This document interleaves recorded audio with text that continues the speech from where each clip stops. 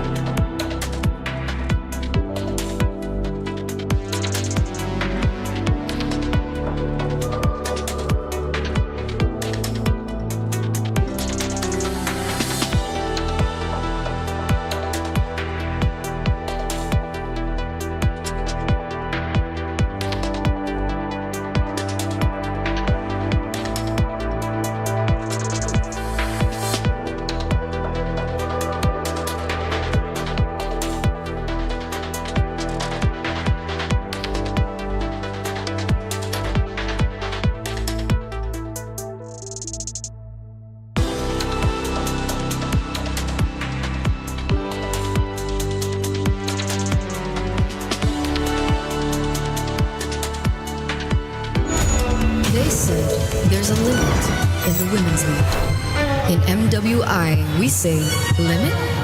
Watch us bounce. From the MWI queens everyone knows, to the stars who came out from nowhere, to the ultimate champions. Now, MWI is expanding greater than ever.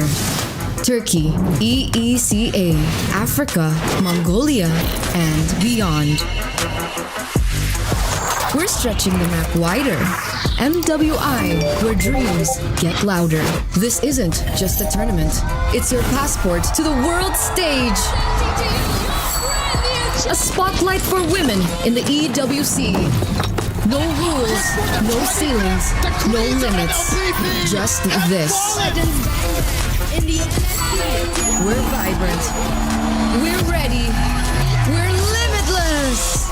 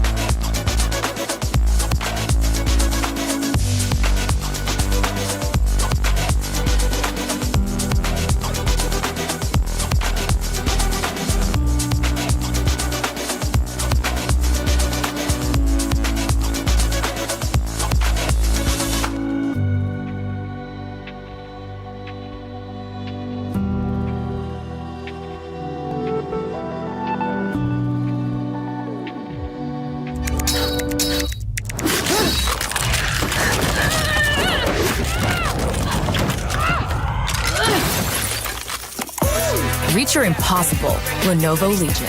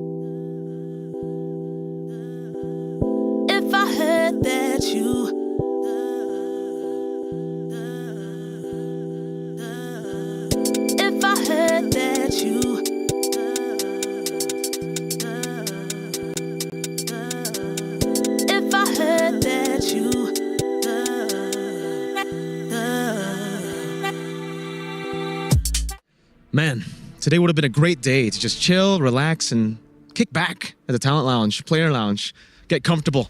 But today is not the day. Today is a day where once again we're at the Esports World Cup to present another year of the Mobile Legends Bang Bang Women's Invitational with the best athletes, the best teams, the best plays, and the best competition.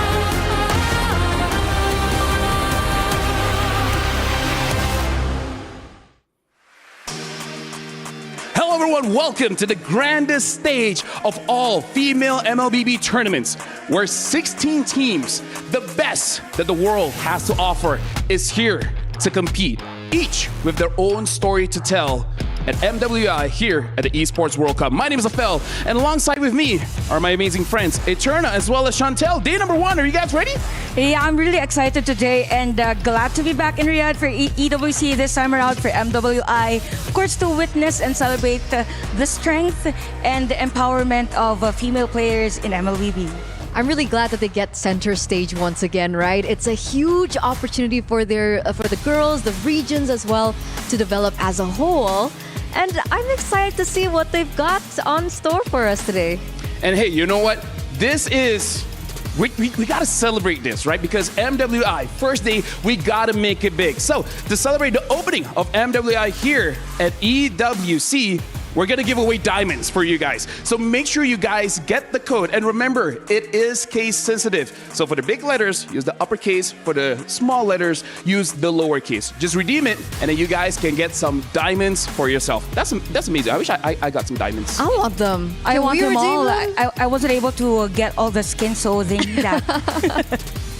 Hey, you know what? I see some amazing skins coming up. And here's the thing. We got a lot to talk about today because, again, all 16 teams, but we're not going to, we're even going to have to split Stream A and Stream B. We'll talk about that a little bit more a little bit later. I really want to see how the teams have adapted because in between all the tournaments we had before, a patch came in. Yeah, and I think for the patch, there has been a lot of effect for some of the teams. There are teams that are known to be on the assassin jungle type of meta, but at the same time, there could be instances wherein they could dwell on that or change some things. Yeah, and now we actually got to look at the tournament format just to see what is going on here at MWI and see how they can react. So let's check out the tournament format video. MWI is back at the Esports World Cup from July 15 to 19. The top 16 women's MLBB teams from around the world are heading to Riyadh, Saudi Arabia for a 5-day showdown on one of the biggest stages in esports. And only one team will rise as the champion. This isn't just another tournament. It's a celebration of how far the women's MLBB scene has come and a glimpse at the unstoppable future being built right now. The action kicks off with the group stage featuring 20 best-of-3 matches across 2 jam-packed days. Teams will compete in a hybrid bracket format with both upper and lower brackets giving everyone a fighting chance to stay in the race. It's a high-pressure battlefield where early wins mean everything and only the top 8 teams will advance to the knockout stage where legends are made. The top 8 teams will enter a single elimination bracket, starting with best-of-3 quarterfinals, then best-of-5 semifinals, and finally, the grand finals. A high-stakes best-of-7 showdown to crown the best women's MLBB team in the world. Expect bold drafts, clutch moments, and history in the making. These players aren't just here to compete. They're here to prove they belong at the very top.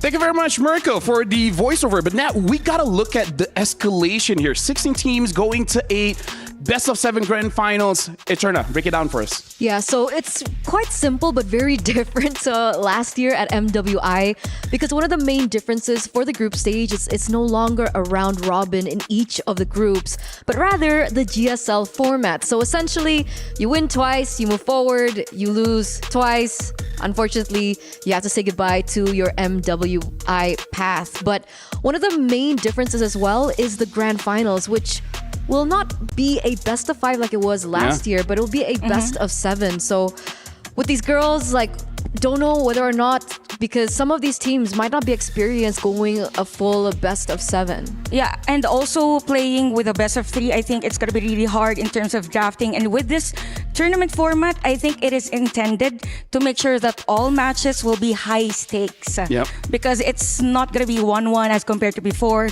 as best of 2. So I'm expecting that all games are going to be close. And now we got to see what they're fighting for because we have a total of $500,000 US tournament prize pool. Number 1 getting 150,000, second place 90,000. This is life-changing money. Yeah, I think it marks one of the largest, if not prize pools for MWI history, and at the same time for women esports titles to date. I also think that it's crazy for regions that are still developing. Right? Yeah. Because for most of the regions like Indonesia, like Philippines, they already have like a set of tools and resources that they can use to allocate and really just progress in their MLBB international stage journey. But for these emerging regions, imagine how much money that is that they can use to upgrade their team because some of these girls are still playing from their rooms. I like that you brought it up because we got to do a vibe check here because we're going to look at the attending teams and we just got to talk about it, right? Certain teams, they've been here before, right?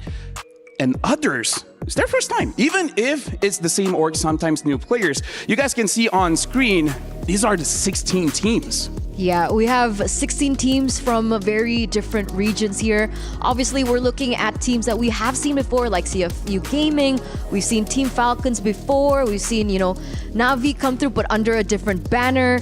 And I think one of the main highlights for this tournament alone is the fact that we have a new region, which is Mongolia. So excited to see what kind of gameplay and what flavor of MLBB that they have, because reflecting back onto the men's team, that was something new, and I'm pretty sure the girls also have something in store for them as well. And now, even though we have 16 teams, we got to break it down, all right? We're breaking it down to 4 different groups. So I feel like this is going to be very interesting to see who is going to struggle in the groups, who's going to have a good time. Chantel, which group are you looking at?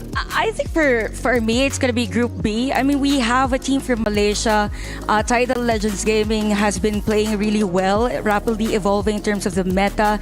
Even Gaming Gladiators had their boot camp in Malaysia in preparation for MWI with their coach second time around midnight. And for Team Liquid, they've been playing really well up against the dominating Navi PH, previously Smart Omega in national qualifiers. I mean, personally, my eyes on Group A as well as Group C, right? Because you have Team Vitality, one of the main contenders to win it all on one, paired in with Team Falcons, who also have been doing really well in their own qualifiers. And then we have Group C. That's a tough bracket as well. And now we got to talk about the club championship here, because as you guys saw, one of the attending teams is Team Falcons. In the previous year, they were the winner of the Esports World Cup Championship. But now they haven't done so well. So for the Falcons team, they have to win this one and another championship, because for you folks at home, I got to tell you, it's not just MLBB. EWC, the club championship, is huge. We got multiple game titles. And for you to be number 1, I don't know, maybe you got to win 3 or 4 championships. Yeah, I think this is going to be very crucial for Team Falcons, since some of their teams also that played during wildcards or for the wildcards wasn't able to really go into MSC. So or for them to be able to secure a title for MLBB Women's is a good thing for them, if they are able to. I got to say, it's going to be very difficult. But if they want it, hey, you just got to win. Right now, we're going to look at the schedule for today. We got a lot of matches, right? To the point, we have 2 different streams. We got Stream A and Stream B. But right now, we're looking at the schedule here for Stream A. That's our stream, guys. If you guys are kind of confused back there waiting. But we are going to kick things off with Group B, our opening match of the day between TLID and Tidal Legends Gaming. Then we're going to Group C, Navi PH versus CFU Gaming. It's a really good match there. After that is Team Vitality, Twisted Minds, and our final match of the day will be Onyx ID or Onyx Pertiwi versus the Dream Max Girls. You know what? I'm really excited to see how Twisted Minds will play up against a team like Team Vitality. I mean, Twisted Minds, they're also new to the league, but at the same time, some of the players already have experience. And even for Dream Max Girls up against Onyx Pertiwi, I mean, Onyx Pertiwi, a lot of promise coming into this tournament, so I think it will be a tough game for both. You know what? Looking at the schedule, we have 4 different matchups, and I'm pretty sure everyone is wondering which of these 4 is really the one that you have to look out for. Just looking at the schedule again, this is for Stream B, if I'm not mistaken. Yeah, it looks like it's Stream B. They're going to start it off from Group B. Navi Malaysia versus Gaming Gladiators, followed in with Virtus.pro versus the Terror Queens. We have Team Falcons MENA versus WoW GG from Mongolia. Rising Rage and Foot Esports will be the closing match for Stream B. You know, for Rising Rage and FUT Esports, we don't really have that much of information for them. So it's something that we should really look forward, because it would set up the story lines for their group and for the other teams as well. Yeah, personally for me, I do want to see how Gaming Gladiators, after their bootcamp in Malaysia, like what is the result? I really want to see if they change the way that they play. And Arya is a new import. I don't know if she's going to be playing or not. So we'll be talking to our reporter a little bit later just to see what kind of update that they have for Stream B. But yeah, definitely amazing matches for today. For sure, for sure. We're looking at how things will shape up. And coming into this, we have a new patch as well. So I'm excited to see the, I would say, adaptations from these ladies coming into and reflecting of the fact that usually with the women's tournament, we see more comfort picks and they like playing with things that they're used to. You know, for me, I always consider day number 1 as a day for discoveries. So we might see teams adjusting to the current meta, or probably teams sticking to their strategies. Yeah. And if we want to talk about that, we got to talk about the Aramco Power Rankings, where we got to see of the 16 teams that we have, what are the 6 that for us we got to look out for? And Eterna. Wait. Okay, they're showing all of us. They're showing all of us. I was like, why are they putting me on the spot here? Okay, let's talk about the similarities here, right? All 3 of us said Vitality is the team to watch. Onyx is the team to watch. Interestingly enough, for me, I didn't actually put Team Liquid, but it turned out of all the 6 teams that you've put up, which one do you really want to highlight? I want to highlight all of them. That's why they're on my power rankings, LaFell. What are you talking about? Fine, if you have too much to say, Chantel, what about you? Probably for me, it's gonna be Navi, PH, and TLPH. Not because I'm from the Philippines, but of course, yeah. but because I was able to actually cover some of their games, and it's very enriching to see them play because they have their own strengths and weaknesses, but they can adapt mid-game. But I think CFU is also a team that is known for that, can surprise us with upsets. Did you put CFU in your power Yes. rankings? Okay. You didn't. Hey. We both did. Hey, I didn't. I did fine. You caught me red-handed. But here's the thing, guys. We're about to start day number 1, and we're in a different room, but I can feel the hype. I can feel the energy. I hope you guys can feel it too, because right now, let's check out this video.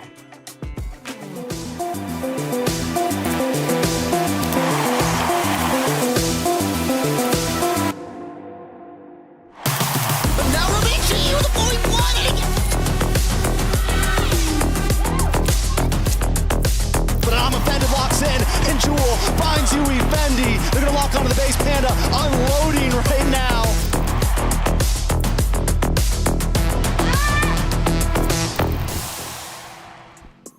I gotta say, looking at that video, I just remember some of the amazing plays that we saw last year. And one of the things that I really like was the drafts. I wonder for this one, will we see the same kind of spicy drafts that we saw since last year? Hopefully. I mean, that's what we're here for, right? We got a lot of exciting things coming from MSC, and I'm pretty sure at MWI we are going to be seeing some crazy picks. But you've mentioned the drafts. What I'm excited about, looking back at that video, is the drama. Yes. There was so much going on last year, especially from that team from NA. So they're coming back again with a similar roster. So I want to see if something stirs up there too. Yeah, I think emotional stability is one thing really for these ladies. They've prepared really well coming to the tournament, and this is the time wherein they need to show what they really prepared. So they don't really need to be that nervous, particularly for those teams that are new to the league. But I think for the teams, they are well prepared. Unfortunately, it's one of those situations where it's easier said than done, right? Because even transitioning from best of 3 to best of 5, best of 7, you need very different mindsets for all those different series. Because something that people don't usually touch on is that mental stamina. Because we see a lot of teams. Game 1, Game 2, drafts are amazing. And in terms of technical positioning, perfect. But once we start moving on later stages of the game, people start making mistakes. That's where experience comes to play, right? For those of them who are used to playing these long, drawn-out series, obviously we're going to see that stamina coming through. So I'm a little worried for the newcomers here because we do have a few teams that are new. I got to talk to Falcons last year, which was their first international tournament, and I could see that they were shaking as soon as they saw the stage. And guys, you saw the stage earlier. Have they seen the stage? They haven't, right? They're about to. Later. They're about to. It's huge. And speaking of which, it's time to celebrate a decade here with MLBB because we've been nominated for 3 different categories in the Esports Awards. So make sure you guys vote for us because we got 3 here. We got MLBB for Esports Game of the Decade, M5 World Championship for Esports Live Event, and of course, Moonton for Publisher of the Year. So make sure you guys go to esportsawards.com/vote and vote for us because without you guys, we wouldn't be here. Yes, please do. Please. We've been here for like seven years already. Well, wow, what a long journey for everyone. I'm not gonna expose my age. I don't know if you want to do that, Eterna. I was something 7 years 10 for years you? old. Not for the whole MLBB. Wow. Yeah, so right now we saw the schedule, but we got to look at the Saudi National Bank match of the day. It's going to be Navi PH going up against CFU. And it completely makes sense, right? We're Yeah. coming to this tournament. These are the two teams that have the most experience under their belt. And for Navi PH, they are wolves in sheep's clothing because essentially Navi is a newcomer as an org, but they're rocking the defending champions from last year. Yeah, I think also when we look at the matchup, it's like IESF qualifiers all over again. Wherein CFU Gaming actually stopped Philippines from qualifying. So I think also in an interview, she was really vocal that she looks forward into defeating CFU in this tournament. So if I'm hearing you correctly, it's only day one and we're already having that drama. There's drama. There's It's like, okay, All the drama. you beat me before, now on the grandest stage of them all, I'm going to remind you who's the better team are. Exactly. We're looking at so many different storylines and it's going to be so interesting to see, but are they arriving now? Yeah, this is the Jamil team arrivals. Every single team, all 16 teams will be here because we got a grand opening. This is day number one. We got to make it big. We got to make it impactful. We got to make it memorable. And I feel like we can do it because the teams this year, I feel like it's very tough. In fact, I feel like even though we have a winning roster, I really don't know if they can challenge the other teams. And for you guys at home, if you guys want to keep up to date, make sure you guys follow the social media on TikTok as well as Instagram. Help me out here, Eterna. Yeah, MLBB Esports _women. Because as the years come by, as the days progress, the female league is improving. Yeah, I think for the next couple of years, we'll have more qualifiers Let's for go. the female athletes. Hopefully, more qualifiers. Yeah, and here's the thing. I feel like you guys are excited because I'm excited. I want to see all the teams coming in. I want to see them compete, and I want to witness their journey to go above. Which team can actually go limitless? Ladies and gentlemen, we're about to invite all 16 teams here right now, and I want to see who is really going to rock on day number one. Esports has always been a male scene, and now here we are. And once again, on the way, big three, woman in front. All those sleepless nights makes me here. But now Radici with the blowing blind. I want to achieve more to become role models for others, especially young women who want to compete. Women's esports are getting more recognized worldwide. But I'm offended, locks in, and Jewel finds Yui Fendi. They're gonna lock onto the base. Panda unloading right now.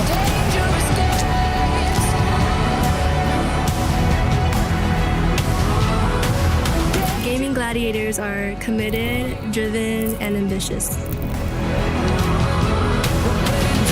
We came here to dominate the tournament.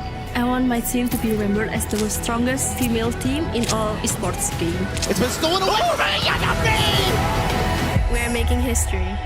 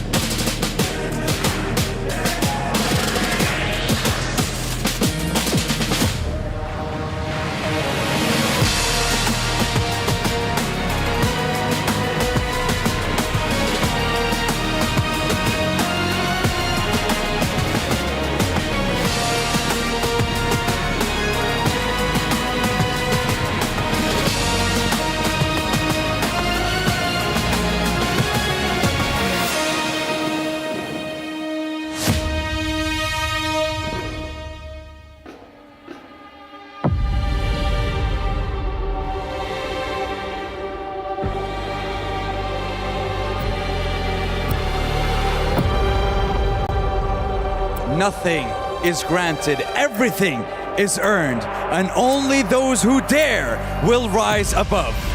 A new week of competition here at the Esports World Cup. 16 teams join us in the Saudi National Bank Esports Arena, and the hunt for a new champion begins. We wrapped up our first week of competition, but we still have 6 more weeks to go. $70 million on the line, and a throne awaits their new queen. Now, it's incredible to be back here once again, because here at the EWC is where dreams come alive. Previously, for Mobile Legends Bang Bang Women's Invitational, we have seen new queens, new champion arise to take the throne. Now, right here for EWC, fortune favors the fearless, as what awaits the champion would be the lion's share of $500,000 and, of course, the right to be called the champions, the queens of Mobile Legends Bang Bang. Now, over the course of next 5 days, we'll be seeing 16 teams from all over the world take the center stage here in Riyadh, Saudi Arabia. Everything, all of them have something to prove here on the international stage. Now, question is, will we be seeing our title defenders going for a back-to-back win? Or will we be seeing former champions reclaiming their throne? Or we could potentially be even seeing new champions arise here in Saudi Arabia. But of course, at the end of the day, only one team will rise above and become champions of Mobile Legends Bang Bang Women's Invitational 2025. And with that, ladies and gentlemen, the journey to rise above and be limitless starts right now. So many incredible storylines waiting to be written here at the SNB Esports Arena. So without further ado, let's introduce our incredibly talented queens to the stage, starting off with CFU Gaming.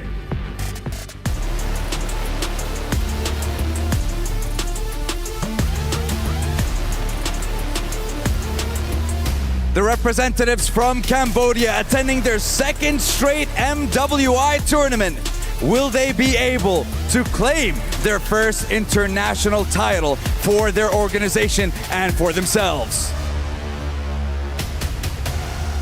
And now, presenting to you your Burmese representatives, Terra Queens. Now, the new team led by Myanmar veterans who are returning for their third straight MWI appearance here in Riyadh, Saudi Arabia, have something to prove as they take on the international stage.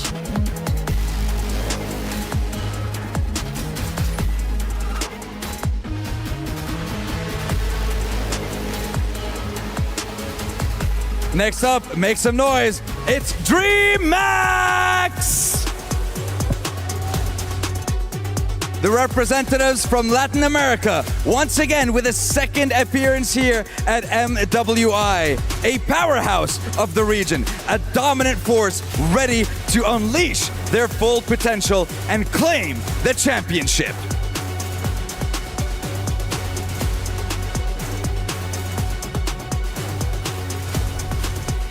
And now presenting to you Malaysia's finest, Nabi MY. Now led by veterans Hani and Fafa, who are returning from last year's MWI. They are out for redemption this year after falling short the previous round, and they want to show the world that they have what it takes to win the tournament.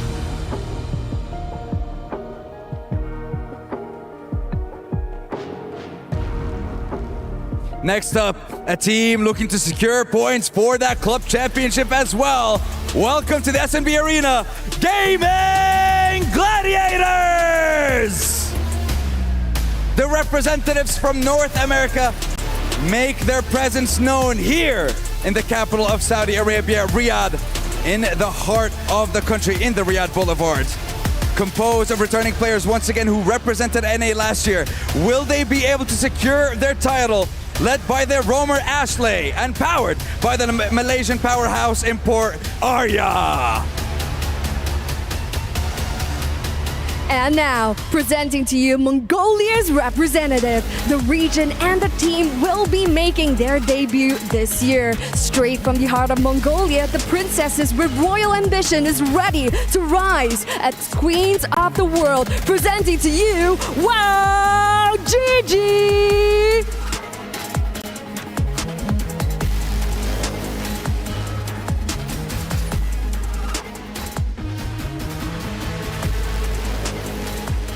And now, the title defenders of last year, under a new banner, looking for another title, it's Na'Vi!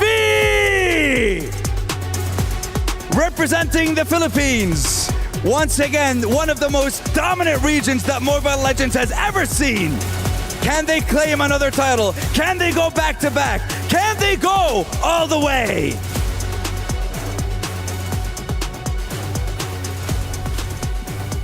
And now, presenting to you the Turkish Delight, our Turkey's representatives. The region and the team will be making their debut this year, and the ladies are ready to make their mark. And presenting to you the pride of Turkey, Food Esports!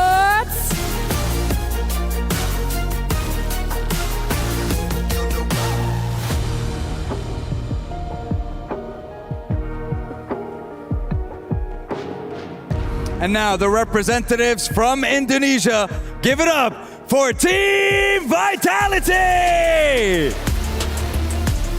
The Bees from the Hive, the two-time MWI champions in 2022 and 2023. They may have missed out on making an appearance last year, but they are back, fiercer and stronger than ever, ready to make a dominant performance here on the stage.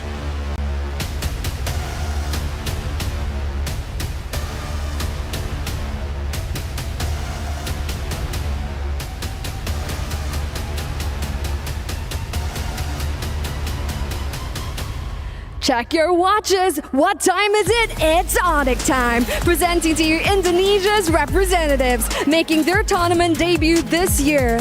This may be their debut, but they're already considered a powerhouse. Keep your eyes on none other than Onyx.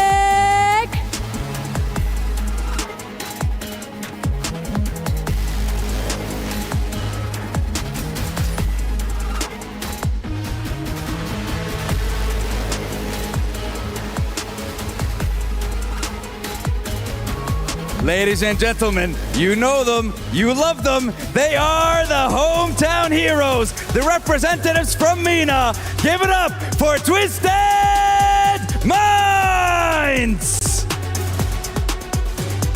Looking to get their first international title here on home ground. The pressure on their shoulders is immense, but these queens are ready to handle anything thrown at their way.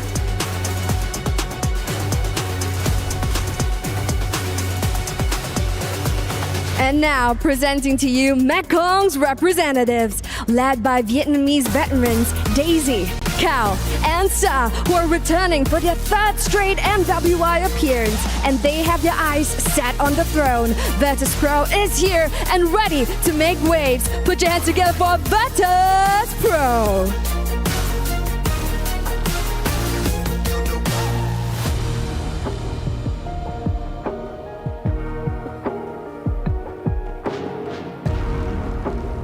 Next up to join us in the SNB Arena, EECA's representative. Give it up for Rising Rage! And you representative from their region after debuting last year. And now they are more than ready to show the world exactly what they are made of and what kind of playstyle they will be bringing to the table at this tournament.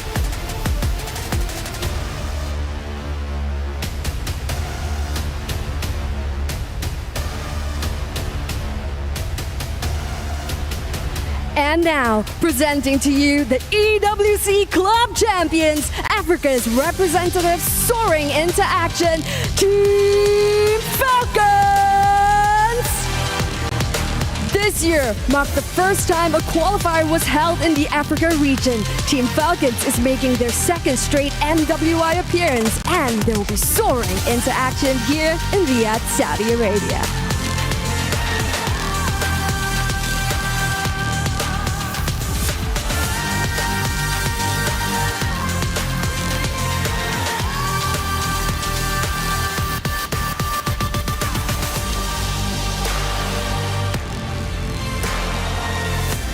And as we can see in front of us now, the key wall with 16 teams and 16 keys representing their tournament life and their right to participate in this year's competition. With one goal in mind for every single one of these competitors and every single one of these challengers, keep your key intact and you keep your hopes and dreams alive.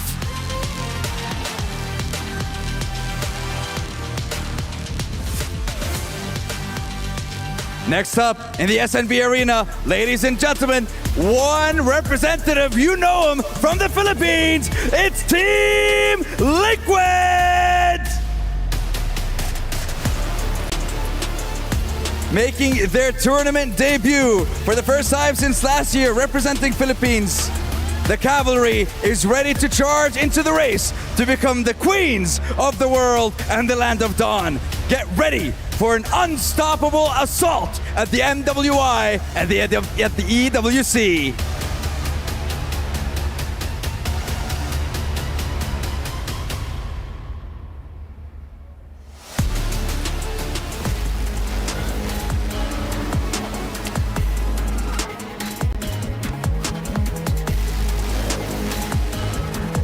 And now, presenting to you China's representatives, Title Legends Gaming.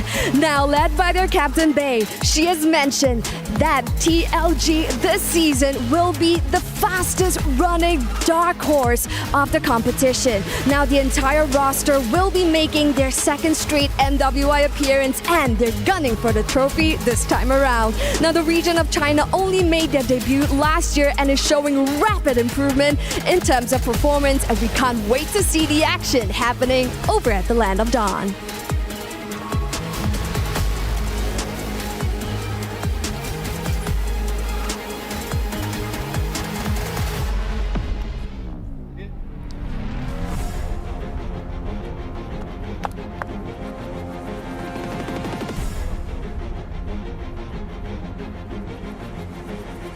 I believe the stage is set, Cheryl, and we have our lovely Cleans resting on the stage, getting ready to start our first game of the day. That is absolutely right. The players are ready, locked and loaded, and ready to head on over to the Land of Dawn. Bet the Femme Fatales of Mobile Legends Bang Bang are here and ready to slay. Now you can expect epic gameplays and of course high-octane game fights happening over at the Land of Dawn. And without further, we're going to be handing our time back to the studio. Yalla!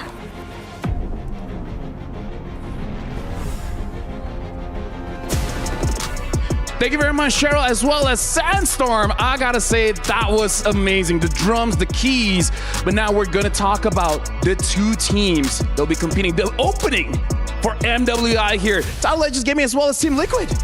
Yeah, I think for Team Liquid here, they are a team that has this aura just by them walking earlier down the stage. And I'm just really looking forward as to how they will play fair up against other teams because, again, other teams are, up against the Navi PH, they were also dominant. So how about other teams that they will be playing up against in this tournament because technically this is their first time in an international tournament. Yeah, and I feel like we got to talk about Team Liquid here first. You already started it out, and looking at this matchup, it does sound like they're probably the favorites going up against Title Legends Gaming because, again, coming from the Philippines, one of the best regions in the world, and I hear out of everything that we can talk about them, their macro, that is something that we got to look out for.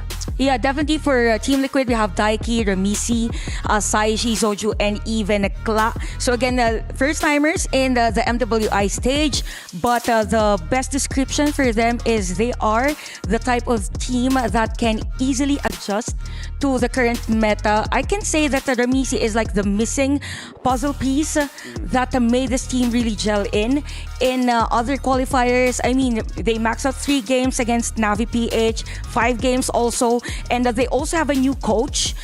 This year, it is Coach Shimuri, who is actually the coach for the TLPH MDL team. Yeah, honestly, like as I was traveling in the elevator, I heard a lot of stories. I've heard a lot of stories. What stories? So they were like, oh my goodness, yo, Team Liquid, we don't know how they do it, but they got so friendly so quick. The chemistry was there. But I heard another thing as well about Title Legends Gaming. One of the heroes that might have to be considered to get banned out is actually Zetienne because their mid laner is known for that hero. Yeah, it was Bae who mentioned that in an interview. She's like, one of the things that will set us apart in MWI this year is the fact that we have the mastery of Zetian, who is a Vermal. So considering all main 5 are here, they were here as well last MWI, but unfortunately, they didn't qualify too far, right? 9th to 12th place at MWI 2024. For TLAG this time, they were able to qualify through the Chinese qualifiers, really dominating that as well. So it was really crazy. But the biggest thing that we're looking at for TLAG, and one of the reasons why a lot of people are considering them to be dark horses of the MWI this year is... Or Yellow Elephant. Or the yellow elephant. Yeah. We It's the agree fact to that they have been dominating the matches beforehand as well, right? Placing 3rd place in the Asian Esports Games 2024. Okay, here's the thing. Before we even start the game, we gotta talk about topic of the day. We gotta talk about the patch because a lot has changed since the last time that we saw all of these players. And honestly, there's so much for us to cover. Like the river, landslide got buff. We gotta talk about this. EXP lane buff, that's actually huge. Yeah, actually for the Pro change, this could actually change the dynamics of the game, whether or not a team will rotate on the gold lane or probably on the EXP lane.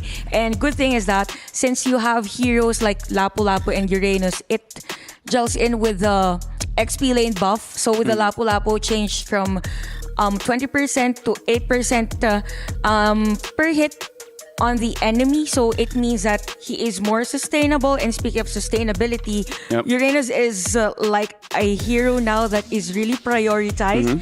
Could be banned in this game because if you have a high burst heroes on the mid lane, definitely you don't want Uranus to have that early game. Yeah, so speaking of which, Eterna, you had the pleasure of casting a few games this past few days. So why does everyone want Uranus? Just exactly what Chantal mentioned earlier on, right? The changes towards the Uranus, the fact that the Uranus is a lot more sustainable, and the fact that it can be flexed as well has been a huge problem, right? So a lot of these teams have been utilizing the Uranus first pick in order for them to kind of sniff out what the enemy wants to do to look for a proper laning phase, whether it be in the EXP lane or in the jungle position. Now, one of the glaring differences as to why the Uranus has also increased in popularity in the meta is the fact that Baxia was a little bit nerfed, right? The anti-regen coming through allows the Uranus to be a lot more of a threat in the early game. So despite the changes to the Baxia, though, still very popular, just not as strong as before. And it's not just Baxia, all the anti-regen items, all of them got nerfed from 50% to 40%. Honestly, even as an analyst, I look at it's just 10%. How big of a deal can it be? And apparently, it is a very big deal. And something that we got to talk about as well, Yi Sun-shin is back in the meta where a lot of changes in the jungle made the jungle priority much different, where now Yi Sun-shin is one of the fastest farmers in the jungle. Yeah, and because of that, I think for the Yi Sun-shin, even the usual vision that it gives says a lot as to how a team can actually rotate over the other, and it gives them more damage per second capability, having another marksman probably, or they will have, of course, on the gold lane. I mean, maybe they can flex like a Ruby gold lane. A Ruby gold lane, so that's another option, because if you have heroes like Yi Sun-shin, you can do fighters on the gold lane, and at the same time, it could be complemented by a healer tank. We have the Rafaela also. So Yi Sun-shin and Rafaela, just imagine the mobility, just imagine the damage that it can deal given the right items and even the rotation. So I'm actually excited to see whether or not we'll see the Rafaela, because I was waiting for that pick to come out in the wild cards for MSC, but the only healers that we really saw were Florin, Estes. We saw that once. And interestingly enough, if we're looking at the kind of support styles, is we saw the Minotaur, which technically has a heal to his kit, but also the Diggy. So we saw the Diggy babysit gold lane meta kind of come back, but I think that should be situational. That's not where the meta is directing us. Something that I personally feel as a roamer in my games is that I feel like it's actually a big adjustment for a lot of teams, especially when you're playing in the previous patch and you're in a competition. You spend a lot of time practicing that meta where you have essentially two frontliners.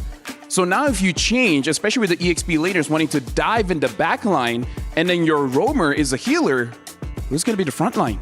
Especially when teams doesn't have the practice on those utility junglers like the Boxia, like the Fredrin. So it really is about adaptation, because I feel like supporters, the healers, and etc., they're good. They're really good, but only in specific draft. It's not one of those things where you just put it in there and then it will work in every situation. Yeah, and also at the same time, there are players that aren't used to using heroes like the support type. So there could be changes, yes, in terms of the draft, but I don't think all of the teams will stick to that meta. As Eterna said, very situational, depending on how the other teams will lay out their draft. I am expecting actually that for this case, majority of the least prioritized heroes could be the mages, just because it could set up the tempo, but definitely also be the priority in terms of the banning. But we forgot to mention one healer, and talking about the mid lane, it actually poses my next question. What do you think about Angela? I really feel like Angela is very good in a funnel meta, and I really feel like it really works if you have one very good hyper carry, whether it be the jungler or the gold laner. And I kind of feel like in this current meta, everyone is a little bit afraid to put all your eggs in one basket, but I feel like that's a very viable strategy though. Yeah, I think it could be paired up with heroes like Alice. Some of the teams do that, and heroes that could actually go in other places around the map. So yep, for these teams, just like what we said before we started the show, it's more like of a discovery in a day number one, because they're really adapting also to the other teams, because at some point they need to adjust what's the best for them with the current situation or the current team that they're facing. So Eterna, looking at previous games, previous metas, we're looking at the EXP and there's only like what, 2-3 choices. What do you think about the EXP lane now? Has the pool really become much bigger? It's an interesting discussion to talk about the EXP lane, because going back into like the few past metas, we're looking at EXPs that are a lot more sustainable and that facilitate. But coming through MSC, we see a little bit more damage dealers, but also in a way that they have tools in their kit. So we're not seeing a lot of the Benedettas, we don't see the Paquitos ever, we don't see the Dairoth ever, but we're seeing a different flavor. It's either you get a hero that's like a Lapu Lapu, which will be able to facilitate more in team fights and look for those opportunities across the map, or something a little bit more passive, like the Uranus, who is a big problem in the lane and obviously can open up the map and also just really push in. We've seen the Uranus actually even cutting 2 waves, so there's a lot more pressure in that sense. And then we're seeing heroes like the Hilda. So it really depends back on composition, but those are the heroes that we typically see. So we see the Uranus, Lapu Lapu, sometimes the Arlet. Yes. CC Glue, situational. I think for that case, it really depends on whether the team wants an EXP lane that is really the frontliner or does the initiation. Yes. Because for our, it's very different, right? Hilda does the zoning, could potentially kill a specific player, but for our lot, it's more on crowd control. So I think for this case, if you want crowd control, the team can also be prepared if it is up against a healer type of hero composition, because that's a great counter for them. And now I want to talk about storyline here, because actually Team Liquid as well as Title Legends Gaming, same but different. Because if we look at Team Liquid, technically newer roster, newer players, but they're from a region that has one of the best teams in the world. And then when we look at Title Legends Gaming, they were here since last year. So in terms of chemistry, they have more time.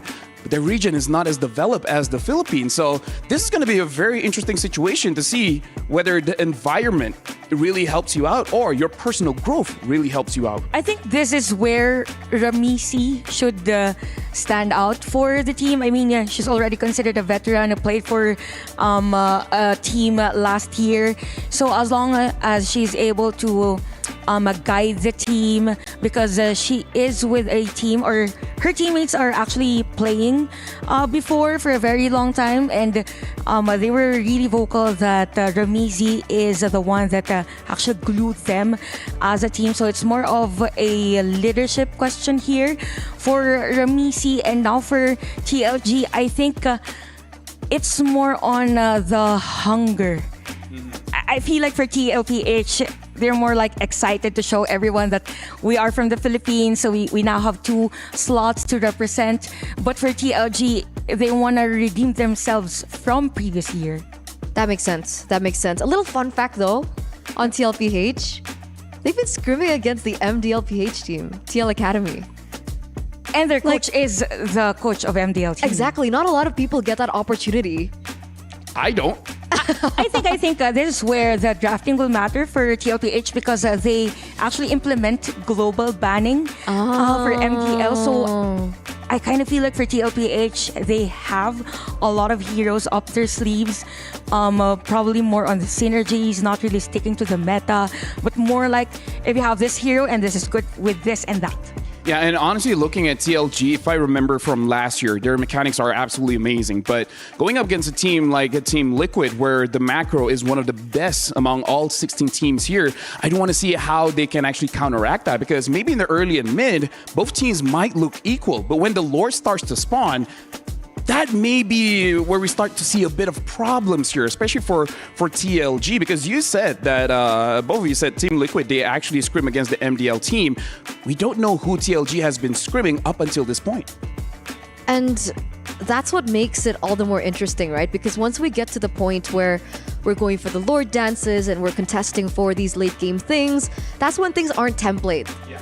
And a lot of teams struggle with that, right? Because it's all down to your shot caller to decide, all right, we're in this position, whether it be from behind or we're leading right now.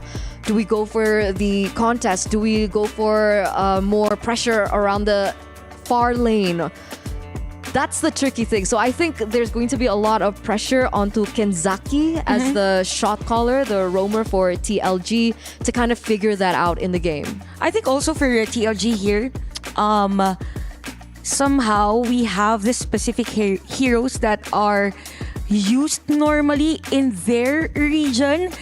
I think they could capitalize on that. I mean, very specific. Like for example, for the counterpart, a lot of Brunos, and they specialize on that. It's something that they can work around. Probably, or most probably, they prepared a hero aside from Zetian, because they really vocal about it, and they can just surprise TLPH into this game. And when we said the difference in terms of decision making, in terms of late game, I think for TLG, since they had their own experience in the stage, that won't be much of a problem, since they really adjust well. There's a rapid growth and progress in the region. And who knows, maybe the Zetian is a trap. Maybe that's why they're so vocal. It's like, oh, our Zetian is so good. But they're not really choosing Zetian. Maybe you should bat it out. And speaking of which, now we are going straight into the drafts here. Looks like Team Liquid will be first pick. TLG will be second pick. And starting off, already banging out the Farsa as well as the 1-1. TLG banging out the Baxia as well as the Yi Sun Shin. Really targeting the junglers here for TLG. Yeah, very, very specific.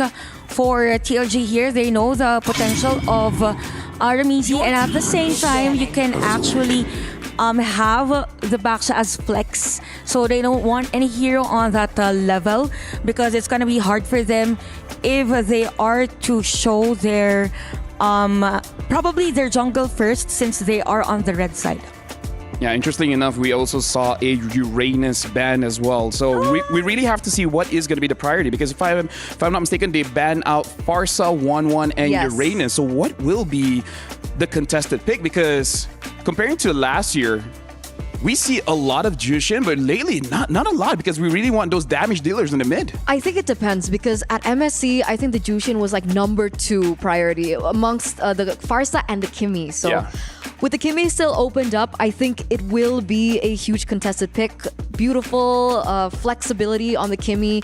You can play the triple MM strategy that we've been seeing from the MSC wildcards, and the fact that the Kimmy really dominates in the lane, right? Yeah. She has exceptional hate amount it. of damage. Exactly. She It's has a bit too much. exceptional amount of damage in the early game. It allows the rotations to happen a lot quicker because she clears really fast as well. Yeah, and you can work around the emblems if you want it for the slow, if you want it to pure damage. But I think for other teams, if they pick around the Kimi, they have to be prepared on the next two picks. Maybe a Sting Hero, maybe a Phobius. I probably could see a Phobius on this game. So the first pick actually determines whether or not a team will go on a full head-on hero composition meant for the early game, and then you will answer with maybe a fighter and even gold laner and maybe even assassin. No, I'm thinking assassins because going up against Kimi, even though they nerf her mobility just a little bit, it's very difficult to get on top of her. Even if you pick up something like a Lapu Lapu, if she saves her first skill, even though you jump on her, she can just escape. So I'm really looking at those assassins, the Link, the Lancelots, the Hayabusas, yeah. So I think that's going to be one of the things that we are going to be looking in the early stage of the drafts. And there you go. So Kimi has been picked up here. That's a good opener. Fredrin Arlet, that was one of the things that I really wanted to tackle with the Baxia and the YSS being banned out. We usually see the rise in the Fredrin choice and then the gold lane matchup, which has been very slim, right? We've seen a lot of Iritel, Granger, and everything else is very secondary. Yeah, I think for the drafting of TLG, they are heavily relying on securing that crowd control prior a objective taking, but there's a good answer also from the side of Coach Moody and TLPH with the Gatot. So we'll just answer the taunt from the Fredrin with the Unbreakable. So that's a good front already. But since you have Gatot on TLPH, it means that there should be another layer of a front runner for the. And here we have the Zetian for the crowd control. Vermouth will get her favorite hero. If not, so I think it's all about tempo. Again, crowd control. You can speed things up with the ultimate, and also stop majority of the players on the other side. Something to mention, you were talking about the Phobius, and the Phobius has gotten banned out. Now I gotta ask Eternal, looking at its first three picks for Liquid as well as TLG, what are you looking at? Because looking at TLG, it looks like they really want a team fight. Yes, it does. They're looking for a lot more tools that they can utilize, and that might be a problem. But to pause that for just a second, we do see the Lancelot being banned here in the second phase, and this is starting to limit the hero pool for the junglers, right? Yeah. Are they forcing like something like a Hayabusa pick or something like a Ling? I mean, technically Fanny is still open. And the funny thing about Fanny is that we don't see her getting banned a lot because a lot of players don't seem to be very comfortable on it. Actually, Ramiti is a good Fanny user. That I'm not sure if it's just a bait from TLG and they're prepared up against Ramiti's Fanny. But I think with this one, they're really forcing, Hayabusas and such, probably for TLG here. Since they got heroes that is really more on the tempo making, probably they might want to ban out another hero against Ramisi. Hayabusa is a good option for them so that it won't be really hard for the Zetian or maybe even the gold laner for them. As long as there is enough space and clear vision, then it's a good thing already for TLG. Esmeralda. So they ban out Esmeralda. Do you think we might be seeing a Roger for Amici? Something that I'm actually worried about, because if TLG really goes this route to go heavy on the team fight, what if suddenly they just play macro and actually just go for the split push? Because that might be a problem for TLG right now, because they don't really have strong laners that can just survive alone, because Arlen needs to be there, Fredrin needs to be there. We might see one or two lanes being abandoned. Yeah, I think they could go Moskov here. Just for the sake of having a split pusher on their lineup. Although, expect that early game, a lot of pressure will be made on the gold lane. So for this one, this is where we will know whether our lot will be played on the EX lane, because there's this. It could be a roamer. It could be a roamer, yeah. So, again, we've mentioned that it's all about the flex picks here for TLG. And we have the Lapu for TLG. So this is a roamer. We're still not sure. It's a... Nah, I'm pretty sure it's... What, Arlit goat lane? No way. No. Lapu must be in the EXP lane. There's no way. I mean, never say never. There's no way. Hey. Are you saying that because of the mere crowd control with the final slash? No, I Malaysia think- has done it. Let me just say that. No, because the problem with the Lapu Lapu is that it's focused on great damage. at level 4. Yeah. Right? What is the roamer supposed to do pre-level 4? That's why you put in the EXP to get to the level 4 as fast as possible, get the bravest fighter down. I think Lapu Lapu is great all the time. Okay. I love him. He's amazing. He's a very reliable person. Male empowerment. Oh my god, Lafel! Chantel! I've mentioned Alice earlier, but without the Angela. That's why she's the analyst. Talk about this. Why is the Alice good here? Actually, for the Alice, since if you look at the 3 heroes here, for TLG, you have melee heroes, and Alice is against the sustainable melee heroes of TLG. It means that it is meant to be up front or at the center of the team fight. You have a winning EXP lane with the CC, so it's going to be really hard for TLG here to sustain some of the lanes, probably since they doubled down on fighter heroes. So the Moskov has been picked here for TLG, again, because of the idea that they have a strong frontliner. They will have Fredrin on the side lanes, but whenever the long lane is unlocked, it's going to be Moskov doing the split push. All right, thank you very much, Chantel. So, final thoughts, Eterna, on this draft? I've never seen the Alice in this current meta or patch, and I don't know how it will fare against the Angela, but I guess we'll see how it goes down. Hey, you know what? I'm ready. This is game number 1. This is the opener. This is the kind of draft we asked for. And with this, thank you very much, the both of you. But now I want to hear the voices of Athena as well as Mirko as they cast this game. The journey to rise above and becoming a legend starts today. It's the first ever match in Game 1 for MWI 2025. It's going to be Athena and Mirko here delivering the action for this match. Yeah, action-packed draft there. We saw the analyst, Lafel as well, just unload on the draft. Wow, Yeah. the Alice comes through. One of Chantel's, she did mention it in the draft beforehand, and we get to see it. I was one of the casters, actually, for Ramisi's performance in MWI 2024, when she was able to get a massive outplay on the Alice. But yeah, the big concern is there's no Angela here. So usually you have a big support to help the Alice. I guess they have found that Alice is pretty good even solo in scrims. Yeah, they trust Ramisi enough to just go with the Alice even without the Angela. Chantel is on her A game today, especially with the predictions onto the draft. And as you've mentioned here for TLG, for the first 2 actually that they picked up, that was a very powerful Arlot pick and even the Fredrin. But looking at the MDM builds, more on the standard approach here, even for Team Liquid. Really good stuff from Yinhuai there in the bottom lane. The Master Assassin definitely helping her to get the edge in the lane itself. It's a skill matchup, Granger versus Moskov. You would usually expect the Granger to have a bit more of an advantage in the lane, but so far Yinhuai, the rush straight to the Warrior Boots has given her a bit more defense, and with the Master Assassin, a bit more damage to take control of the lane. You just want to survive. You just want a bit of that advantage, especially here with the emblem builds that they had. And Yinhuai, speaking of which, is actually somewhat tricky, or more on the tricky side here because of the linear damage here coming from Kla for the gold lane. But onto the top lane is going to be somewhat of a poke around here for Chokes and even Daiki. And let's talk about this XP laners. The option with the CC here for TLPH. Honestly, I'm not a big fan of the CC. Yeah, it's good against the Fredrin, but there's just so much CC, as in crowd control on the other side, that can lock the CC down. It's a mouthful. Chokes already up top, getting help. Able to get to level 4. Daiki as well, able to get level 4. So far right now, Kenzaki is going to be the one forced into the fight. Jumps in with the Vengeance. Will get the stun too. Turtle going to be reset. Now a taunt over. Retraction pulse. Locking him down. But look at the global ult now. Bay in the back line. Bravest Spider and a massive bonk on the side. Saishi secures the turtle, but it is all TLG so far. CLA rotating over Bay. Flickers out the safety. Doesn't get through the wall. Saishi goes with laser beams. Finds the kill. Kenzaki still there. Flickers out. Goes back with the Vengeance. And it will be Daiki who gets the kill, and TLG are forced back.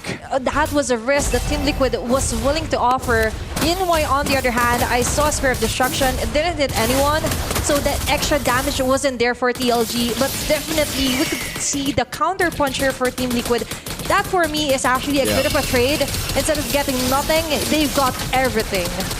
It was supposed to be a winning trade, but TLG, their composition, yeah, though they're really good in the all-in initiations, they're kind of just built for that, at least for now, right? Yeah. Until the Moskov maybe scales up, then they'll have more of a say in the longer team fights. But for some time, it'll really just be get in, get out. Long team fights definitely favor the 2 backliners, 2 MMs, and an Alice of TLPH. Yeah, and for Team Liquid, the traction pulse is a beautiful setup here for Zaishi as well. And we could also observe on how Daiki places herself on the bushes, preventing anyone from TLG just giving those information. And speaking of which, there's info here on the bottom side wherein they're trying to find someone to easily pick off.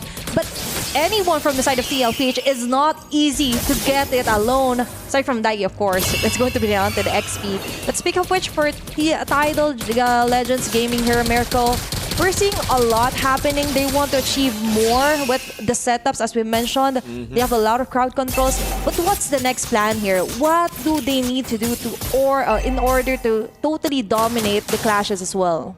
For TLG, they just gotta be in and out real quick. They gotta play for Yin Hwai to scale up to get to those items.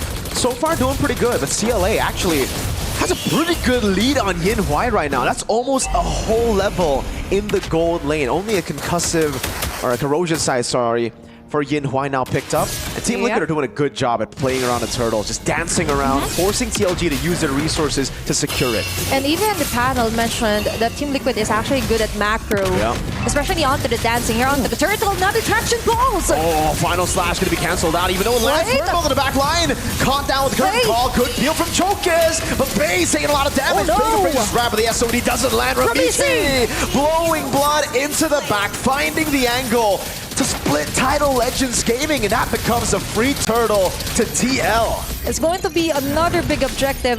Ramisi just going on to the back.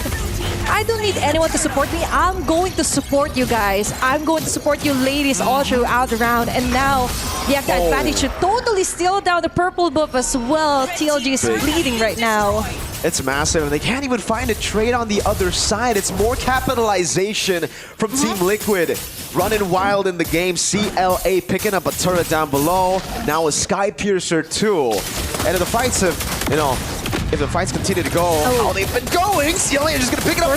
Another Sky Piercer. Well, the first one of the game so far, but that could be the start of a big snowball. And that is what we're talking about, that Team Liquid, in paper, you have the Purify or somehow a counter for their setups because of this Zetian. But looking at the goal difference you mentioned, that's a huge lead this early for Kla, and it's reflecting. Even if they switch off Yin Hwai onto the top lane, there just isn't any space for her to totally maximize being a Moscow for the global presence. Instead, they're being cornered right now by Team Liquid. I thought it was going to be tough for Kla and Zaishi, honestly, in this game, knowing how good the Arlet can be when it's a pure fight. Wait, Ramisi just didn't take any damage there. She just took it, and TLG literally don't have a way to threaten. Oh, double Sky Piercer. Zaishi picks it up as well. Kenzaki with the conceal already. Global ult comes down. Final slash doesn't land. The current call locks him down. Kenzaki will be gunned down. One of the Sky Piercers getting it now. Claw picks it up. The AOG into the midst of it all. As Bay is forced back. Another flowing blood, forcing Virgo to walk away. Claw with a triple. Yin Hwai with a Spear of Misery to push her back. But Claw walks back in. Daiki taking the shots for Claw. Body blocking. That's a triple kill here. It's a hefty damage delivered onto TLG.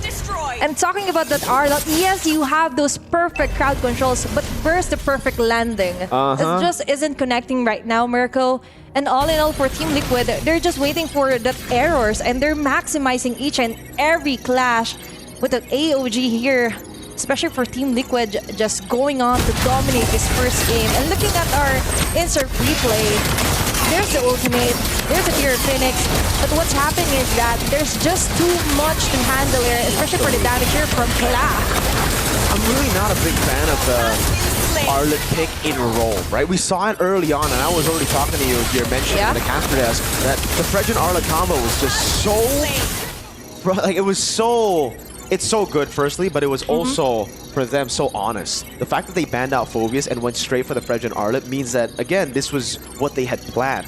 The fact that they had to flex it to Rome, pick up the Lapu Lapu, I think was a bit forced. Like, it really Yeah. felt forced. They had a good composition already. I think it was just because they needed to deny more picks away from TL. They didn't want the Lapo on the hands of TL, but actually has now given them another damage dealer that is snowballing out of control. And speaking of snowball, Kla, 40 stacks on the Sky Piercer. You just have to bite what you can chew. Yeah. Like, I do agree with the Force are a lot changing on the role. It would have been perfect if it was onto the XP, but gradually though, we might see some glimpse of hope here. And we mentioned Entre Golden Kla just doing everything that she can, landing all those death sonatas as well. Even the basic attacks is enough to tore down TLG. And as we mentioned, Mirko, there's just a lot going on for TLG. They have this plan in mind, but the moment that they saw, oh, TLPH adjusted, why not adjust our draft as well? But the thing is, if you're not ready with it, even though in paper it's beautiful because you manage to somewhat prevent some of the picks here for TLPH, but if it isn't what is part of your practice, you will be having a hard time, which is what's happening right now. TLPH is stuck to their comfort picks, right? They didn't really go off far from what we expected.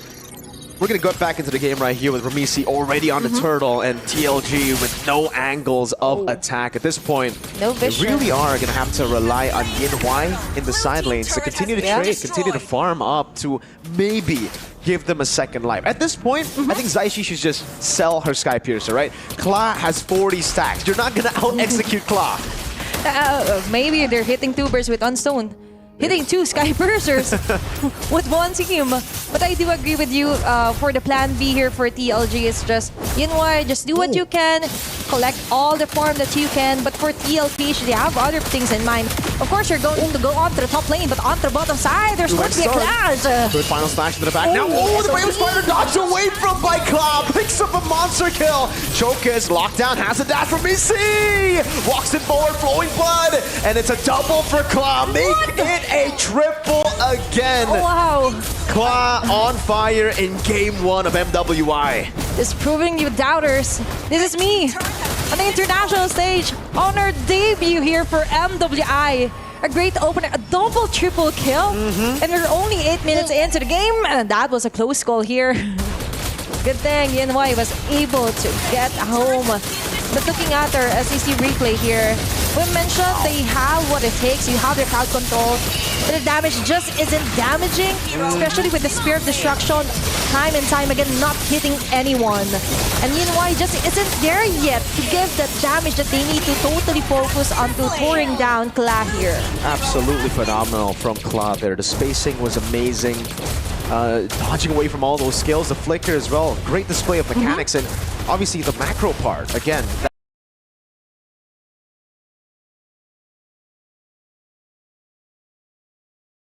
if you give them a small lead at the start of the game, they know how to capitalize without getting kills. Yes, it's a very, very active, very aggressive game so far with a total of 16 kills. But you can really see the capitalization of Team Liquid and how they've actually been able to deny a lot of the trades from happening from Title Legends, who by all means, with a Moskov, should have been able to find way more. But it's the opposite. They're finding dead ends actually here for their game. And Team Liquid, I think Ramisi has her turtle stuffed toy. Because according to an interview, whenever she has her turtle stuffed toy on her head, she believes it boosts her retribution skills. But not to really doubt that, because for TLG, they're just not contesting each and every objective after the first turtle. Yeah. They're just focusing on trying to breathe, trying to regain some freedom onto the lanes. But TLPH is not giving them any space at all. All the outer and inner turrets destroyed right now, Mirko. It's just a 10-minute mark. And the First Lord will be marching onto the bottom side, and all lanes are in favor of Team Liquid. Yeah, it's not just that they don't want to contest, they literally just can't, right? Like Liquid, the amount of poke they have, that range from Zaishi and Kla, and even re-engages, they have so many tools to really tie up Title Legends Gaming. And this is concerning. Title Legends Gaming are coming in game 1 with their strengths. This is a Zetian that we've been waiting for Vermouth for the longest time, and now TLPH are knocking on the doorstep of Title Legends Gaming. It's like a TLPH should really prepare for that Zetian drop as well. And I've been mentioned, she's one of the strongest in the region and one of crowd favorites when using the Zetian as well. But looking at the damage deal ranking, it's understandable. Cloud with a double triple kill.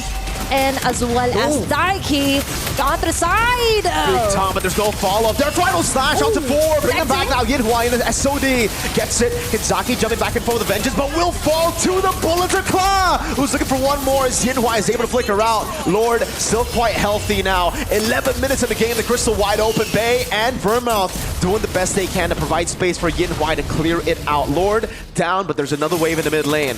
There's going to be a 2-for-1 trade-off. Team Liquid just want to go for the clean route, but instead, for TLG, this isn't clean. Yeah. They have to do something dirty, and there's going to be a traction blows connecting. Big one to lock them down. Claw walks up, still able to space away. Hinzaki looking for an angle to get a final slash, but TLPH just rotate over to the next best thing. 3 neutral objectives with the first Lord. Oh, sorry, 3 big structures, base turrets. That's a huge cleanup here for Team Liquid. Meanwhile, for TLG, as you mentioned, this is their best picks, Miracle. This is one of their best choices, their aces up their sleeves. But for TLPH, Kla alone can deliver somewhat of a half HP deleted onto TLG.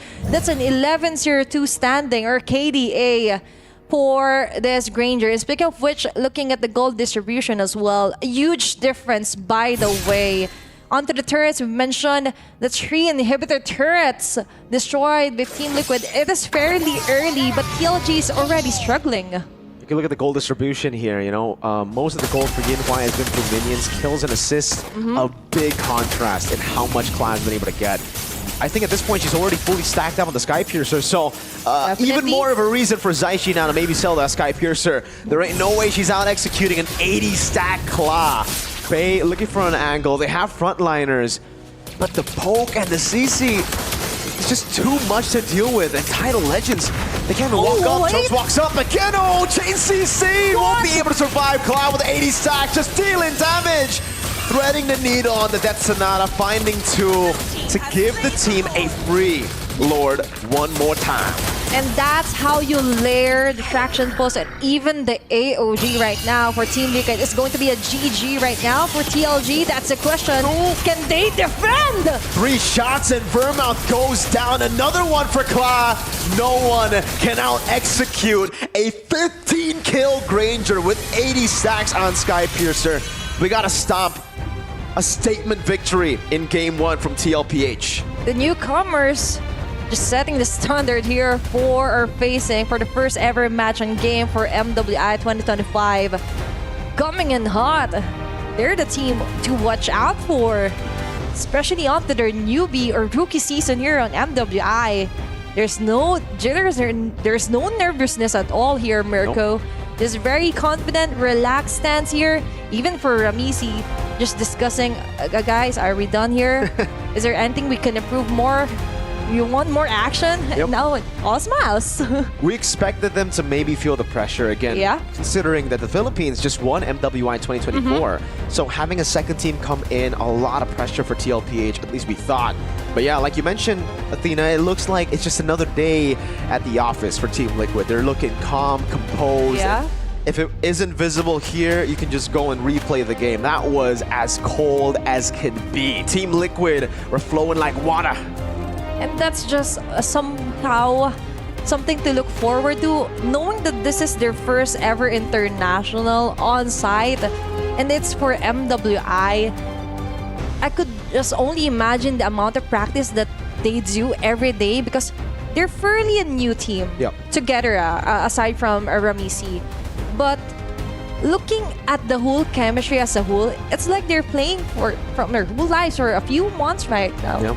Like a longer, like Navi PH. Absolutely. It almost just feels like even Ramisi, the new player on the team, doesn't look like a new player. She fits perfectly. Yeah, that's a perfect combination here for TLPH. But to break down the formation and what happened for game number 1, we're going to throw it over to our panel.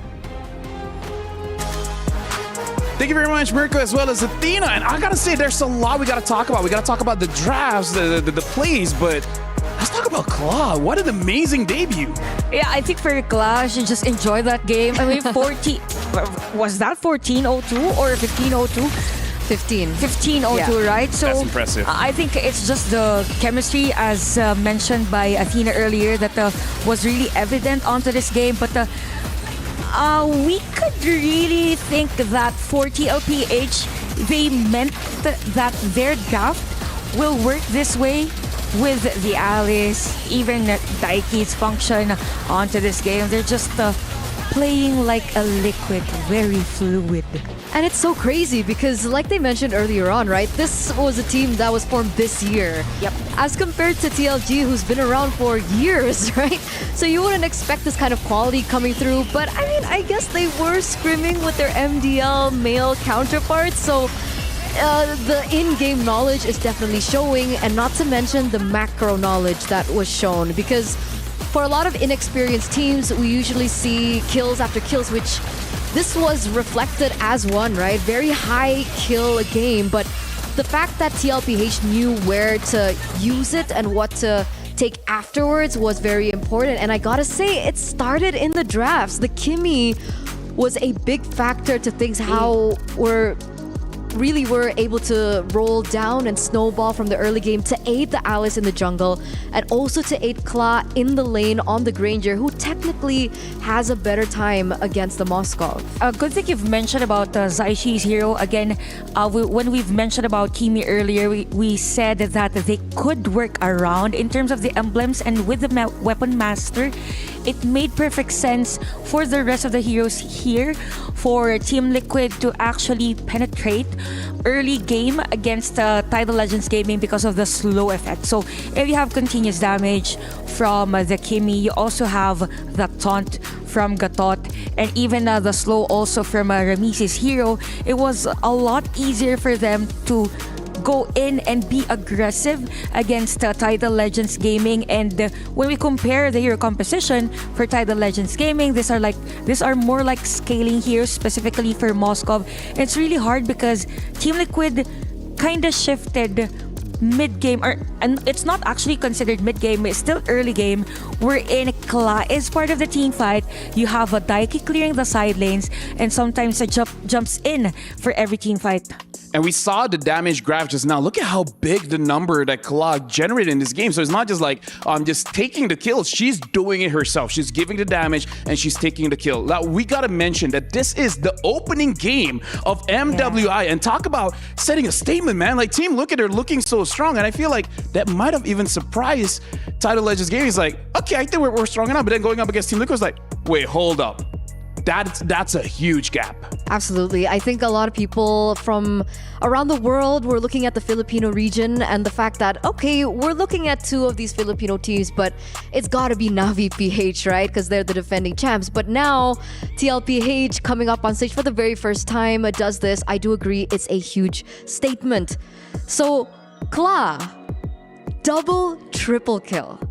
That's how much damage she was pumping out. And now we know that if Kla is given a winning lane, if she can snowball, that's going to be a big problem. It's not fair anymore. It isn't. It isn't. The Sky Piercer was around 5 minutes in the game. It was so quick. And around 7 minutes, she is already at 5 kills on the Granger. And she was totally unstoppable during the game. And I think this is where it is evident that Ramesses is one of the key players for the team, because since she adjusted the function of the Alice, I mean, remember before we started the game, or before we threw it to the casters, we were like, what is the Alice gonna do without any sustained hero, without the Angela? But the function here is, for Ramesses' hero, it was to be on the front lane, have Daiki use the vengeance while she is doing the blood ode, and then have Kla and even the rest of the players at the back just dealing damage against TLG. Because the tricky thing about the Alice when it was meta, do you remember those days? I think it was like maybe was it a year ago? I think that was a year ago. It was like the Super Ken era. I think Miracle will attest to that, right? The tricky thing about the Alice is that it requires a lot of farm, in the early game. That's why we do see when it was Alice in the jungle that they would go to several different lanes to kind of just give all that gold. Funnel towards exactly, Alice, yeah. funnel towards the Alice. So How did you think that it went down? Personally, for me, I kind of feel like we're actually looking at the basics here, where you just take away the farm of the other jungler. In fact, let's look at the jungle to jungle comparison to really see like what really went down, like in terms of the numbers in this game. Because I really feel like every single lane of Tidal Legends Gaming, they lost. And if you lose your lane, your jungle is not going to be safe. Because it's weird, right? Because we're looking at a composition from TLPH who has Kimmy in the mid lane. Technically, she needs the farm, right? So we're also looking at Granger in the gold lane who also needs farm. So let's take a look at the head-to-head. That is brutal, guys. Look at the gold per minute. Ooh. Yeah, Talk about taking the farm out of your opponent's jungle. Almost double. It's like for chokes here, the real struggle was how can I possibly have those items to even counter out Ramichi up front and do the eruption and do the taunting if there is no farm for me. And if that's the case, it was just a short game. It means that the rest of the players of a TLG around that time didn't have the chance to actually farm. The thing is, people keep talking about Fredrin. What's great about Fredrin is you don't need that much farm. But at the same time, you don't want to be that behind. Like there has to be a limit by how far you at least can an item. Fall. At least just one item difference. But yeah, if we're looking at the movements here, it really does apparent. We can see apparently that Team Liquid, they always have the forward motion, forward momentum, so they can take whatever they want in the game. Because earlier enough, we saw the jungler XP disparity, and it wasn't that far, right? First Turtle, they were the ones. Well, Ramichi was actually the one to get picked off. TLPH were able to get the lore, but that was the Kimmy picking it up. But I didn't expect things to go so badly in favor of TLPH, because I remember at minute number 10, it was what, a 4-level difference between the junglers? So now actually I want to shift the conversation a little bit. We talk a lot about Team Liquid, but now I want to talk about Tidal Legends Gaming, because even during the cast, even Mirko said, I don't like that it's so honest, right? Early picking the Arlet as well as the Fredrin, and then eventually having to pick up that Lapu. What do you think, Chantal? Do you think that they're too tunnel vision in their own thing, that they just don't have the answers to what Team Liquid was putting on the table? Or it's more like they were too focused on trying to counter out the hero composition of a TLPH, that they were forced to take the Lapu up against heroes like Kimi and such.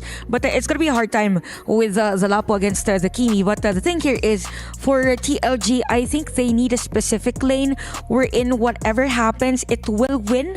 And it's got to be the gold. Gotta be the gold. Could be the EXP lane, because we saw the difference earlier with the movements from Daiki and her counterpart. So yep, for TLG, a hero that has damage early game can also have sustain, but at the same time can deal more damage late game. Could be an EXP lane, could be a gold lane, but not leaning towards or doubling down on scaling heroes. So I think in simple terms, they just need to go back to the fundamentals, right? They need to look at the lane matchups. They need to find a way to win at least one, right? So they know what their winning conditions are and what they need to play towards. Because looking at game number 1, what were they supposed to be working with, right? Moskov early stages doesn't really win against the Granger. If you look at the mid-trio rotations, Alice roams a lot quicker. Kimmy is able to clear these lanes a lot faster. And if we're looking at the EXP lane as well, it's a 50-50 skill matchup. So coming into the drafts, I think this is going to be very important to pay attention to. For me, what I saw in the game, when both sides are losing, even the mid-trio is like, okay, where do we go? And they couldn't even move because the Kimi just suppressed their movement so much. But now we're jumping into the second game here. Looks like TLG will be the first pick. They're banning out the Farsa, Yusenshin, as well as the Hayabusa. And Team Liquid banning out that Boxia and no Uranus for this matchup. Yeah, very specific for TLPH, since they're opening up the Zetian for them, and you don't want Zetian paired up or have a hero on the same team that is more on the sustain side. So I'm thinking for TLPH, they just don't want any hero that could slow down the pace early game, and now they ban out the 1-1 since okay, so they ban out the 1-1. It means that they are to get a hero that is always on front. Yeah. Maybe it could be a Mathilda, could be. For them, anything can happen for these ladies. And since they are on the blue side, TLG will pick Kimmy. Yeah, it's important to note that they swapped sides this time around, right? So now that the Kimmy is in their hands, the big problem is because they banned out the Hayabusa, they couldn't force a YSS ban from red side. So now TLPH have the ability to pick that up if they're comfortable with it. Chantal, they have that, right? YSS in the jungle? It's been banned. It has been banned. So what's the hero that's left open with the Haya ban? Now they get the Zetian and even a Phobius. Phobius is the one that's left open. I think if left at the EXP lane, even though the Kimi was of a threat earlier in game number 1, it will have a hard time if the Phobius will be on a good or a winning side, even with the Vengeance.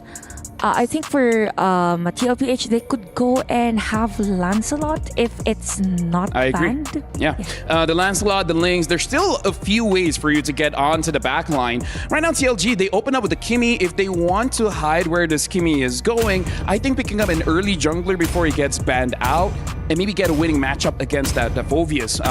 One of the ones that I'm thinking about is the Hylos as well as CC, but both really are not priorities in the EXP lane right now. We can see that they're taking their time and they're picking up this Iritel, assuming that Team Lukit wants to pick up the Granger again. I was about to say, I think I understand the intensity that is required and maybe the urgency, there you go, the urgency to pick up a counter towards the Phobius, but I was really afraid of the gold lane matchup. So the Iritel being picked up here is nice. It's also a setting ground to see how things are going to be going. They want a winning lane against Kla, but we are still looking at heroes like the Moskov still who can find the power at some point alongside with the Bruno if that's something that they're comfortable with. But Kalea left open and it's going to be debut pick for the Kalea here at MWI. Actually, it's a pretty good answer from TLPH. It's as if they're forcing heroes from TLG.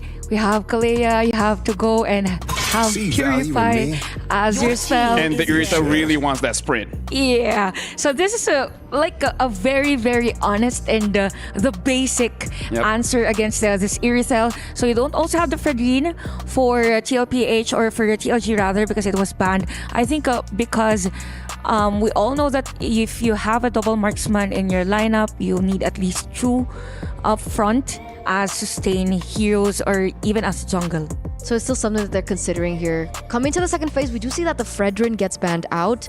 TLG have yet to pick up a jungle with the Fredrin ban. Could this be a Joy pick? Is it still a viable choice in this meta? Could be a Joy, could be a Lancelot, something like that, but Joy has been banned. Well, there you go.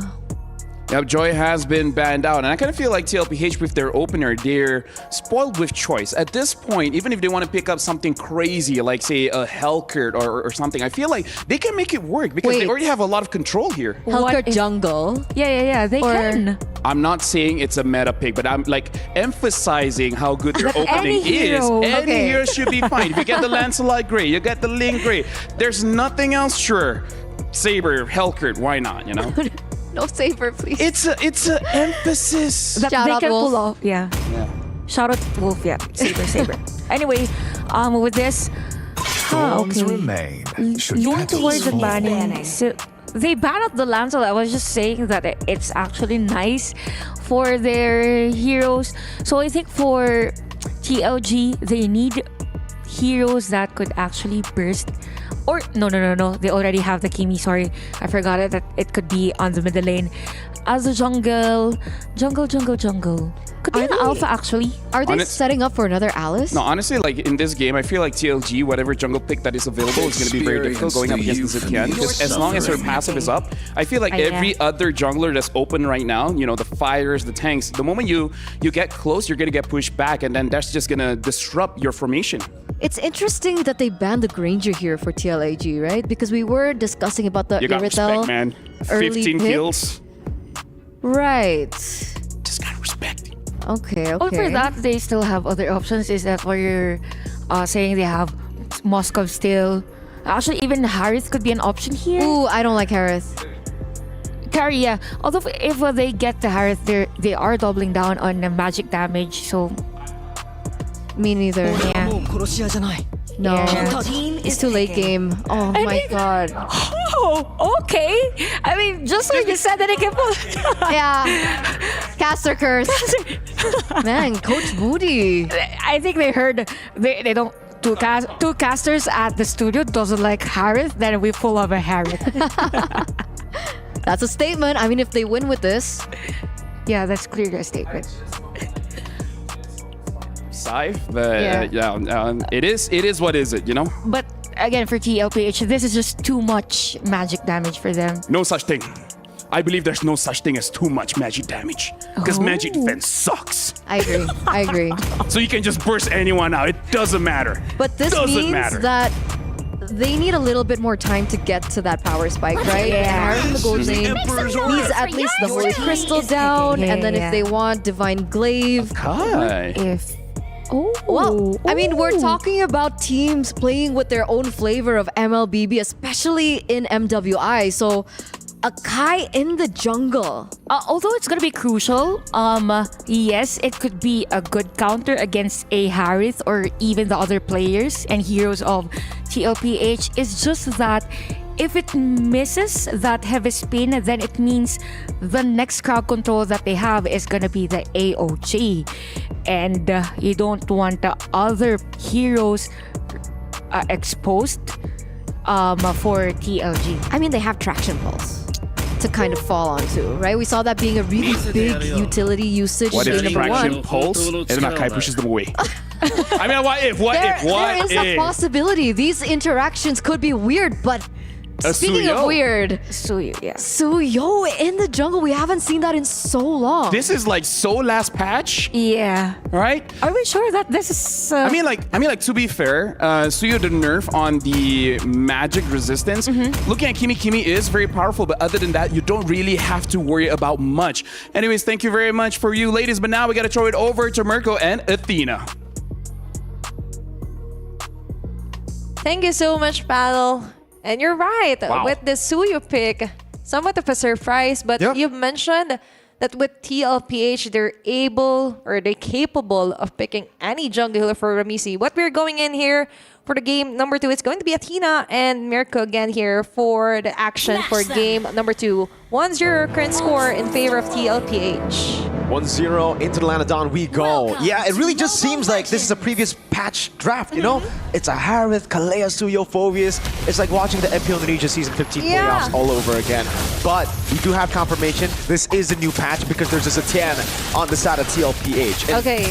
Yeah. Just making sure that we are on the same timeline, right? Making sure. Yeah, and especially with the Akai, interesting, in my opinion, here, Akai jungler pick here for TLG.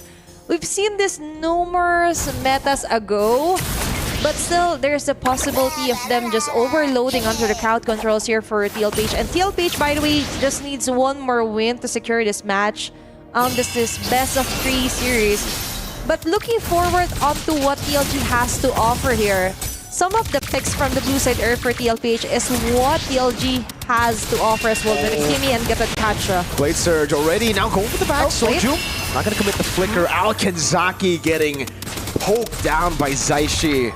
And this is the advantage you have, at least for the Suyo, especially after seeing the Akai.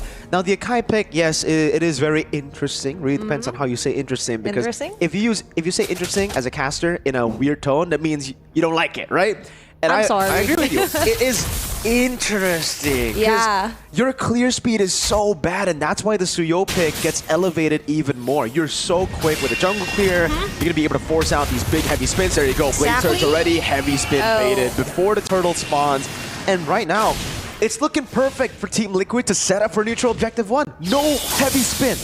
And you're like a fortune teller. It's exactly how you sold it, and then that's what's happened onto the top lane. And as you mentioned, onto the first turtle, you would want more action, more denial for TLG, but they're the ones being denied even access to the turtle.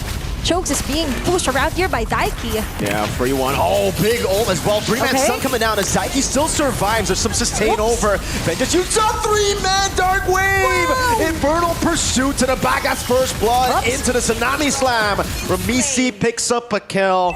Oh man, TL. They're flowing like water, just like in game 2. And even in the bottom lane, Harith winning in the lane. Yin Huai getting bullied. Ramisi, Blade Surge over. Soul Sever doesn't want to charge up the arrow. Team Liquid has a solid foundation. And initiation, as you mentioned, the 4 alone is enough. But just imagine if Kla just joins them onto the next clashes for the second and third turtle. Now TLG. The plan was what? Disrupt them onto their formation. But what's happening is that we're not seeing more of an action here for the Akai. And we need to highlight that, Mirko. Especially when we said it's interesting. Yeah. But sometimes interesting is not what you want if you want a more capable, comfortable attack here against TLPH. And you're right. Some things are just favoring Team TLPH right now.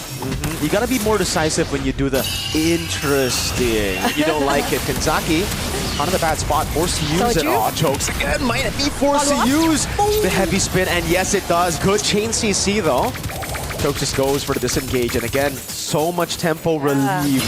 Now Blade Surge from the side, they get the kill, Kanzaki! Now in the midst of it all, has the AOG, decides to go in! Good curtain call, locks him down, Daiki, a bit too deep, but gets away with the Infernal Pursuit! And now Ramichi, can he get the color? Boom! Doesn't get it on Bay though, Vermouth and Bay surviving. Okay, now we're seeing some action for TLG.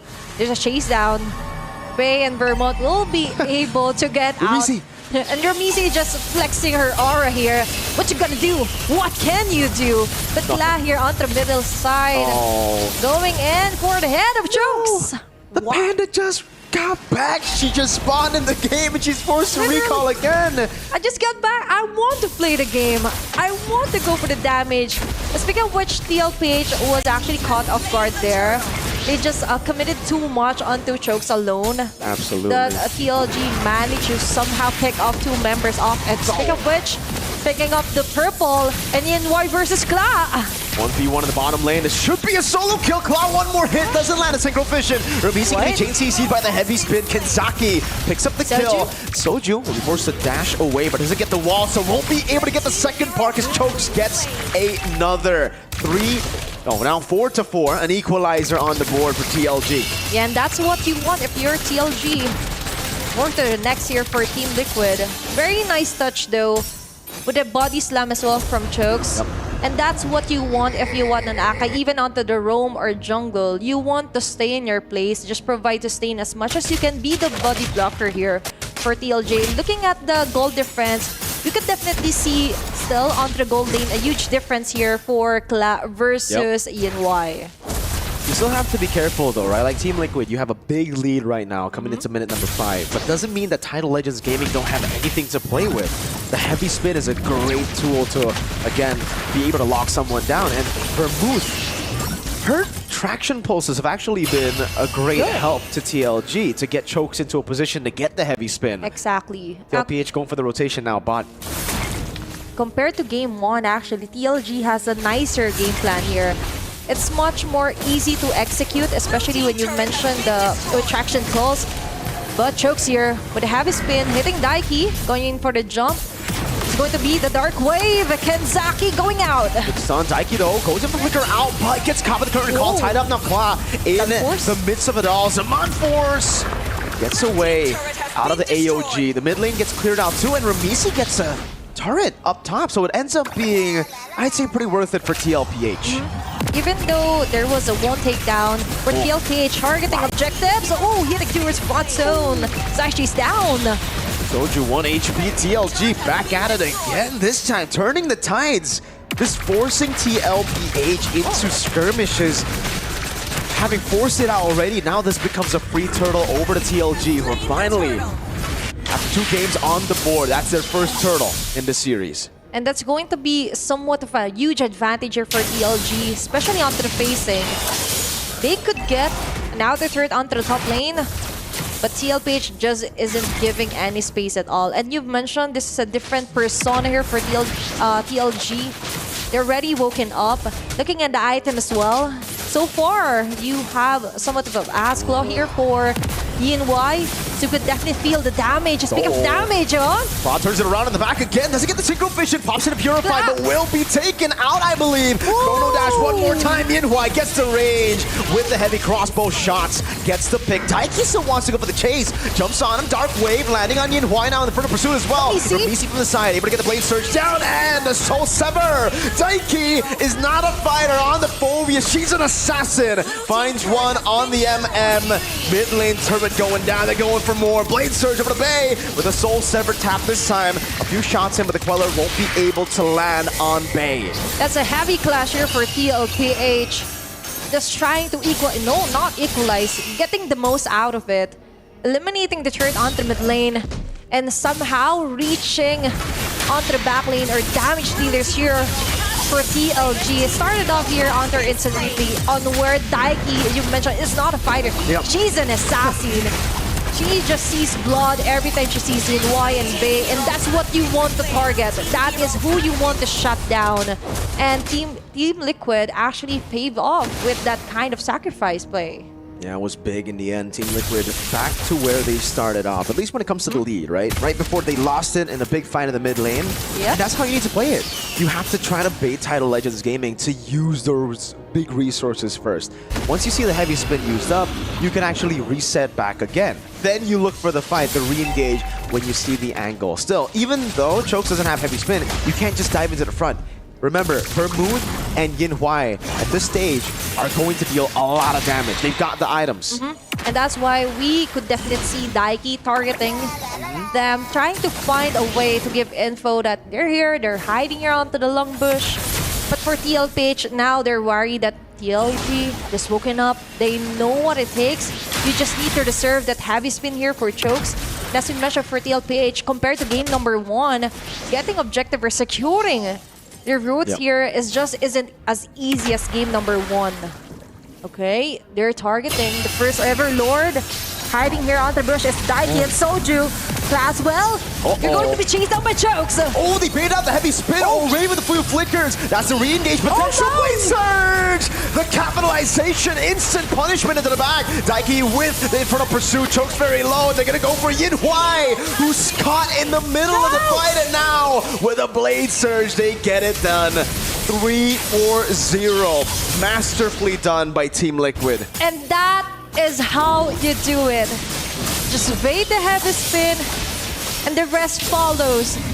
It's as you mentioned, a full PowerPoint presentation here.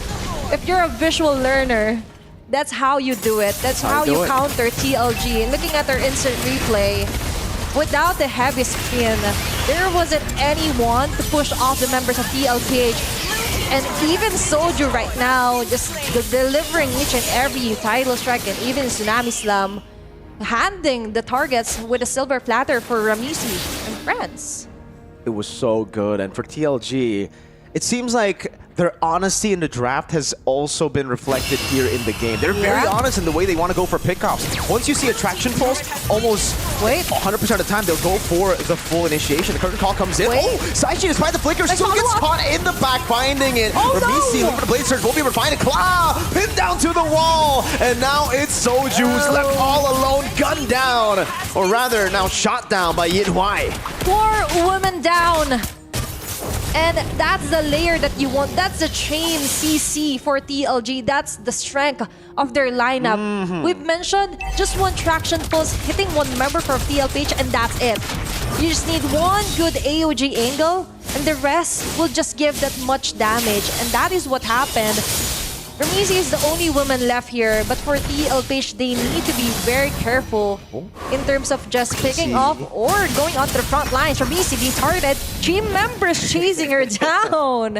When you're on a Suyo, you're never overextending. You got 2 flickers built in your kit, technically, with the Blade Surge and the Queller. Depends on how you use it. You're a Girl Scout. Yeah, she truly is on the Suyo here. And it's funny to say that I was legit talking about the honesty of Title Legends, and then they brutally honestly just initiated on a Team Liquid who were caught off guard by the honesty. Even they were surprised, like, wait, you guys are actually going on? Well, okay, we don't know how to react to this. TLPH, they gotta start reading into the honesty of Title Legends, right? Once you throw a traction pulse, there's a 90% chance they just go all in. You have to take it with a grain of salt.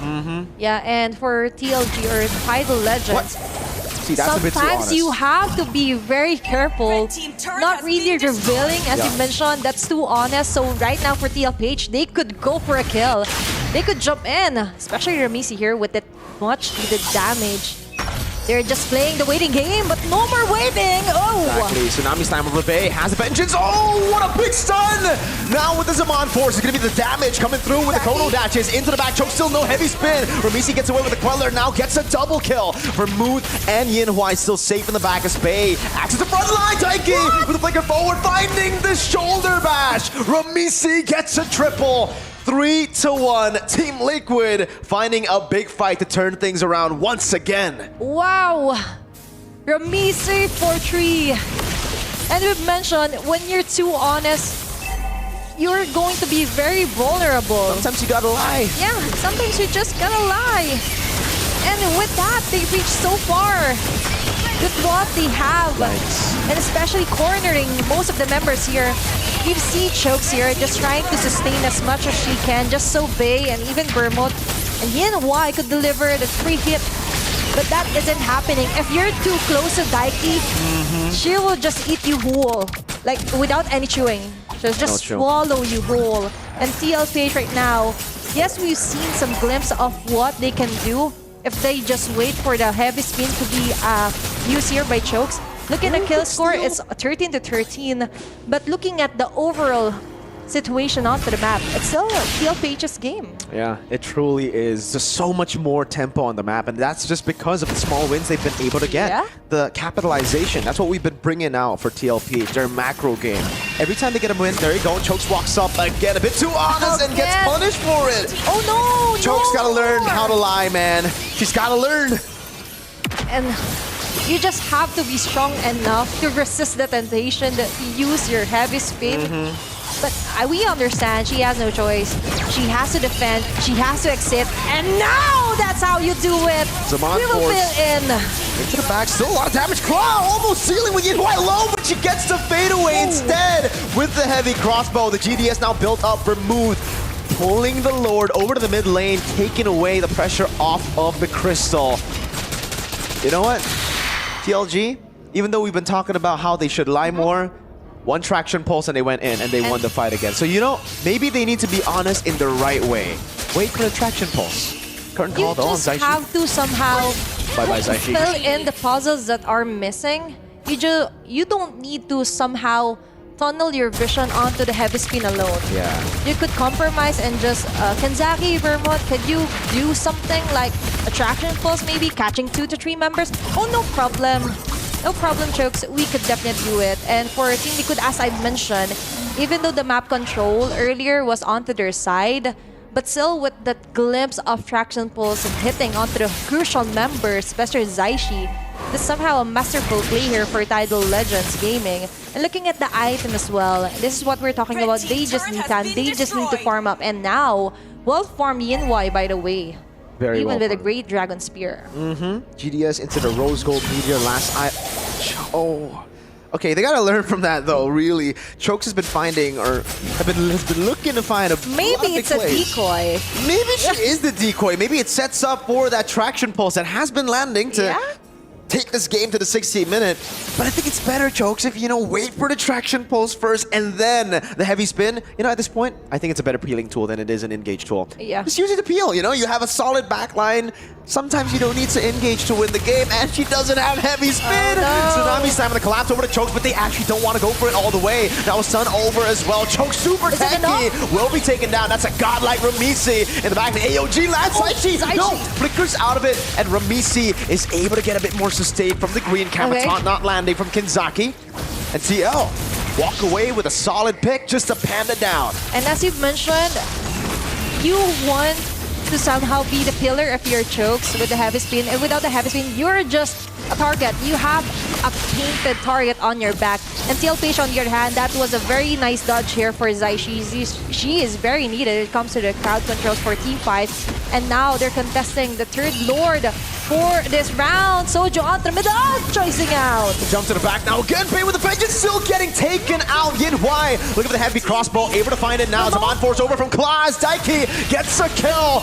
Winter Crowns being bought with immortalities. Yin Hwai running the wrong way. Can she make an outplay happen? The Queller lands. Claw walks up with a Chrono Dash, and it's a big shutdown over to Claus. Daiki sets up for the game-winning push. That's going to be a very nice cleanup here for TLPH. Only woman left here. Chokes for the defense. Going for the Tsunami Slam here. For Soju, the rest of TLPH just eyeing their sights onto the Crystal, an open base of TLG. She could delay the inevitable, but it truly is inevitable here. 2-0 to Team Liquid. TLG are going to be dropped down in this GSL format. A very great play here for TLPH. What an opener. They're not rookies at all, Mirko. No, doesn't look like it. Yeah. And even Ramisi leading the team onto the victory. All of them just carried the game as well. Props to all the members, especially onto Kla as well, onto gold. Just doing a great job. And picking up the Zetian as well, but somehow as Chef's Kiss, using TLG's advantage against them. And this is the Filipino version. This is how we play this Zetian. And most of the time, we could definitely see TLG just breathing fire. They have what it takes, but sometimes, as you mentioned, you have to think twice onto what Chokes should be doing. Absolutely. Sometimes lying is fine, ladies and gentlemen, especially in competition. Yep. What's most important is the win, and I believe we're going to get a lot of lessons of that, of lying in the game, of not being too honest by LaFell. LaFell is a great liar, if you don't know. Yeah. And every time he tells a story, he's just like on a poker face. Okay, yeah. So you have no choice, like, you have to gauge the situation, like, right? And with the situation, I know TLPH is quite happy. Even way back home, I know Philippines are so proud with the opening with a 2-0. But right now, we're going on to the main stage host to hear our thoughts onto our player and the winning team, TLPH. Team Liquid take the first win in their first match, and I do have to say, incredible performance. But I have to say, like, first of all, congratulations on incredible performance. First time playing on the international stage. Walk me through that. How does it feel to play on a stage like this against these incredible teams? I think I did well because we prepared for this. Honestly, the preparation was shown during the first match, and I do have to ask you: was there a plan? Like I want to say, like around game 2, was there a plan to bait a mistake from your opponents during that Lord dance throughout the second game? We bait them. Basically, were you trying to bait them? Were you waiting for them to make a mistake and then try to take advantage of the mistake that they were making around the Lord dance? Yes, we're using our wave bar in order to we can use our Lord So I want to say, like, you were using the timings of your lanes to try and gain an advantage in that sense. Okay, and one final question for you. So I want to say TLG, they're known for using Zetian multiple times, and you were able to beat them in game 1, and then you used Zetian to beat them as well in game number 2. So what makes you and your team better Zetian users and players?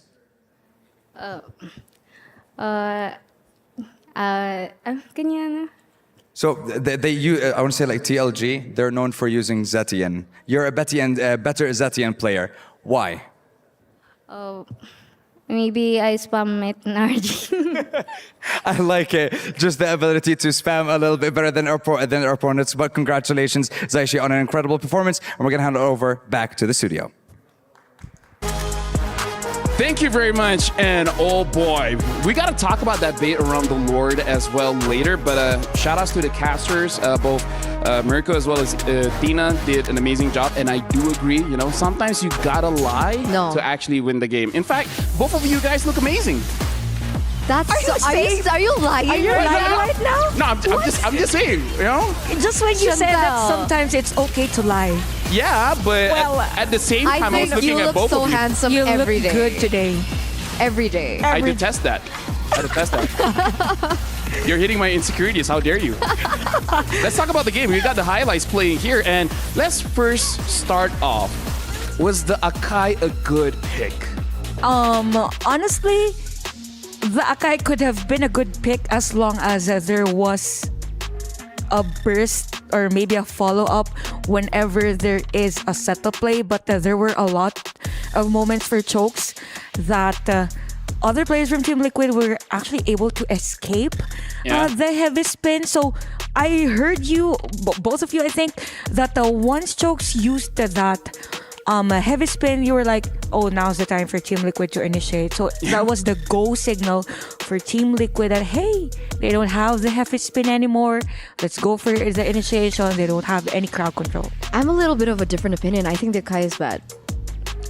I think Akai is bad, yeah. Yeah, that's why the nail in the coffin for Talk about hot TLG take. in this particular matchup was the Suyo, because the Suyo was able to clear a lot quicker, was able to rotate a lot faster as well. So it felt like in the beginning, TLPH had a little bit more control. Obviously, we do see that moment, I think, around the mid-game when the Kimi got to the power spike, that it kind of twisted in favor of TLG. And I think this is the main thing that is super important to highlight, is the in-game adaptations coming in from TLPH, because they were doing the same things over and over in the mid-game, and they were thinking to themselves, right, maybe at that point, like, why do we keep losing these team fights? So they're like, all right, let's bait out the big resources coming in from TLG, and then we look for a fight. And then we saw that instant change back in favor to TLPH. So I have an opinion, and y'all let me know, yay or nay, whether that opinion actually suits or not. Because looking at that game, honestly, Vermont and Bay, the EXP as well as the mid, they did well. Yeah. But then we see like a disconnect between all of the players to be like, okay, they're doing well, but now what? You know, personally for me, it looked like they were kind of disconnected.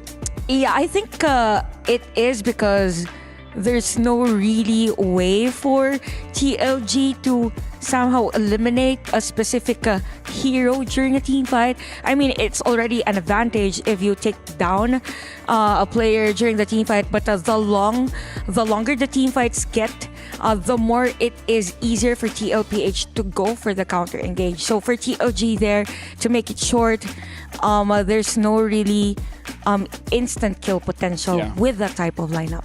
And honestly, we got to look at the head-to-head here between two lanes, and I believe we're going to look at the EXP laner here just to show that it was actually a very good game for Bay, because during the game, the gold per minute, I saw at one point there's a 3,000 gold difference when they're losing. Yeah. I kind of feel like they should have played around that a little bit better.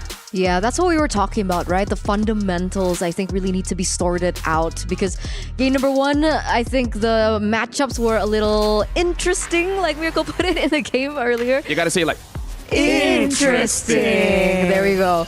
But for this particular game, they had a winning lane. Like you mentioned, 3,000 gold lead. This was the CC into the Phobius, which is a natural counter at some point.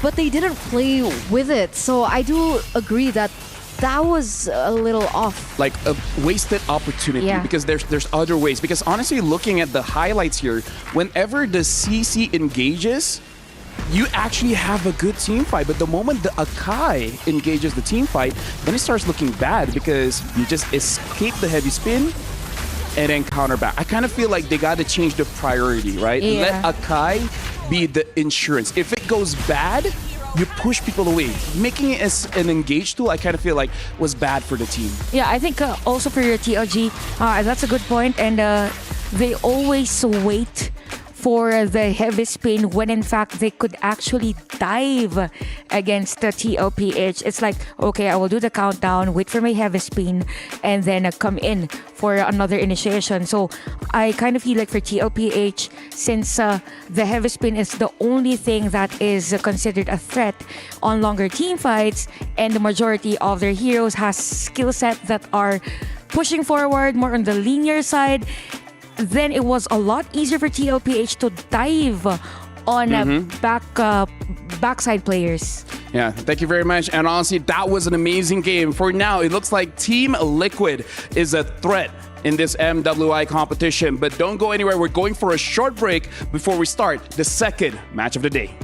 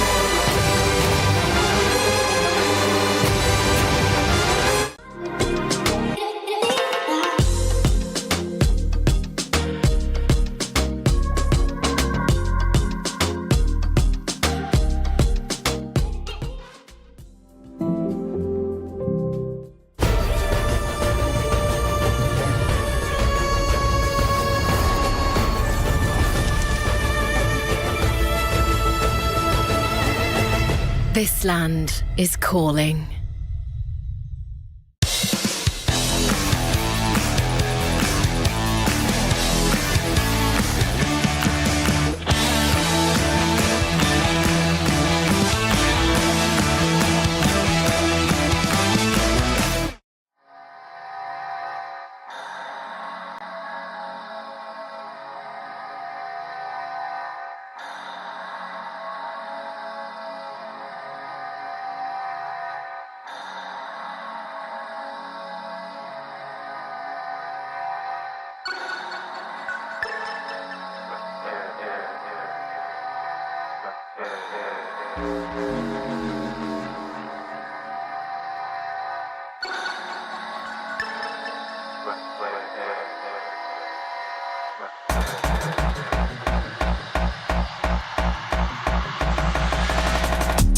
We don't do no talking round here. We don't play no games round here. We ain't never slipping round here. This another level, this one over here is very rare. We don't do no talking round here. We don't play no games round here. We ain't never slipping round here. This another level, this one over here is very rare. Rhythm got me skanking, had me feeling like I'm Fred Astaire. Bread was kinda short, but I was smelling like a millionaire. Claimed their opposition when we stepped in, they were running scared. Man, we're louding up the atmosphere. Too much chatty, too much catty. I just lit a fatty and it came from Cali. I'm already here. I was in the clouds, I don't ever take the stairs. We don't do no talking round here. We don't play no games round here. We ain't never slipping round here. This another level, this one over here is very rare. We don't do no talking round here. We don't play no games round here. We ain't never slipping round here. This another level, this one over here is very rare.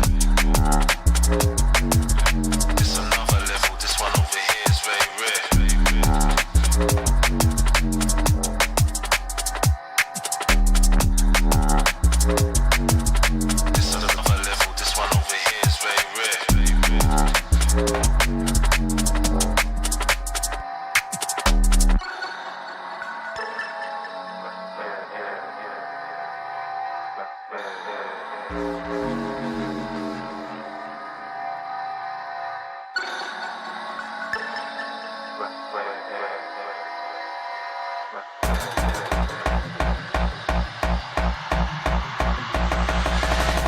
I was in the corner sweating till the lights came. Man, don't ever sleep, step out on this night train. Right brain, man will blow your mind like a migraine. I was busting up these spots, pulling something out my socks. Man was shuffling out of blocks, phone and vibrate. I don't need to talk to Frank, I did it my way. Never slipping, never tripping, never violate. We don't gas around here, we on a higher rate. We don't do no talking round here. We don't play no games round here. We ain't never slipping round here. This another level, this one over here is very rare. We don't do no talking round here. We don't play no games round here. We ain't never slipping round here. This another level, this one over here is very rare.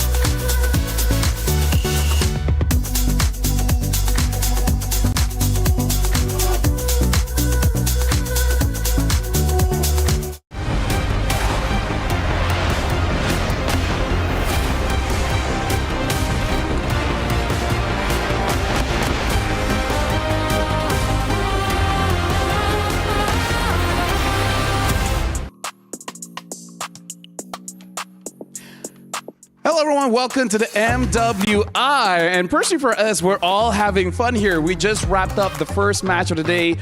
Team Liquid was able to show pure dominance going up against TLG. It was an amazing match. But for you guys at home, something that I need to let you guys know, where this year the All-Stars is amazing because we have a Dino theme map right now where even the lore change, the buff change, everything changes. So make sure you guys log in now and actually play around with the new map because we have special emotes for you guys in store. If you guys are content creators, heck, casual viewers, as long as you guys clip, show it on social media, you guys have a chance to actually win the new battle emotes. So make sure you guys play around because a lot of goodies is there for you guys. My name is Afel, and alongside with me is still Eterna as well as Chantel. Game 1, amazing. Now we got to focus on game number 2. You know what? After seeing a game number 1 or match 1, I think there are teams that are still playing on the usual strategy that they have. They don't really change to whatever the current meta is, and probably would stay the same as long as they see it as effective. I don't like her smile. What? I don't like her smile. That's okay. Oh, right. It was a Filipino team that won. And then we have match 1. another Filipino team that is super dominant too. So yeah, things happen. It's radiating off her. It's Things radiating happen. off her. I mean, like, here's the thing. As long as I wasn't the one saying it, we're all good. But you know what? Since Chantel is here, how about we talk about Navi PH because they're one of the favorites because, of course, they are. Yeah, Navi PH, they have been playing together for a very long time. Came from a city, like a province in the Philippines, of not Ayanami.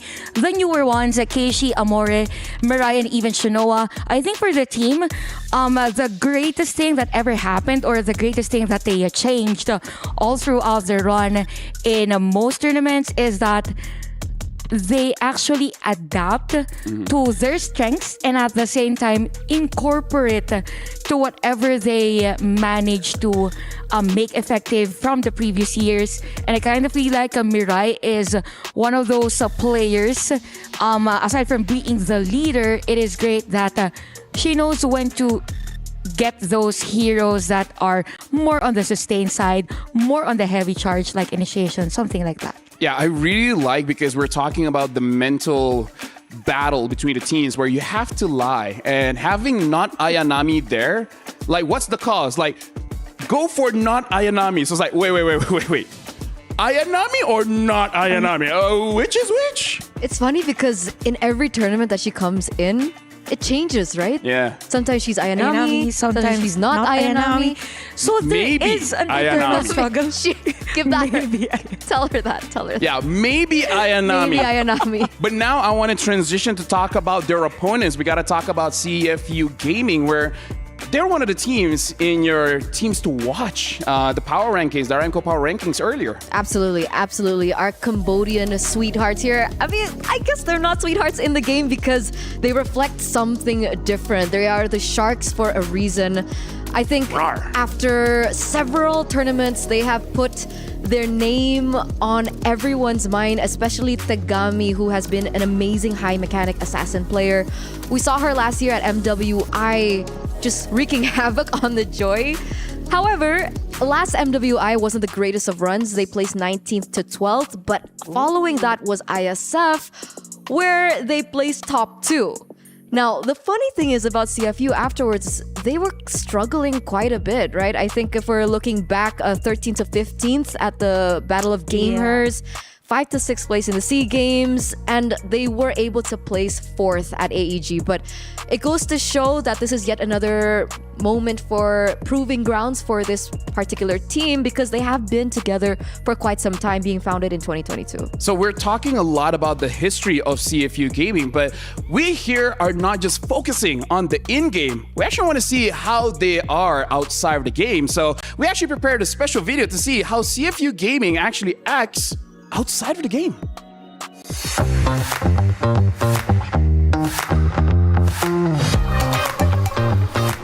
To be honest, she looks smart and handsome like a boy.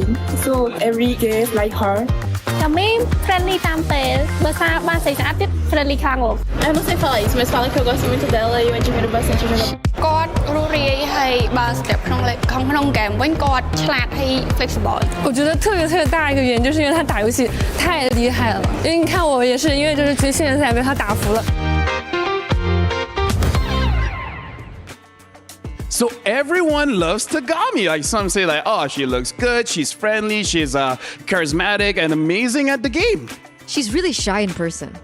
Is she? She's really quiet. Maybe I don't know. Just with you. Maybe because it's like a language barrier, or no, I'm not really sure. But when we do interviews with her, she's usually very kept to herself. So seeing that video was really interesting. But I understand the admiration from all the rest of the players from across the regions, right?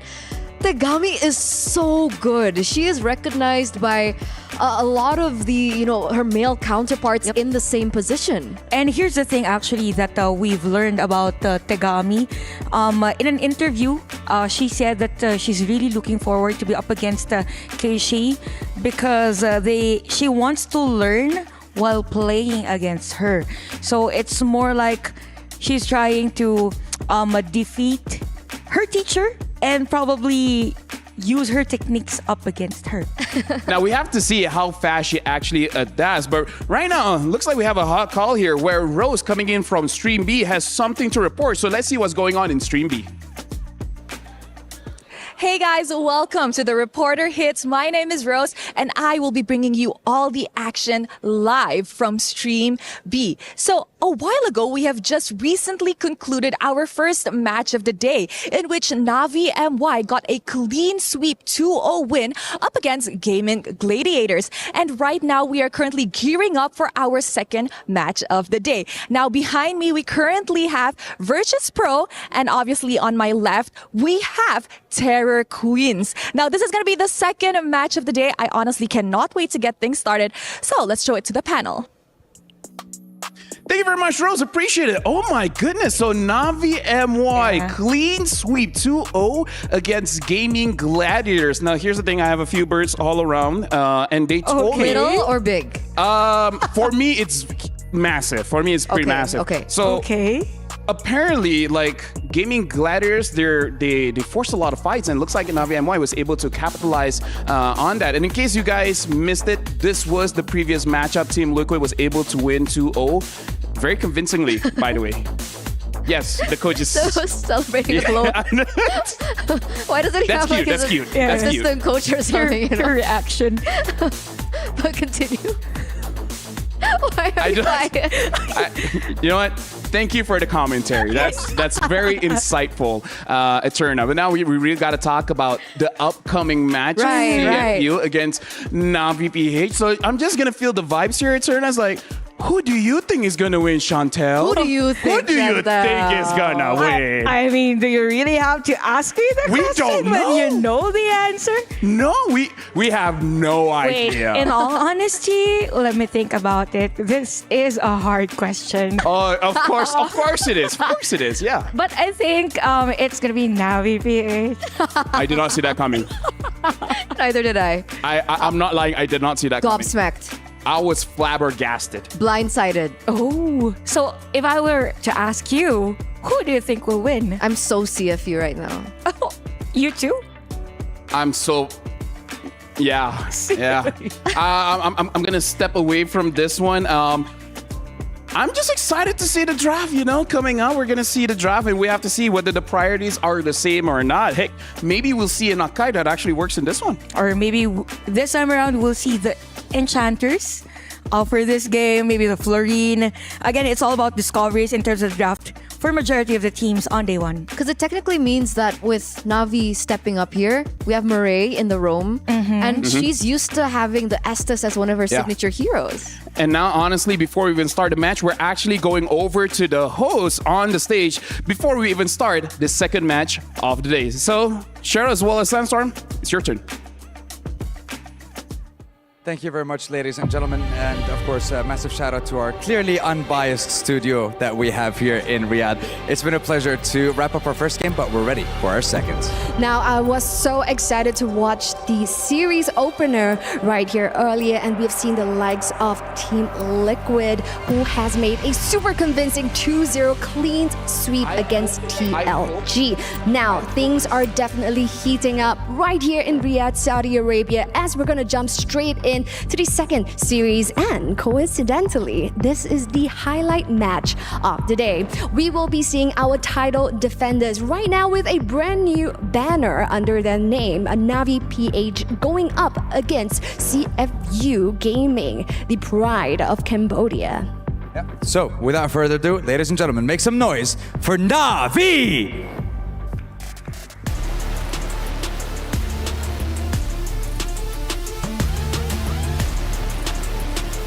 Like we mentioned, looking to start the defense of their key and their title in the match of the day.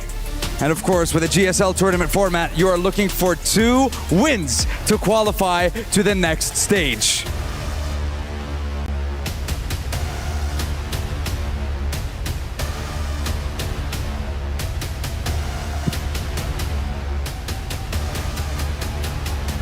And now, presenting to you the Cambodia's finest, CFU Gaming. As the ladies are walking down, all eyes on the prize. This is going to be their biggest challenge yet. Opening up MWI 2025, their very first series and opponents is going to be none other than the title defenders. So will they pull out all the stops to face the defending champions? Let's find out.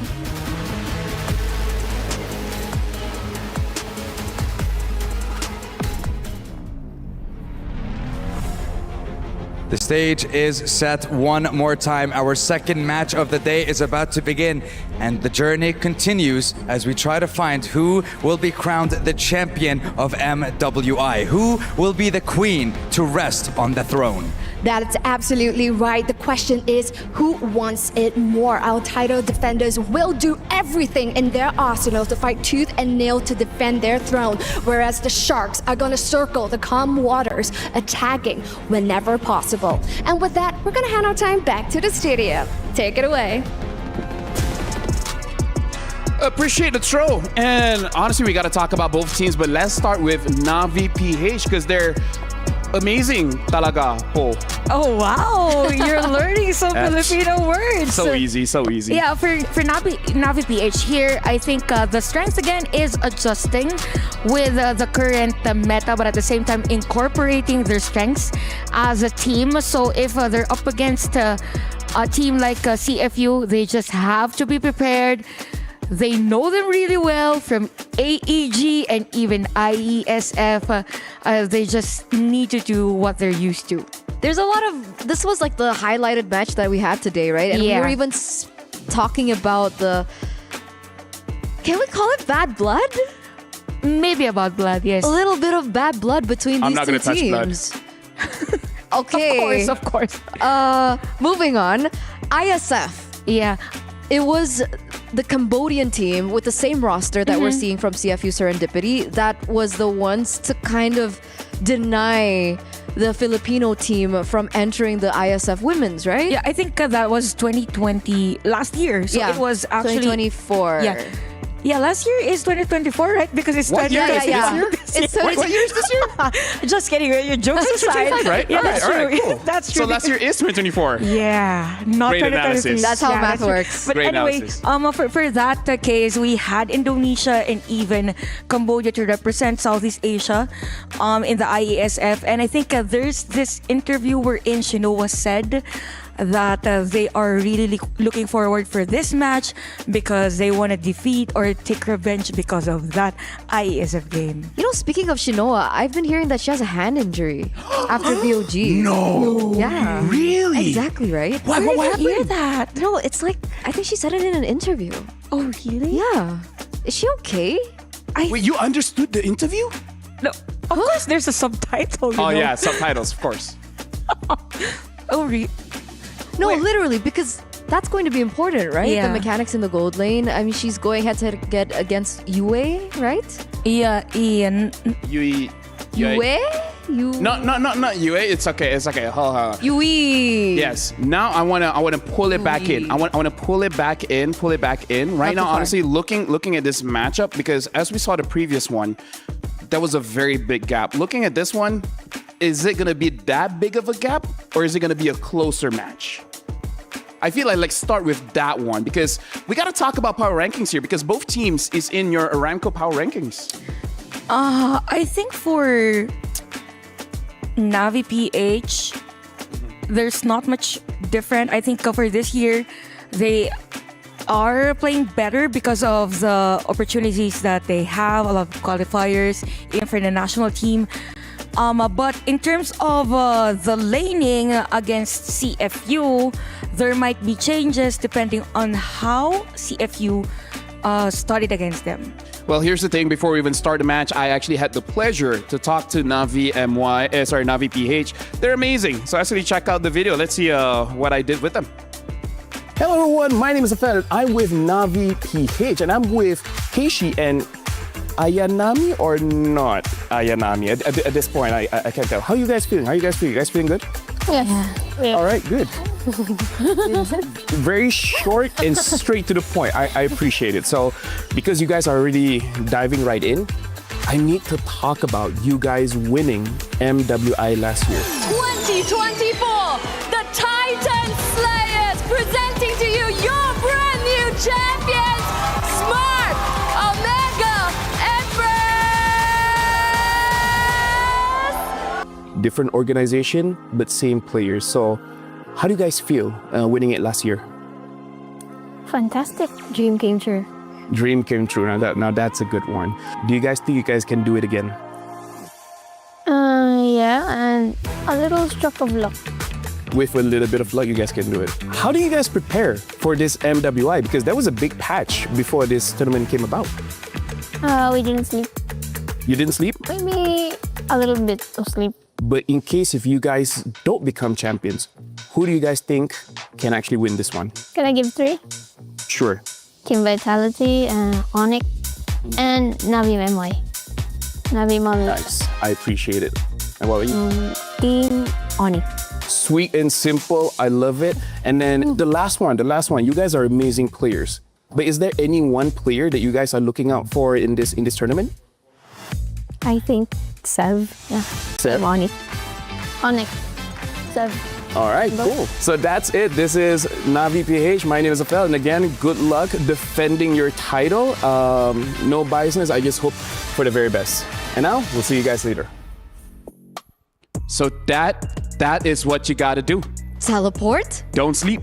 Oh, I thought. I mean, let me just say, I'm very hardworking. I can jump here and there, changing suits. It's really not that big of a deal. Everyone does it. But yeah, don't sleep, folks. 1-2 hours is too much. Yeah, probably I'll change my sleeping pattern. But actually, for real, I kind of feel like 8 hours is too much. I think 5 is enough. Like that's personally for me. Is that scientifically? I believe that women actually need more sleep. That's true. Yeah, scientifically, you know. Yeah, like 9 hours. 9 hours? Yeah. I haven't tried 9 hours for so long. We can do it later. Oh, later, yeah. Anyway. Sure. Yeah, anyway, I just gotta say for Navi PH, they look really nice with this new jersey with black and yellow. Oh, we have a comment here from Shinoa. The PH qualifier was tough because our bracket had a lot of strong teams. For this MWI, our first goal is to defeat CFU since we lost to them in our last tournament. So that's it. That's what we were talking about, right? Drama. She could feel it. Oh, and I heard something else. Okay, what is it? Okay, so I got to talk to Vitality, right? Okay. Yeah. And then they were like, and then I was like, I like to trigger things from players, right? Yes, you're very triggering, yeah. I'm used to doing that with the male teams. Yes, you're very triggering. But then the female teams are like, yeah, we have a little bit of bad blood. Oh my God. With Omega Empress or Navi PH. So, Navi PH has a thing with Vitality. Vitality 2? 2. Okay, so that's triple. That's triple. Yeah. They really know each other well. But going back to CFU for this Yeah. one, do you have something else? Yes, yes. No, You have a lot. You have a lot, yeah. no, we're going back to serious talk now. Of course. We're over the gossip talk. Anyway, never For mind. CFU, speaking of the meta, I think it will be interesting to see how they adapt because technically for the longest of times when CFU Serendipity find their ground and find their flow in the game, it is because of Tegami on the assassin heroes. Now, we're shifting into a meta that is not as reliant on assassins and is more open to new things. I mean, we saw the Alice in the jungle earlier before. We saw the Akai in the jungle earlier before. We're looking at the Baxias and the Fredrins. So I don't know how well she does on utility. We do know that she plays a really good YSS, but even from our first match, YSS has always been banned out. Yeah, that's a good thing that you mentioned or actually raised because if she's known to be on the assassin side, probably there will be a different dynamic in terms of the banning and the sequencing of the hero picks here for both Navi and even CFU. But we also do know that Keishi is one of those good assassin users also. So maybe they will dwell on that or actually have their draft instead leaning towards those assassin junglers. Honestly, like right now in this meta, it does seem like the junglers are the answers to the question, right? You don't set it up as the main win condition. You want to make it so that it complements the win condition. You pick up those assassins in case you want to shut down those backline damage dealers. You want to get those utility junglers if you need early lead coming in from those turtles. We haven't seen the X-Borg has been buffed, but maybe we can see that once we see a lot of frontliners being picked up. So yeah, honestly, it is going to be very interesting looking at those junglers. But I kind of feel, knowing what we know for the female scene, I feel like they just stick to assassins, man. Because if that's what they're good on, might as well just play into it. I think the thing that they will change here is probably the hero pool for the EXP lane for Not Ayanami and the rest, because Not Ayanami is known to be a good Arlot user, but during MWI last year, they changed things up. So it could be a difference again coming to MWI 2025. And there is the EXP buff that we've mentioned with the patch update and stuff.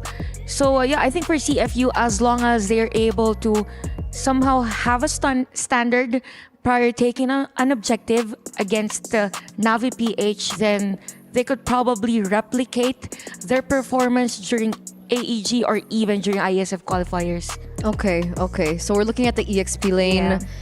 And what about the Kimmy, right? Because in game number 1... Oh, Kimmy, man. Oh, my goodness. Because technically, Kimmy is like 50% win, right? Because she lost the second game. Yeah, second game, yeah. But still, we saw the threat of the Kimmy in the mid lane. 50 is more than 49. Exactly. That's like 1% more. Yeah. Speaking of which, you guys were touching on the EXP lane. Something to remember, even from last year, Na Ayanami got a winning play where she used the Baras and actually stole the Lord away. Yeah, that was crazy. That was insane, right? And it's to the point where she commented last year, not a lot of people respected her, so she wasn't zoned out that much last year. Now that they've won MWI, she said that now I think people will respect me a little bit more, so I might actually get zoned out more. So maybe those Lord takes or Lord steals is going to be a little bit more difficult. I think she's scary.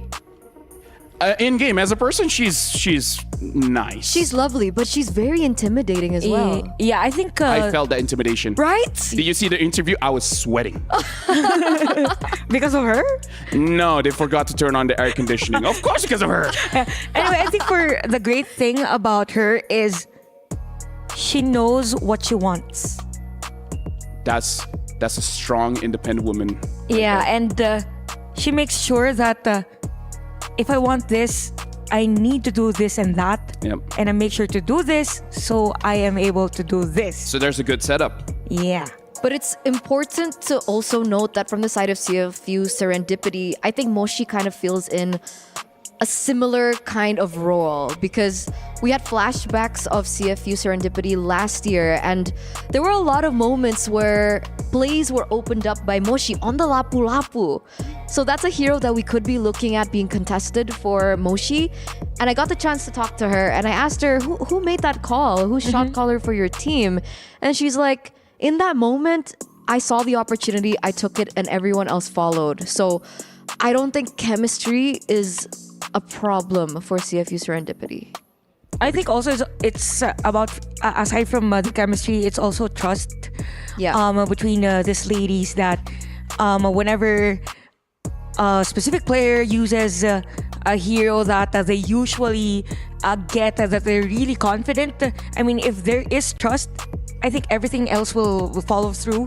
So CFU Gaming and even Navi PH, they're both playing for so long that it's kind of hard to decipher how they will create chaotic ways to somehow be able to defeat one another. I kind of feel like if we have to figure out how to take down Navi PH, we really need to know how they are. So we actually prepared a team profile video. So let's see, how is Navi PH actually operating outside of the game?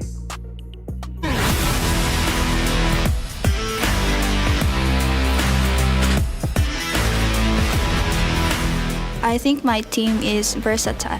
We want to be consistent and wanted a back-to-back title. Everything here in EWC is great, especially the people, the venues. I had so much fun. We wanted to be remembered as the number one.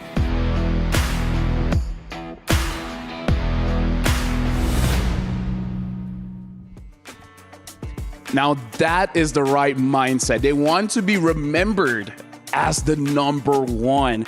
And here's the thing, if they can do it 2 years in a row, sure, different organization, but the exact same players. If they can do it, that's a huge statement. Yeah, I think the best example for that is after winning MWI 2025, they were 2024. Sorry, years are confusing. I get it. I get Calm it. down. Yeah, sorry. Relax. Calm down, Relax. Chantal. Relax. She's very sweaty, by the way. Yeah.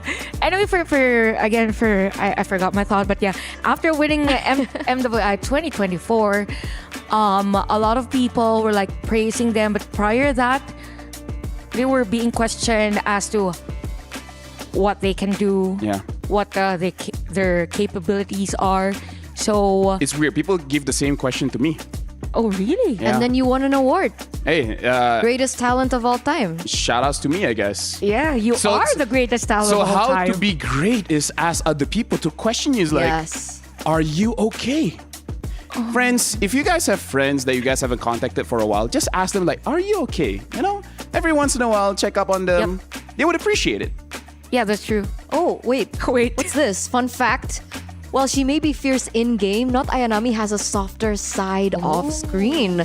She's a literature lover through and through, and her bookshelf favorites include The Graveyard Book, A Monster Calls, and All the Bright Places. Stories filled with emotion, depth, and a touch of darkness. Oh, wow. That's impressive. The only thing I read is patch notes. And All the Bright Places is a good story. Yeah, I haven't read books. Anything. No, the script. Not today. even patch notes. Just nothing. I read about the patch notes just recently.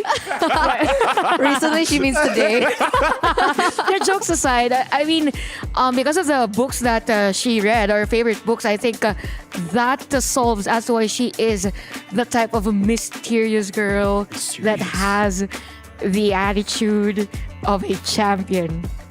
I like that. Mysterious champion, if that's a champion of last year, right? You mean? Yeah, the champion of last year. Not this year. Yeah. Stop me. Because if we'll stop you. No worries. Sorry, Lafel. Chantal, remind me. After MWI, did they win against Vitality ever? Is someone beside me now? I'm not stepping into this one, folks. I've learned when they fight against each other, just stay out of it. Stay out of it. CFU. You know, let's come back. Right. Let's talk about what ifs. Let's talk about what ifs. Okay. Great show, by the way. What if CFU actually wins against Navi PH? Does this change the dynamic of the tournament? Because again, the players, these are the ones that won last year. And if they lose the very first game against CFU, that makes day number one already very confusing because now the fans are like, wait, hold up, who's the strongest team now? Yeah, I think it will really shake up the tournament. For one, probably the strategy of a CFU is the most efficient if they win against Navi PH.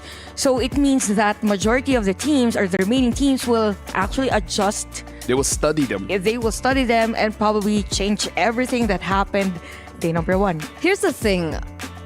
I will say that if that does happen, then it also proves to the world that the MLBB landscape for women is growing. It's not just titans of this region, titans of that region, but everyone can also step up to the same level. And second of all, this is not unfamiliar territory for Navi PH. And if that does happen, know for a fact that they're gonna come back in their second match and they're gonna come back stronger because the way this team kind of molds around in the tournament is like every mistake is another thing for them to learn. And then that's the version of Smart Omega Empress that we saw in the finals of last year's MWI. I like that you sneakily just snuck in the jab. It's like they're not strangers to losing, you know, because they did that one time against Vitality. I like that. I like that shade. So CFU, I feel like should they just focus on their own game plan, or is there a specific win condition for Navi PH that they really have to play around against? Because I think we haven't had a video highlight of Maria actually getting the Savage last year. I don't know how she has been performing this past few weeks, especially after the patch, but I don't know, should we actually look at the gold lane and try to shut her down very, very early? Probably for Navi PH, or if you're CFU playing against Navi PH, they don't really want to focus on trying to stop the gold lane as early as possible, but probably focus on having trades. Yeah, because we know for a fact that the Navi PH is good at macro and even micros during objective taking. So if that is a thing, I think for CFU here, they could focus on other lanes, probably the gold lane, but not force a team fight or unnecessary team fight or initiation on the gold lane. That's a very interesting thought, because then it comes to the question, which lane is going to get sacrificed, right? Usually it is the EXP lane, but you got to look at a hero. Like if you're Arler or Lapu Lapu, you kind of don't want to sacrifice that lane. If you want to sacrifice that, might as well get a Terizla or something, right? That's why I think it all just boils down back to the drafts that we should be coming through very, very soon. What will be the priorities, right? Which lane do they want to play for? Because technically, if we're looking at CFU Serendipity, we mentioned Tagami being like a major anchor towards the team, but so is Moshi. We've heard a lot about her. So I think in that regard, they do want to play for CFU Serendipity. Going back to the point from Navi PH with the Savage, was that like a conditional pick because she was on the Ixia? I remember the Ixia being picked up. Was that that time? I feel like it was a conditional pick, and I feel like Vitality just like, what do we do against this Ixia? And because it was like that one big moment. Ixia did kind of get buffed recently. She's very strong in the lane. It's just that you got to be careful. If the opponent has an assassin, it's going to be very troublesome when you open the full barrage. Speaking of which, as we're waiting for the draft, I kind of feel like based on game number one, we can kind of see the heroes that might get permaban, because I kind of feel like Yi Sun-shin, Baxia, as well as Farsa, I feel like these are the contested bans, making sure that they don't get through, because I really feel like Farsa and Kimi, those are one of those heroes that you don't mind actually picking up first pick. Yeah, I was actually surprised that Zetian was being opened. And match one, I was expecting that the majority of the matches will have it banned. And I think Uranus could be also one. Oh yeah, that's true. Yeah, I don't think that it will be opened soon enough. Probably if there will be changes in the trajectory of the draft, could be opened. But for this drafting for both Navi and CFU, I'm just really looking forward if they will go utility jungle or assassin jungle, since both are using, could use both, and even for mid lane. So Amori has been playing a lot of Valentinas, but aside from that, there are a lot of options for them, even for Fafa. Yeah. By the way, amazing thoughts. But for now, we're going to take a bit of a break. We're going to solve any issues. And for you folks at home, thank you very much for your patience. We really appreciate it. So, ladies, hold on tight on your thoughts because right now, we're going for a short break.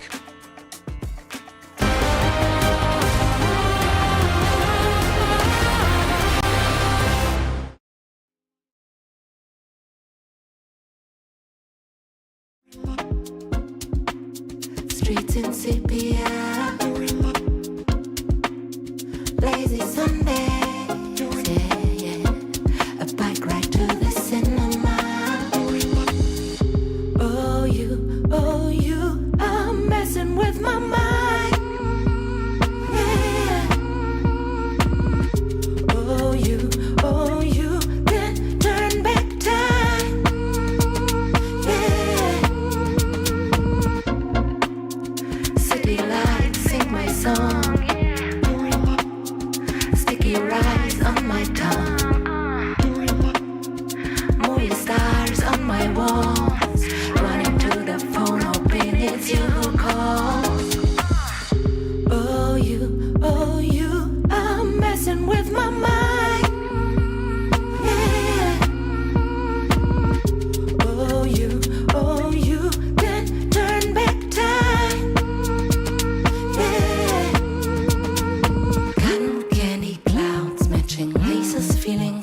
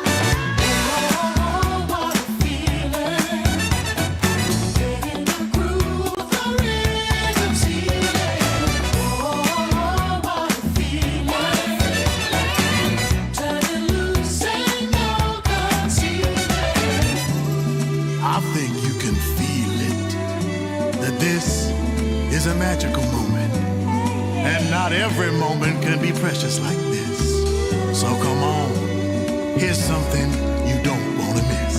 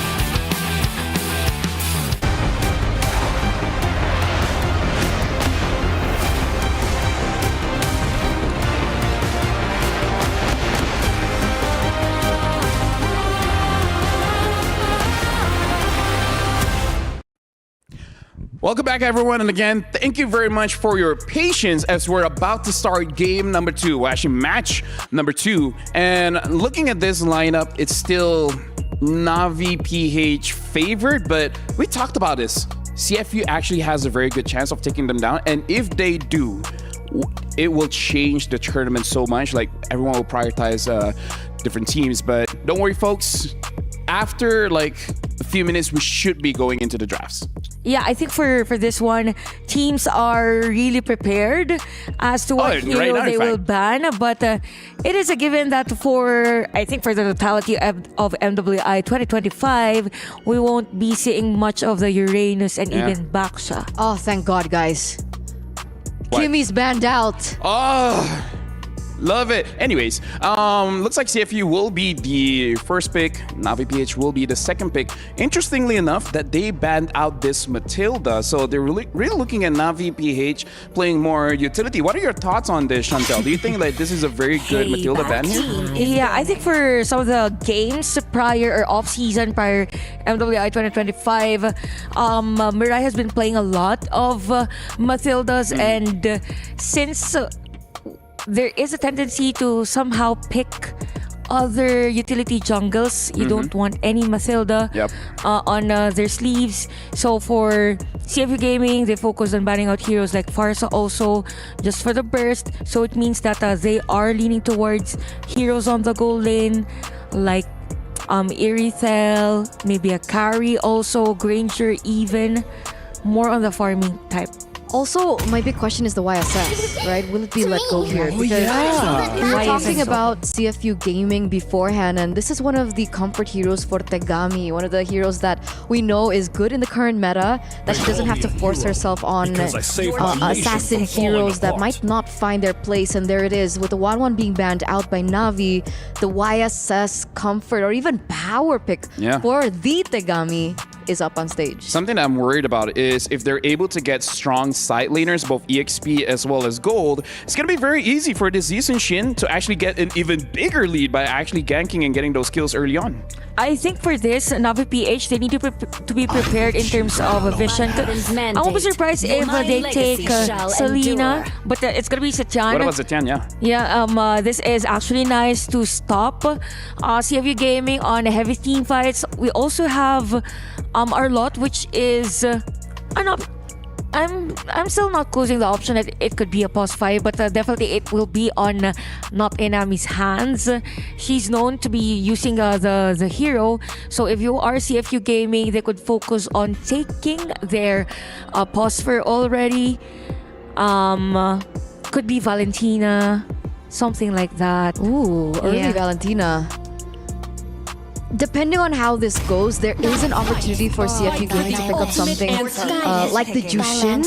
So there you go, Jushin gets popped up here, and the Hilda. So are they anticipating an assassin pick for Navi? But now Navi, they can actually pick up something like the Granger and then just ban out the Irithel. And then at that point, they're kind of pretty good on the gold lane. Yeah, that's true. I would agree. I think with the Hilda pick from CFU Gaming, that's the reason as to why Navi PH went in or chose a Fredrin over other assassin junglers. So a good adjustment. Combo with the Arlet as well. Yeah, good adjustment for them. Heavy on crowd control. I'm just thinking for the team, they might want to ban out heroes like Carry. Okay, Ruby. Very, very specific ban, probably because you have YSS on the jungle. Yeah, so Ruby Gold lane is the Ruby thing, Gold, Yeah, Ruby Gold lane is going to be very, very annoying, especially because having a Yisun Shin, if you have winning lanes, the fact that he can actually go inside your jungle is going to be huge, because going up against a Fredrin, Yisun Shin does farm a little bit faster. If CFU Gaming, they can actually control the mid lane, making sure that Zetian doesn't actually get to rotate, this might be a game where CFU Gaming can legit deny Navi PH of any kind of movements.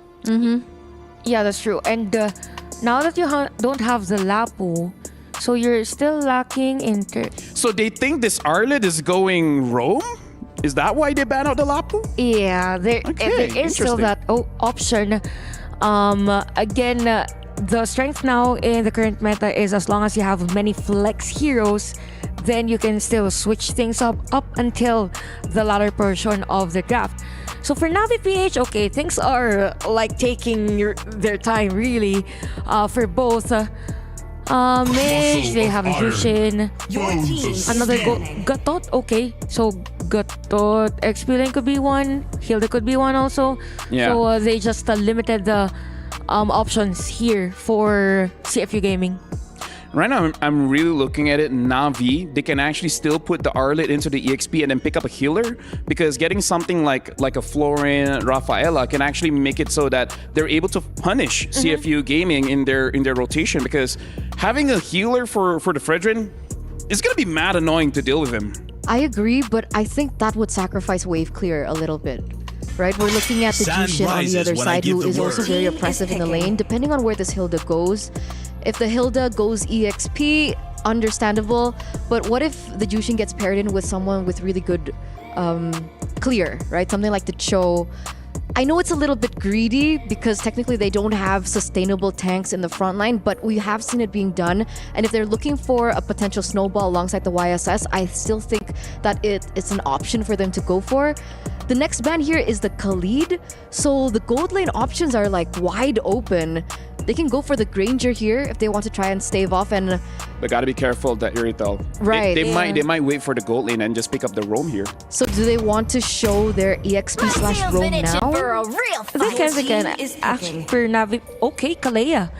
So heavy on crowd control, very specific. So now we know that our lot is gonna be on the EXP lane. You have Kalea as a pos 5. I was thinking for Navi PH, it would be a great decision for them if they take heroes like Karen, even Moskov, just in case. But there is the Hilda that could instantly kill someone who split pushes. But anyway, CFU Gaming still lacking is their EXP lane. If this Hilda goes as their Roam. pos 5 or as their roam, and their gold laner, gold lane against Fredrin and Arlot. This is a pretty tanky lineup, and you need some kind of purifier. Yeah, that's why. I think they need to go for gold lane that can go purify. So we're thinking of, okay, Bruno technically can go purify, right? And essentially with the lineup that they're showing right now, they don't have a lot of tools to look for engages. So that's where the Tigreal comes through, forcing Navi in a position to think, all right, where are we going to go against who can also use this purify? I guess carry is an option. Yeah, carry. I think Carry's a better option, Carry and Moskov over Granger. If There you go. Carry, you're up against Hilda, you're up against Tigreal, and at the same time you want that mobility as much as possible as compared to the Granger that you want it very continuous in terms of the farming. So yeah, more like for Navi PH, they just secured a hero that is good for the crowd control, has the late game damage. Same goes with CFU Gaming, but it all depends on the laning of the Yushin. Honestly, I'm just looking forward to see if they actually have the damage here. But now we're actually going to throw it over to the casters.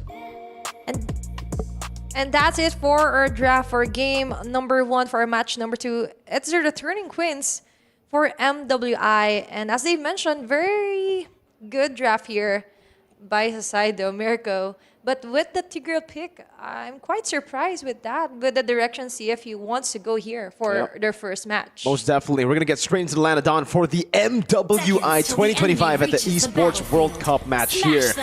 Hey, the draft was a banger. I agree. I really like the drafts. Yes, there were some picks where we were kind of questioning it. Okay, there you go. We got to pause, ladies and gentlemen. So please do be patient with us as we dissect a bit of the draft more, right? So, Tigreal. I think we were kind of confused with the Tigreal pick, but other than that, everything looked really, really solid. The last carry pick after the Kalea was already picked up as well. So really good combos there, good shred. I like it. And this Navi Philippines draft is what I expected from TLG when they started off with the Fredrin Arlet. I thought they would just bang on the Fredrin and the Arlet XP. Exactly. It was somehow, this is what they were planning for the game 1 for TLG. But by the way, for Navi PH, they aren't scared of that YSS. Yeah. They just go, pick it up. We ain't scared. They're prepared for it. They just want to go for the trade of the Arlet Zishan. First 2 picks here for the red side. And actually, with the addition of the Kalea as well, that will be a cool chain of crowd controls here for Navi PH. Meanwhile, for CFU, let's discuss their strength as well. With the Hilda pick, they limited a lot of marksman heroes here for Shinoa. Yeah, they really did. And that's why you didn't see the Granger get picked up, ladies and gentlemen. The Granger would have been, I would say, the safest choice to go for had there not been a Hilda picked up early. And it was already weird because I think Na'Vi, by picking up the Arlet so early, they were baiting out the Phobias. They wanted the Phobias to come out so that they could get the Granger. But they saw the Hilda, and that's where they had to kind of improvise again. The Hilda, a great way to deal with these MMs who play in the back and who need to land their shots, right? The Granger, the Kimmy, Farsa even. That's why it's kind of interesting to see that Kimmy and Farsa got banned. They were literally just trying to take away Shinoa's picks. Yeah, for CFU, they were that sure that Shinoa is the one to watch out for. Even our panel was actually banking on, should you focus onto the gold lane alone, knowing Shinoa with a savage play from yesteryears. I was supposed to say from last year's win. With Iksha, by the way, a very good trajectory and free hit for her. But for this round, many teams are actually talking about just targeting the solo lane, or which is the gold lane early on, especially onto the patch, which which adjusted the jungle spawn for our junglers. And meanwhile, we're heading back on to our game 1 for our match number 2. It's CFU Gaming versus Navi PH. Yep. Welcome back to the Land of Dawn. We are officially back in the game. The game has been resumed. Tagami on the Yisun Shin. Yeah. And we saw a lot of people, a lot of the players actually talk on Tagami, speak of Tagami. And yeah, all of them have just this respect for Tagami. Again, for Tagami, she is one of, if not the only, female player who's played in the MPL, who's gotten the experience there. And not only that, she has huge respect for Keishi as well. They mentioned that she is actually looking forward to battle against Keishi. Just so you know, guys, she mentioned specifically she would learn many lessons along the way. And it's how you quickly adapt and showcase those lessons along the way.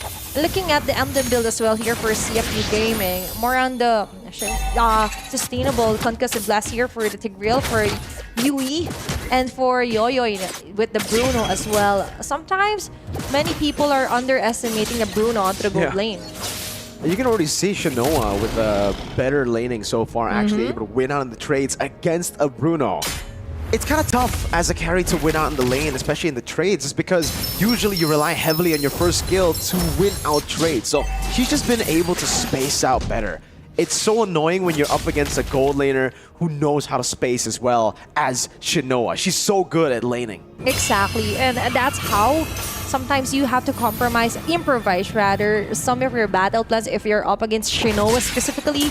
And onto the bottom side, as we're talking about that, you could definitely see some advantage here for Yoyoy against Shinoa.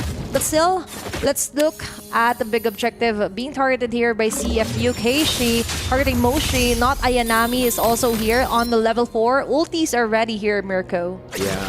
I think a bit of miscoordination there. Not level 4 just yet for Moshi. She'll be able to find it now, but Amore gets level 4 as well. Yui zoned away, able to pick up Mirai. Not Ayanami, walks up again. Moshi jumping in again, but gets chased. CC Retribution on point for Keishi. Tagami a bit late to the fight now, goes with the mountain shocker, but asking me to pick. No! Moshi gets away in time. Mirai falling to the first blood to Yoyoy. Rotation from the gold lane. As an early first blood here for CFU Gaming, even though Navi PH got the first turtle, but on the other hand, Shinoa just enjoying on the gold lane. I think that favored Shinoa the most, that space for a gold lane this early. Yeah, I think it did. Not only did Shinoa get so many hits on the turret, it's also the fact that she probably also got the gold crab that was, again, left alone by CFU Gaming. And we just mentioned that you wouldn't want to put so much space, to give her so much space. But onto the top lane, not much of a space here. Moshi versus not Ayanami. And the crab coin, as you mentioned, will be on the bottom side. Yeah, the gold crab is so important, ladies and gentlemen, nowadays. If you guys play for the gold lane, just all you need to do is get the gold crab for your gold lane. At this point, ganks don't really matter. It's very hard to kill the gold laners in this meta, right? Just because of how many good weak side gold laners there are. They have Purify, they have dashes. They're great at escaping. But what they're not great at, some of them, is getting pressure in lane to get the gold crab. So if you could actually release some of that pressure, get your gold laner to gold crab, that's how you win the gold lane nowadays. Yeah, you have to stress over on how important it is. But right now for Keishi jumping in. Oh, full lockdown. Yui taken down. Like she couldn't do anything. No flicker. Couldn't even get the implosion down. And Navi want to go for more. They're setting up for Turtle too. 20 seconds on the board for it. And that's how fast-paced Navi PH wants to get for the go for the pickups, especially with the Kalea pick. That is what you would want, especially with the titles like Tsunami Slam Force and the layer that they have in terms of somehow go for the counter punch. Speaking of which, Moshe up to the 2 bar left for her HP. Another turtle spawning here, targeted by Keishi. Yui needs to think about when and where to go for that implosion play now that she's alive. Moshi as well, they go hand in hand here. Alright, Mariah in the back is trying to zone now. Good final slash into the implosion! 2-man with a mountain shocker 2, but the vengeance resets continues. Appraisers round the retribution! Keishi wins it out as Mariah goes for the tsunami slam. Tagami dives deep into the back, but now it's gonna be Keishi with a lockdown. Good traceless to escape, but Amore gets the damage done. Ba now all the way too deep in the fight. It's another for Amore, make it a double. That's going to be love giving here for Navi PH. Even with Keishi down. Dominance is still too much here. Yui. Nice try. Well, it could have gone on a good side for CFU Gaming, but they have to limit those kinds of chase downs, especially for a flicker to be exhausted in that way. It's tough, man. You want to go for those big Sacred Hammer plays, but it's so risky knowing even if she did land it, Shinoa has Purify, right? It's a good resource to burn out, but I think saving your Flicker to get a big implosion will be more worth it. Oh no, yeah, with the conceal! They don't get it! A possible guy in the bottom lane, the Purify still there for Shinoa, gets away from the implosion. CFU rotate everyone down below, and Ayanami is the one to get the value with a turret up top. And that is what we're talking about. You would want to save your Flicker to somehow going for a big clash, implosion play. And as you mentioned, with just one Purify, Shinoa could go away, could get away from those clashes. And looking at the gold difference here, of course, there's going to be a huge range here, a gap for the gold lane. Shinoa is just enjoying her time here. But meanwhile, Mirai is not having any of it for Moshi. And looking at the most here for our gold difference, mainly because they're letting Shinoa just play her game, take your time, and Amore on the mid lane just clears it out. Well-protected turrets, by the way, here for Navi. Definitely. Yo-Yo falling behind quite a bit. That's a 1,000 gold lead in the gold lane. Carry. I wonder what item she's on already. Maybe she only have 2 items. Maybe we could check it out later. But meanwhile, what we could check out, there another implosion play. Yeah, 1-man implosion. That's going to be a 3-man stun from Amore. Shinoa walking up as well. Has the ultimate, pops it up instantly. Mirai unable to go for the Tsunami Slam, but will be able to find it onto Yui. Keishi with the lockdown. Now Shinoa in the back going to be zoned away. Moshi walks up the traces from Tagami, getting those stacks down. Another dash forward as Keishi's the one forced back again. And that's a chase down that you want if you're CFU Gaming. Targeting specifically Shinoa there.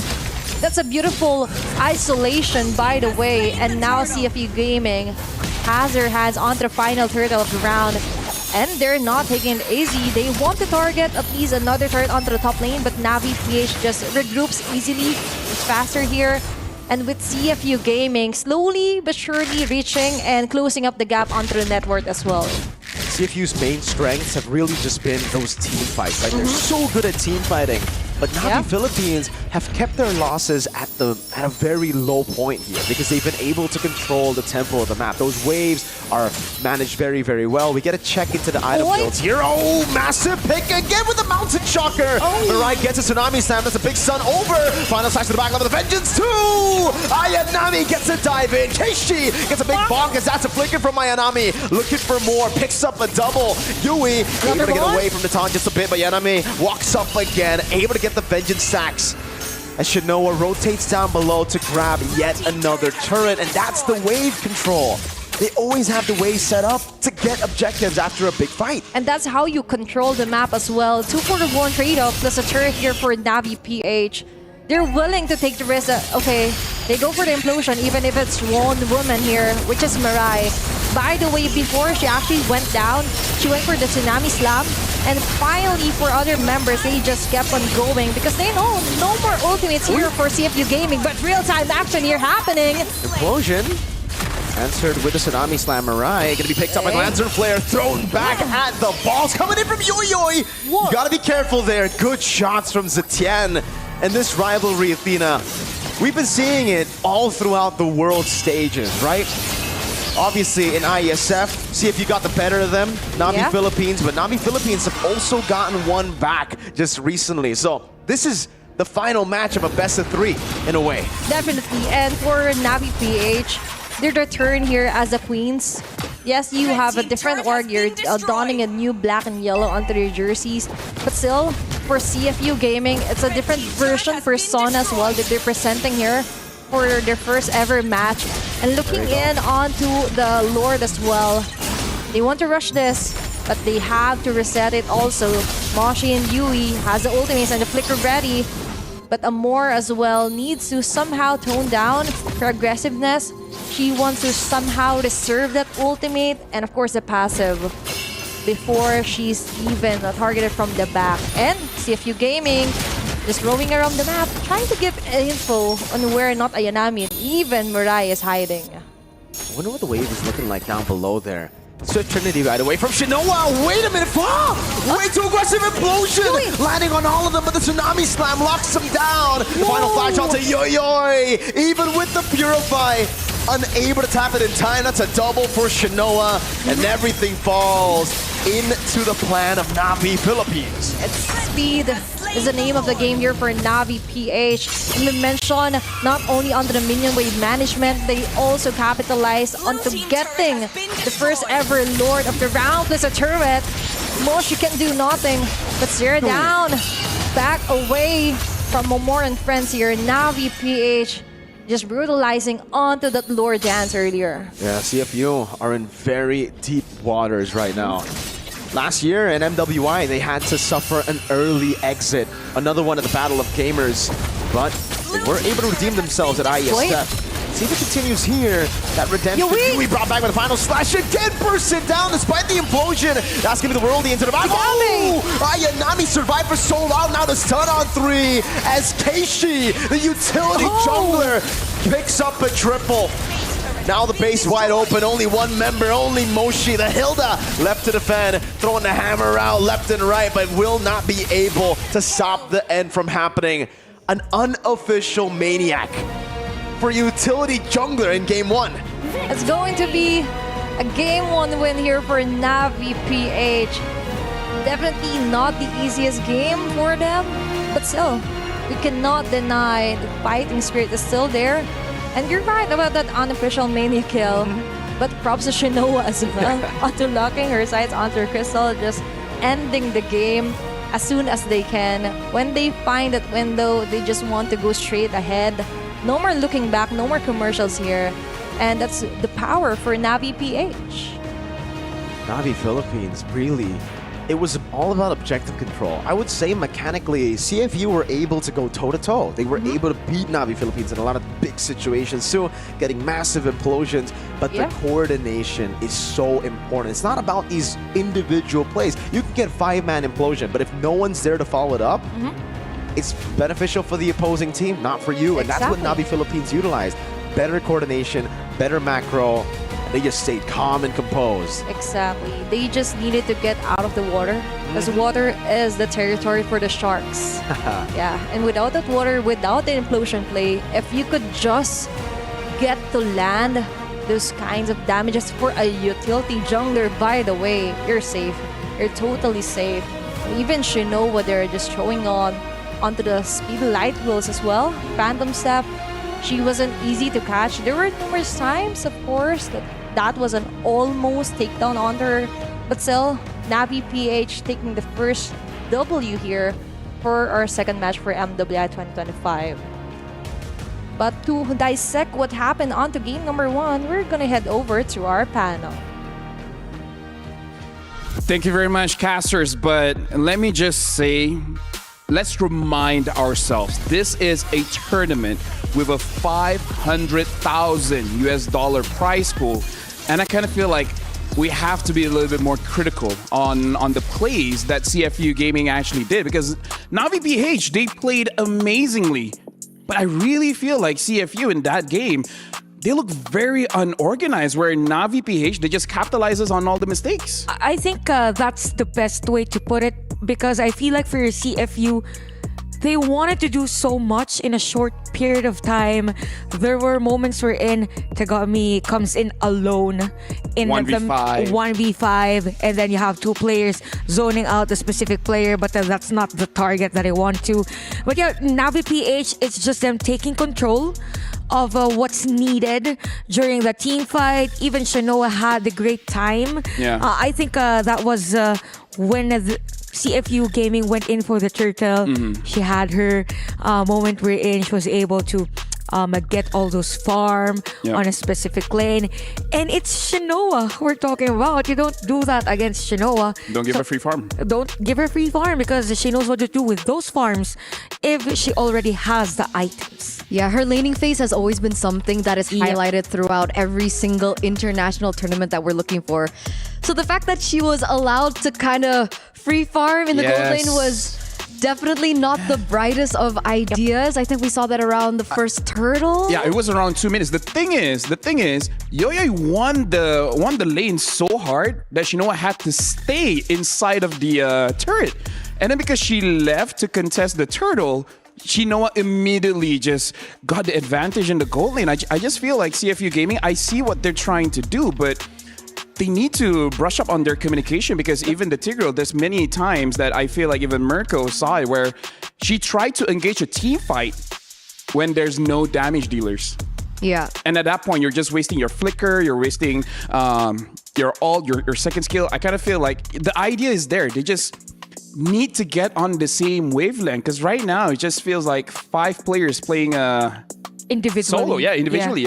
The win cons definitely became blurry for CFU Gaming, right? Because again, they had the winning lane with the Bruno. They didn't really play around it to try and shut down Shinoa. And then second of all, I think one of the main tools that we saw from their composition was supposed to be the Tigreal, and the way that the Tigreal should be able to get these advantages in a 5v5 team fight. But even that was kind of unclear.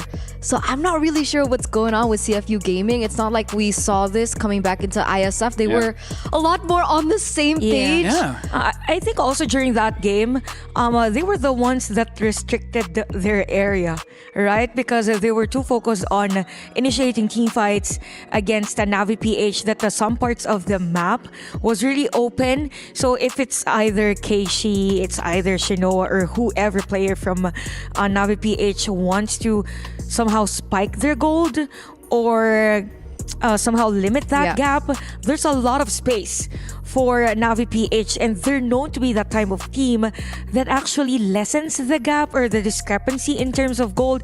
And then when they group up, everyone is on the same page. Okay, you have this item, I have this gold, then we do 5v5. Speaking of gold, we're going to look at the head-to-head here to really see a good comparison between 2 players here, because again, I kind of feel like it started okay, but then it eventually became not. Now we're looking at Yoyo as well as Shinoa, and if you watch the first 2 minutes, you're like, how is this numbers possible?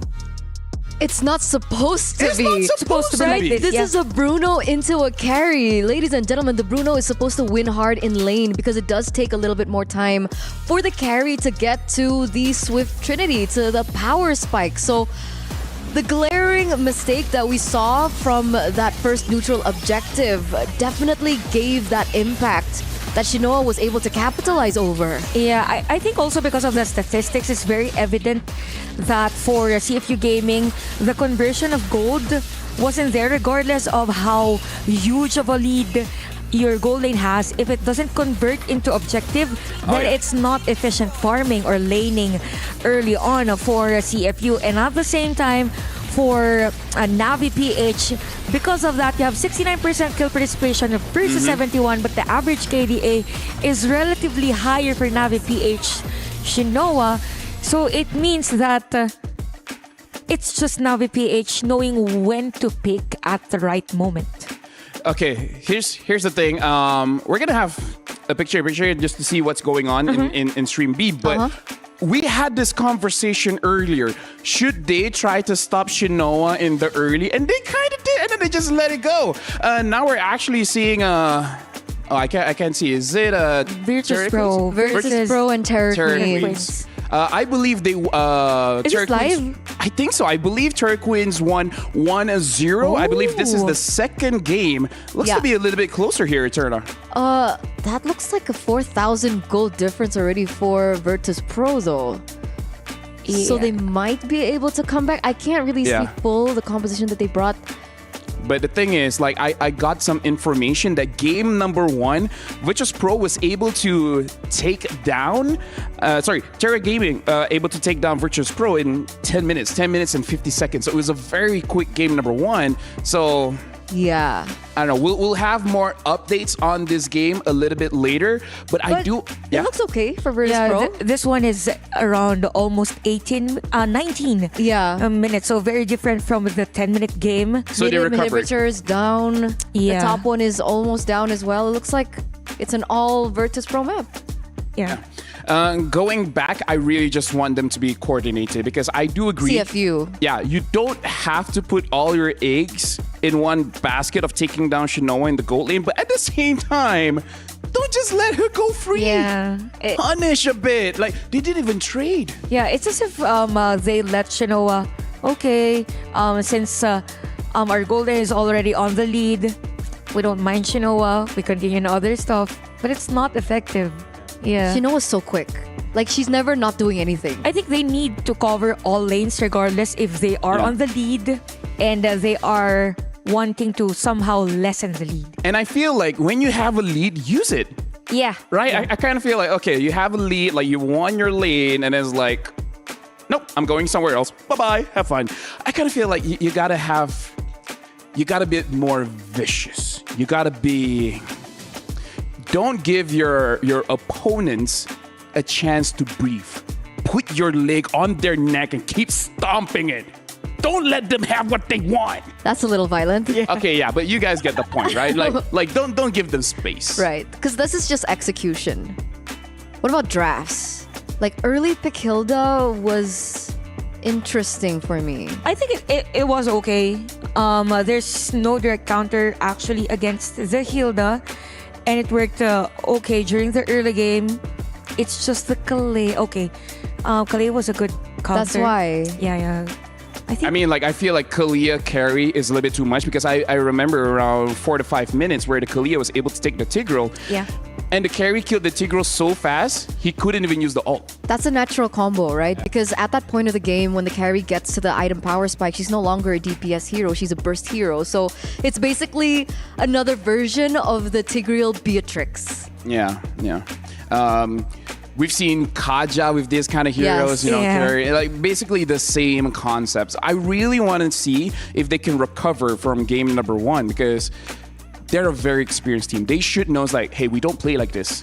Like, we're better. Yeah. We're limitless. It's more on the decision making, really, because individual mechanical skills really were shown on game number 1. I wasn't convinced with that Tigreal. I kind of feel like maybe got to go for a different pick at this point. That's why I felt like the Hilda early pick was weird. Because one, I'm weird. But we love you. Thank you. I don't necessarily see the value of the Hilda in the early stage of the game, and the fact that they depended on... How do you pronounce her name? Yui. No, Yui? So it's Yui, right? Yeah, Yui. Because there's Yoi and Yui. Okay. Yeah. So they depended so much on Yui that if Yui fails, which is understandable because of so many, avenues of, dashes and purifies and what so not, they need someone else that can engage in these team fights. So it's not one-dimensional. So, meaning for game number 2, the best adjustment for CFU would be have another hero that could actually do crowd control, something like Personally, that. for me, I feel like they're overcomplicating things. Yeah. Right? I kind of feel like just get an easy draft and then just play your game. GG, have fun, go have lunch, because I don't know. Was their draft not easy to execute in your opinion?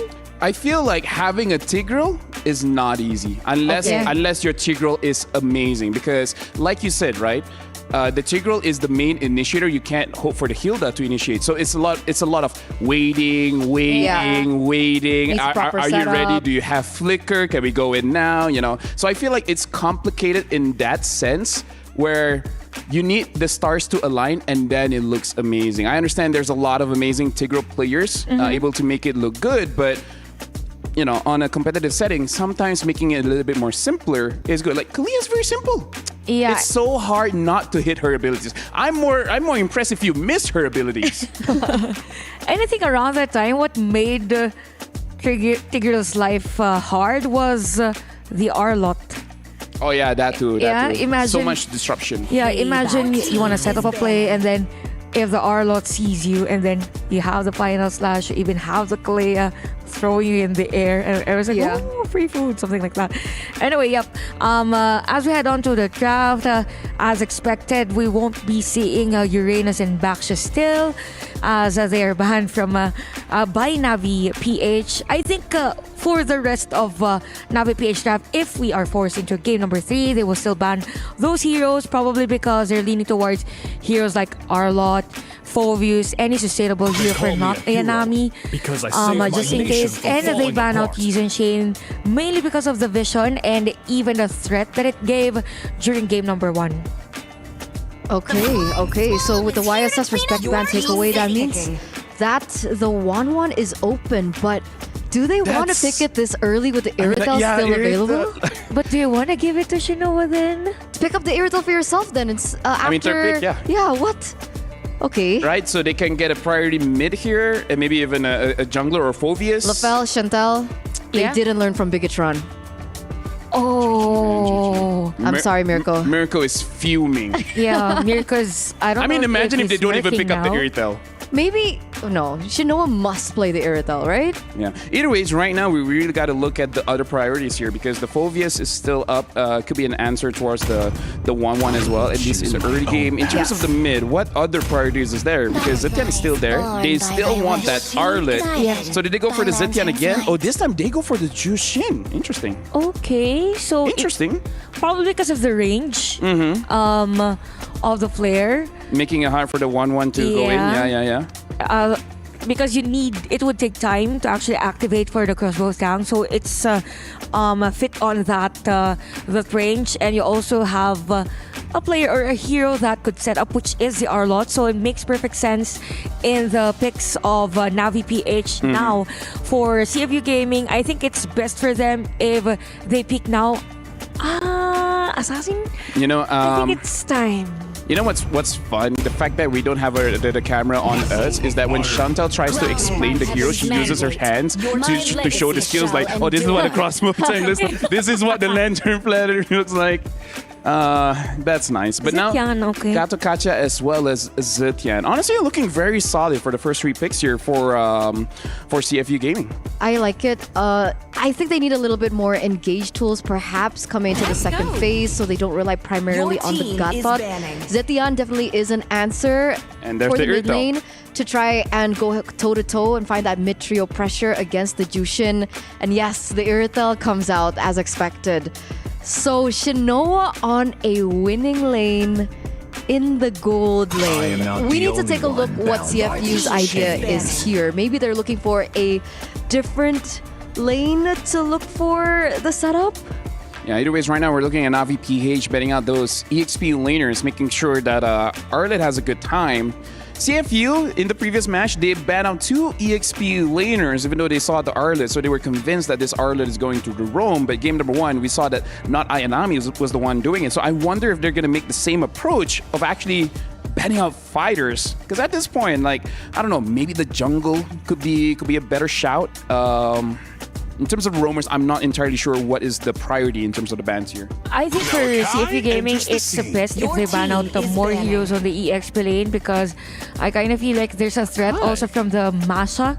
Could be a Masha for Navi PH, just for the sake of going against the 1-1. But with the Akai, very specific, but Very I don't think it was to be a threat if ever chosen by Navi PH. Because what are the junglers here right now? Hayabusa, the Ling, the Lancelot. Yeah, we saw Suyo match number yeah, one. Suyo. I think one of the important things that CFU Gaming should be looking out for is another Kalea pick. Oh yeah, that's right. Right? That's so true. it's still left open. Still there's Maxion's been opportunity itching for for Navi a to pick it up real for fight. themselves. But it looks like Navi are They the will ones ban it out. to ban the Kalea instead. Huh. So it just shows that they have a different priority, and maybe they're not entirely confident because maybe they had a bad matchup going up against a 1-1 using a Kalia. You know, whatever happens in scrims stays in scrims. And now the Hayabusa does get banned out. So now Navi, Arlet is still kind of a flex, but looking at how Ayanami played it, I kind of feel confident just putting that in the EXP. But like you said, maybe we can see a Masha here. Yeah, could be an option for them, yes. I was thinking for Navi PH, I think Joy could be one. Oh. Yeah, Joy has a lot of changes with the patch, but with a correct itemization. I mean, it's great against a 1-1, but we're focusing too much on 1-1. It's gonna be Fredrin here for Navi PH. I mean, the energy eruption usage earlier was on point. Probably one of the reasons as to why Navi PH won that game. Again, it's all about control. Now, CFU Gaming, very honest again in terms of drafting, not unless they will change things up and have Gatot on other lanes and take a different fighter. So if we look at the fighters, you have Ruby, although Ruby against Sometimes I think one meta before this, the Gatot Kacha usually gets paired in with the Badang if they want to like double layer the crowd control. Crowd control. Right now, we do still see that the Lapu Lapu is available if they want to pick it up. Oh, but they go for the Terizla and they go for the signature Tegami Lancelot. All right. What do you think about the Terizla, right? Because technically, I do still understand the gravity of the setup that a Terizla can have in the team fights, but movement speed is so lacking, and this is like a meta where we need active EXP laners. Yeah, I think for this one, CFU Gaming, they will capitalize on that Fury of Phoenix because it has at least some percentage in terms of movement speed. And, and the changes in the river, you know, makes it easier to rotate. And proper usage probably of the flicker, but it's gonna be a double-edged sword here for CFU Gaming, like same with the Akai thing from game number 1. That could be a problem for them, but as long as they are able to pull that off, it could be Gatot doing the initial setup, could be a Terizla, and now we have the Angela.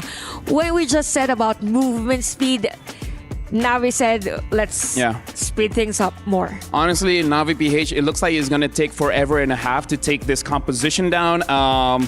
But either ways, we got to see CFU Gaming. They committed to this draft. Can they execute it? But for now, we're actually going to be throwing it over to Mirko and Athena to cast for this one. What do you guys think? Do you guys like the draft? I do want to ask Mirko first with the 1-1 pick, by the way, with CFU. Yeah, I heard that, by the way, panel. Don't talk about my best team in the world like that, all right? Okay? Yeah, they picked up the Irithel instantly. That's why I already... Hey, whenever you see a 1-1 first pick, I always say it's pretty bad in competitive play just because of the Irithel, the Farsas. There's so many ways to counter it, right? The Hayabusa, that was... fortunately banned out. Yeah, and that's how you do it. That's a blueprint for that. And we're heading on over onto Lanapro for the game number 2 of our match number 2. It's 0-1 in favor of Navi PH. CFU could go for a tie here for all-1 to force out the game number 3. But let's see. Let's see. We have some adjustments here, especially the Lancelot coming back. But a very big, somewhat of a surprise, but kind of expecting it also. The Angela here for Navi PH. Lafel also mentioned you're going for a double time just to tore it down, just to slay down even Keishi alone here if you have that Angela for Mirai. It's not just going to be Keishi who's unkillable. It'll be Amore who's unkillable. The Jusin-Angela combination has been, at least for me, it's been terrorizing my rank games, man. Every time. I hate Jusin in this meta. Well, the previous meta, sorry. So it's kind of like Karma, where the Jusin now has an Angela, and she just doesn't die. She just does... She does very small damage. Not that she does a lot of damage, but she doesn't die. That means she does more damage as they go, as the team fight continues. She just needs to support most of the damage leadership, especially for Amor, as you've mentioned. And looking at the emblem build as well, it's going to be the focusing mark here and inspire for Mirai. And as long as she isn't being picked off here for CFU Gaming. They're safe. And for CFU Gaming, the challenge is how do you tore them down as fast as possible? Yep. You need to double down onto the burst. And looking at the Terisla, let's talk about the Terisla here. Even our panel was actually questioning. There's a big question mark on what's your plan here. The Terisla is always, or has always been, a great option when an Arlet is meta. The Terisla is basically a way to just shove the wave faster. And if the Arlet walks up, you trade better too. It's just, you know, now how do you team play with the Terisla? Because in lane, we know he does well when it comes to shoving in the mid lane as well. So far, Moshi actually first to it, but might get punished. A cheeky rotation from Keishi. So it's all about the organized attack here for CFU Gaming versus what they did for game number 1. Straightforward draft here. We like how things are going in for the turtle. There's going to be a jump here. Big CC lock. She's still winning it out somehow. The hard guard helps her get away now as Ayanami walks up with the vengeance, resets constantly. Now Keishi has the healing, but he gets hit. Still has the healing to get away from it. How did Navi Philippines win that? Turtle 1 taken. Shinoa in the bottom lane. Whoa. Wait. Goes back in with a heavy crossbow. Gotta be careful. Last shot in. The counter matchup. Shinoa with a solo kill in the bottom lane. First blood, the first turtle. And we could definitely see what the future awaits for this game number 2 with that hard guard onto Keishi. I told you. Yeah. We've mentioned time and time again also, that Athena, CFU will have a hard time. That's why you pick Irithel when you see a 1-1. That's why. Don't pick first pick 1-1. Don't do it. Don't worry, Mirko is chill. Okay. And that's the reason why you want to have someone that could somehow tame the 1-1 onto the lane, and Irithel is the perfect woman for that. But looking at the jungle right now, Keishi being targeted at UE and Tagami going for the dashes. Amor forcing out the Crimson Beacon here. Yep. Playing it safe one more time here. In the mid lane they go. Just all about mid control. At this point, it really is all about neutral objectives. And for CFU Gaming, they've been trying to drag Navi Philippines back to water. Obviously, the Sharks. But Navi Philippines are staying on shore. They're not letting CFU pull them to what is their strong suit. Team fighting. Yeah, there might be some feet dangling on the water. Maybe just to try and bait them out. But as you mentioned for game number 1, one biggest factor on why Shinoa was overpowering, because she was left alone onto her space, but this one isn't left alone right now. Yeah, Ayanami locked down, has the flicker, reaches back to safety. No, still gets taken out by Moshi. Fade away kill, not enough damage just yet, and CFU once again have won the battle, but look at this, Keishi walks back up, good taunt in, coming in, Keishi kites away, healing and damage from Mirai and Amore. Now Fa, it's picked up one more time. Navi Philippines again, they're putting their feet in the water and they're getting out as fast as possible. That's somewhat of a teasier. It's CFU Gaming. Amore! Walks up in all the middle of all of that. Wow, from the Phantom Execution, gets away from the puncture too. Needs a little bit more for the Lantern Flare on Moshi. She single-handedly stopped CFU from getting the turtle. And that's how you play the Jushin right now. This is why you have nightmares if you're up against a Jushin. With all the survival skills that she has, even with the damage alone. But speaking of damage, Tagami does have some of the damage that they need, but the positioning just isn't there yet. And now there's going to be a target onto Keishi. The crossbow attack too, now translated over to Ayanami, forcing Mirai to flicker out to safety. That's the lockdown. Penalty zone AOG. You're not moving for a whole minute.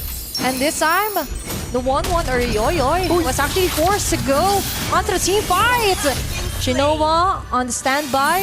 One woman taken down here. Tagami is down. Navi PH is capitalizing onto getting a kill as soon as possible. They don't want them being onto the downside of the map. They just want to take whatever that they can. CFU have been handling the 4v4s, the 4v5s really well, but when it's a 5v5, when Shinoa is in the picture, it seems like it's going to be much more difficult for them to deal with. And they just need to be consistent as well onto trying to ensure that Shinoa isn't left alone anymore. Speaking of which, oh my gosh, that's those spells! Fade away damage, penalty zone onto Mirai, still able to survive now. That's going to be the puncture coming into the backdoor. Rose getting the assassination down with another puncture and the taunt locking down Shinoa. Sprint away, getting the heavy crossbow in time as well. Just kiting back and forth. Big appraisers wrap the crossbow tag. going gets translated over. That's a kill to Yoyoy. That's definitely what you want. The corners for a 1-1 to easily work out. And with that, that's the beauty of the 1-1 as well, targeting onto the front liners here for Navi PH, equalizing your kill score onto a 4-4. Looking at our in-game equipment, by the way, you have the Corrosion and the DH, so Demon Hunter Sword here for Yoyoy. Meanwhile, for Shinoa, she already has the Wind Talker. So you would expect the fast wave clear as well and the extra mobility here onto the map. For CFU Gaming, they just need to stick to the plan and it's working. They're consistently just going to visit onto the gold lane and consistently also trying to capitalize on what Moshi has to offer. Her Teresa. Absolutely. So far, Moshi has been able to offer quite a bit. These team fights have literally been won by Moshi engaging. And Moshi has one target in mind. It's a Fredrin. Penalty zone into the back again. The AOG to lock her down. Two-time into the two-time. Now with the ultimate coming down as well. Keishi still trying to survive out. Tagami with the puncture in the back. Keishi gets away mid lane. It's Shinoa keeping the turret alive as Yoyoy and the rest of the team looks to rotate towards it, collapsing on it. They get the clear down. Flicker from far. Okay, might be somewhat of a plan B if ever Navi PH wants to reach her, but Amor right now, Flicker already exhausted. But for Navi PH, they could definitely feel the anger come from CFU Gaming, especially onto the chase down onto Keishi. The lock-in of Moshi onto Keishi alone is somewhat disrupting Navi PH onto what they want, which is securing objective turret after turret. For which UE being locked in here by Amor. They're going here and onto the gold lane. Yoyoy focusing onto the outer turret. Penalty zone. Shino walks up the heavy crossbow and the hard guard coming down. That's going to be the AOG to the back line. But Fra is going to be taken down to the back now as the crossbow tank gets popped up. Used up. Into Keishi she goes. Shinoa has dealt with the back line. Both Fa and Tagami for Ayanami. That's 2 for 1. Yeah, and for Navi PH, they went for a saver's route here for Shinoa, getting 2 kills at once and protecting her, by the way, with Mirai. And another turret, the mid lane turret here, Mirko. Looking at our instant replay, there were 2 things or 2 clashes happening at once. And for Navi PH, they chose the perfect target. Even though we could say that Yoyoy definitely got the chance to go for the crossbow Tang exhibition here, but by giving Shinoa the double kill, it just not only neutralizes, gives Navi PH a huge advantage for that Irithel. Certainly does. Speaking of the advantage, a Berserker's Fury at 9 minutes. I believe that's her 3rd item. Yeah, it's actually the 3rd. This is an expensive build, you know? Like, okay, let's take a look at it. Hasbla's, okay, it's not entirely an expensive build just because of the Windtalker. Pretty cheap, but Berserker's Fury done. I believe the Melfic Gun should come in next, and when she gets it, oh, that's a double counter to the 1-1, man. Yeah. You already have the mobility, plus in the range, it's gonna be tough. Taunt from Yui onto Ayanami, Amor in the back line with the Lancer Flare. That's a red tree. Keishi gets it! Somehow, despite the Thorn Rose, Moshi left alone. That's a Sky Piercer for Amor. And it will be the Sky Piercer taken away. Shinoa dodging everything, even the Phantom Execution. And now running Tagami down. Fa taken down by Mirai in the back. And Tagami will fall to the blade of Keishi as Yui tries to run away. But there's a little girl coming down to tie him up. Yui caught under. Mirai looking for the damage. Just a few more shots of skill 1. And Mirai gets the Gato catch it down. That is not the heart and love that you want to receive. Oh no, that's painful. If you're CFU Gaming. But a huge lead here for Navi PH, taking down most of the members here for CFU Gaming. Looking at our instant replay, it started with Amor. He's going for the Lantern Flare here, giving Keishi the chance to go for the Red Key Steal here against CFU Gaming. Plus Shinoa targeting Fi. Even Tagami just struggling to find a way to just escape the members of Navi PH. Now they're knocking down the mid lane and he returns here for CFU Gaming. Oh no, the penalty zone missed. No one caught. The AOG lands, but it's only on Takeshi. Yui taken very low. Lancer Flare just a bit off there. And Navi Philippines walk out with a base turret take. They'll take that win, especially onto that inhibitor turret takedown.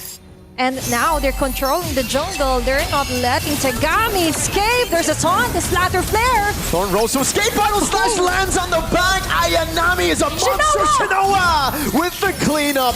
A true monster kill with a more.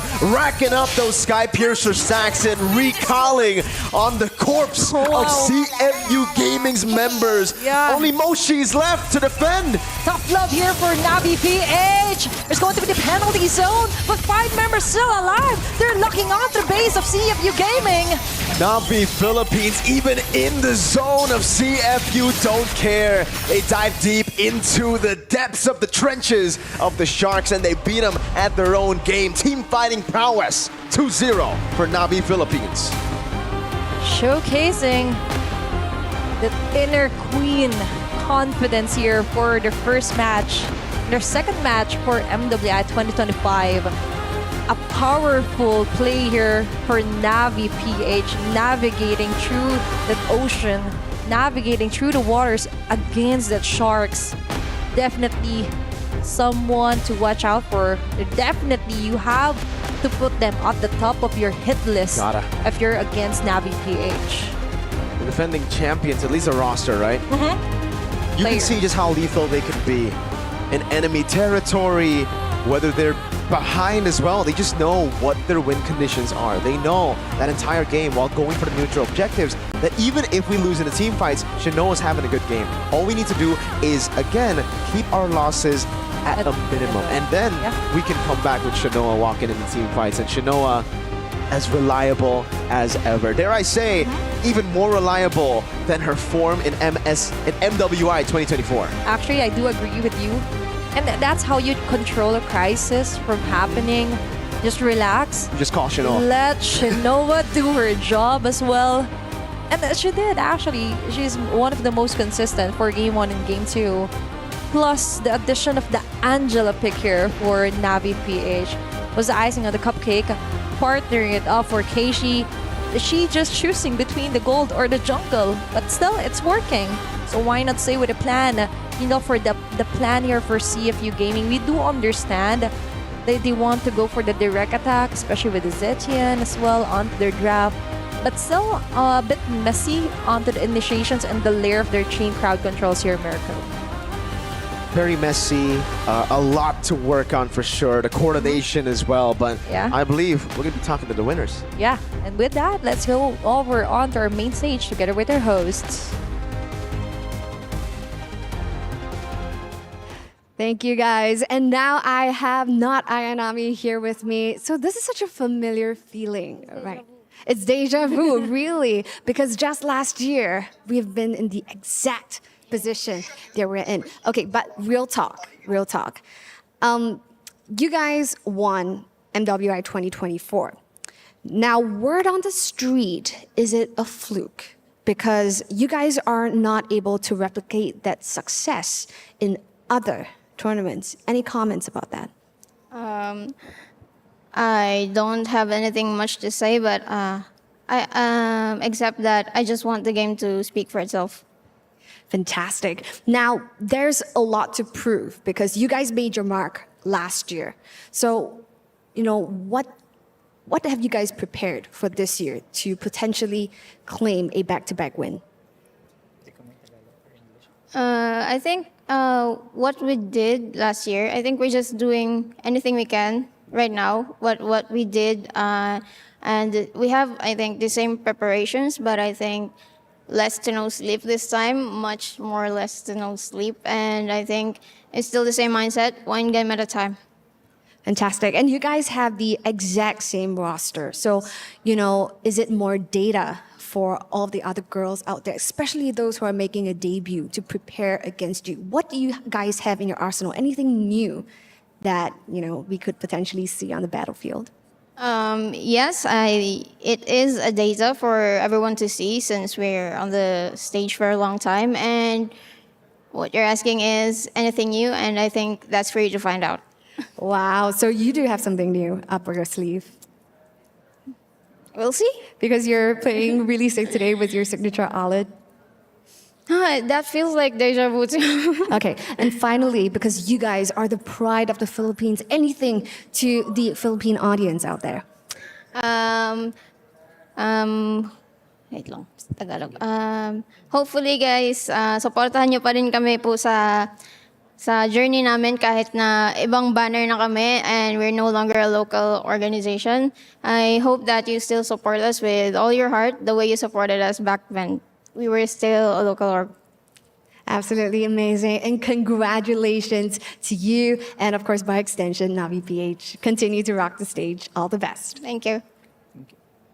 So yes, ladies and gents, this is not Ayanami from Navi PH. So we're hand out time back to the studio. Take it away. So, first of all, wipe your tears, Chantel. I know that was very heartwarming. You know, and she has a way with words, and they have a way of playing that game because I really feel like they got CFU figured out. They know when CFU is going to come in, when they're going to engage, so just avoid that. And then they themselves start something new. Yeah, I think if we compare them to TLPH is more on the explosive side. But the strength for Navi PH is, again, they know what to do, when, how, and why. So they leave all points noted against CFU Gaming. Again, they know when to pick, they know when to initiate, and they know how to win. They came in cold and they got their revenge. Yep. Right? I think simply put, honestly, unexpectedly, I feel like Navi PH completely outclassed CFU here when it comes down to drafts, No, I agree. execution, in-game decision-making, chemistry. I didn't expect this much of a gap between these two regions. And again, it's kind of like the first two series of the day were like, okay, maybe it's much closer than we thought, but something about the Philippines, Eterna. Like I'm gonna ask you. I'm not gonna ask that because you know, something about the Philippines. They're like super good with this game. I don't know why. Yeah, they're like. It feels new though. I think. I mean, we a new eat trend. MLBB for breakfast. I've been to the Philippines and I can see that. I can see that absolutely everyone and their grandparents play MLBB. And if you guys go there, then you guys know that yes, grandparents do play. And now we're looking at the damage numbers here. Wow. And Shinowan's looking pretty big. It's kind of like Iritel is a good matchup against 1-1 or something. Oh man! Shoutouts to Mirko once again. Shoutouts to Mirko. It's an old age tell. When you pick up the 1-1, great, right? Because early game, especially level 1, level 2, you usually dominate the lane against every single other gold laner. But the problem is your main weakness is the Iritel. Yeah. So why did they pick it up so early? Yeah, It's cat on cat. I think also Yeah, there was a time true. where Yoyoy forced to fly against the Iritel. I mean, very aggressively so. Very aggressively. I think that was around 2 minutes or Yeah, it was very almost early. 3 minutes of the game. Very early to be aggressive for a 1-1 and you're up against the Iritel. I mean, in terms of damage per second, definitely it would be Iritel that would be on the lead. So I kind of feel like, I would agree to our or your observations all throughout the match that the CFU is like overthinking things. Overthinking and really forcing things out because I kind of feel like even you guys agree, there are certain movements, it was unnecessary. You can just wait for a bit, make sure everyone's in position, and then do the cool thing. Right? But they do the cool thing when cool people aren't around. We saw that from game 1, right?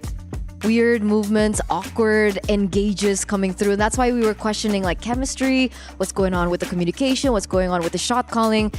And then we thought that maybe, It's right? just game 1. Game 1. Yeah. Jitters, nerves.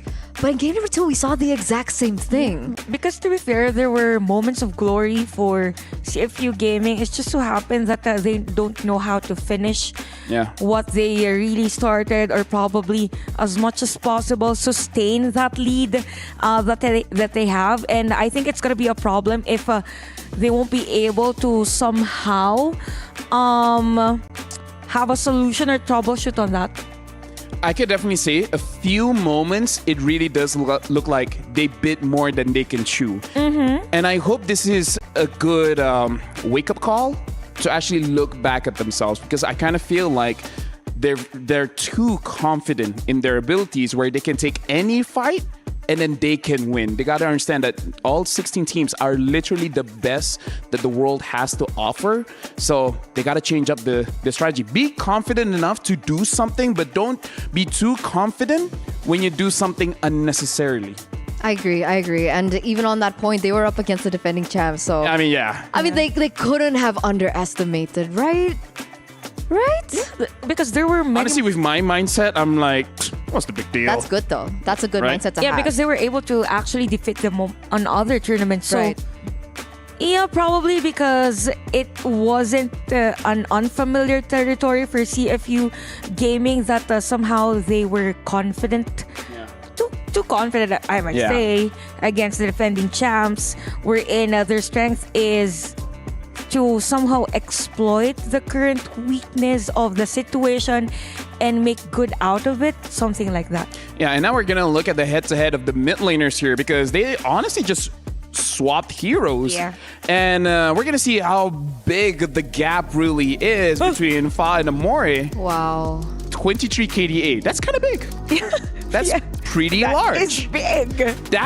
That's like someone in university. Yeah, that is straight like a number in a jersey. That's why it was very good for Mirko to actually point it out when he was doing the cast, is that we've been seeing a lot of the Jushins come into popularity, especially with the Angela pair-up.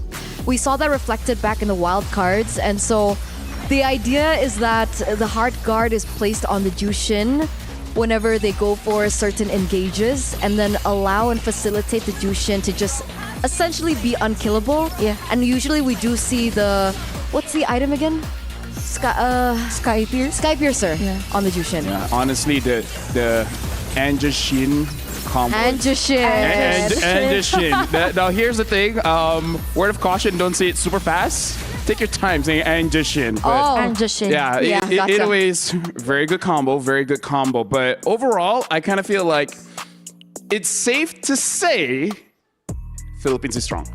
Yeah. I think it's safe to say, right? After the first two series, like, winning is one thing. I mean, but winning like that. You started the day that you're not sure that Philippines is strong? How? Why? I mean, maybe they need to change me with Remar or something. So maybe. Right? Maybe. Yeah. And put like another Filipino here. Yep. Yeah, maybe here. Yeah. Here. There's You know what? I want to move forward from this. Okay, all right. let's Thank go. you very much. I like your opinions, but I really want to hear what Rose has to say. What's going on with Stream B? Welcome back to Reporter Hits. You are still with Rose over at Stream B. Now, here at Stream B, we have just recently concluded our second match of the day, in which Terra Queens got a 2-0 clean sweep up against Virtus.pro. Game 1 was a 12-1 in favor of Terra Queens. However, Game 2 was rather tight and very, very sweaty, as the game took 24 minutes to end. Oh, that was intense and honestly very nerve-wracking to watch. However, for our next match, we have Wow GG and of course, Team Falcons. So don't go anywhere, because Team B and Stream B has exciting stuff coming up your way. And with that, let's throw it back to the panel. Thank you very much, Rose. Exciting games for today. Just to let you guys know, we're going to have a bit of rotation here. And I feel like after this, we're going to have to bring a broom onto the set, because the entire day has been a sweep. My name is Zafel. This is Eterna. And then this is Chantel. We're going to be swapping around. But right now, we're going for a break before we start again for the third match. See you guys later.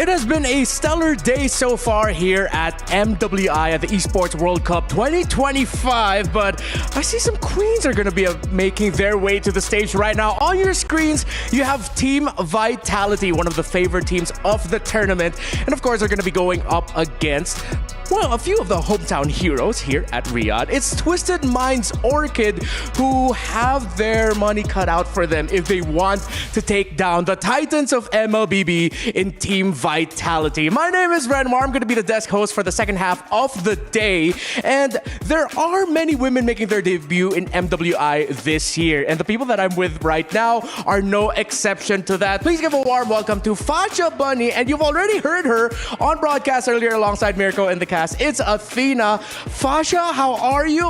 You asked me earlier if you could give a quick little intro for yourself for our viewers. Yeah, I'm really super honored to be here right on the desk, especially with the superstars of MPL, PH itself. You guys have been here for years, but I'm just like freshly off from MAL. It's the Academy from Malaysia League itself, and it's been an honor with 1 month of adaptation of the MLBB.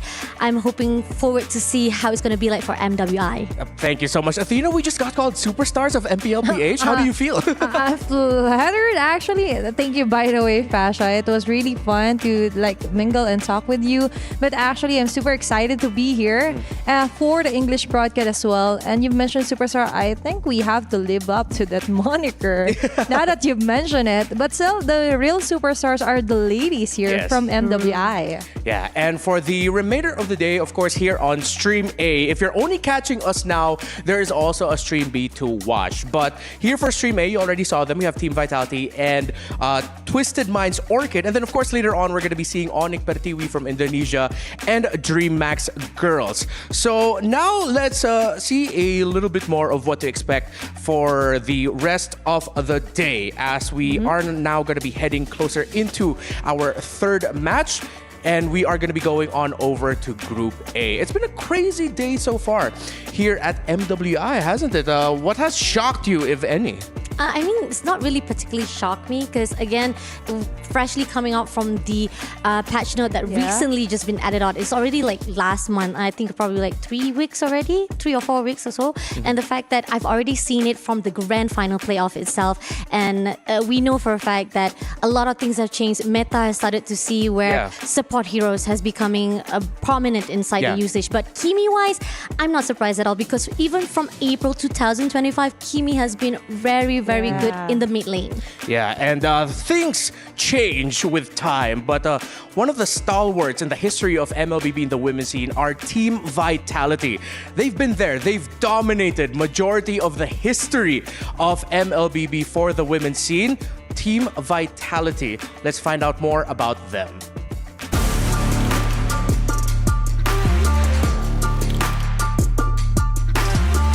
Last year was pretty much fun at first, but then we lost at the finals, so it's pretty much a bad memory for us.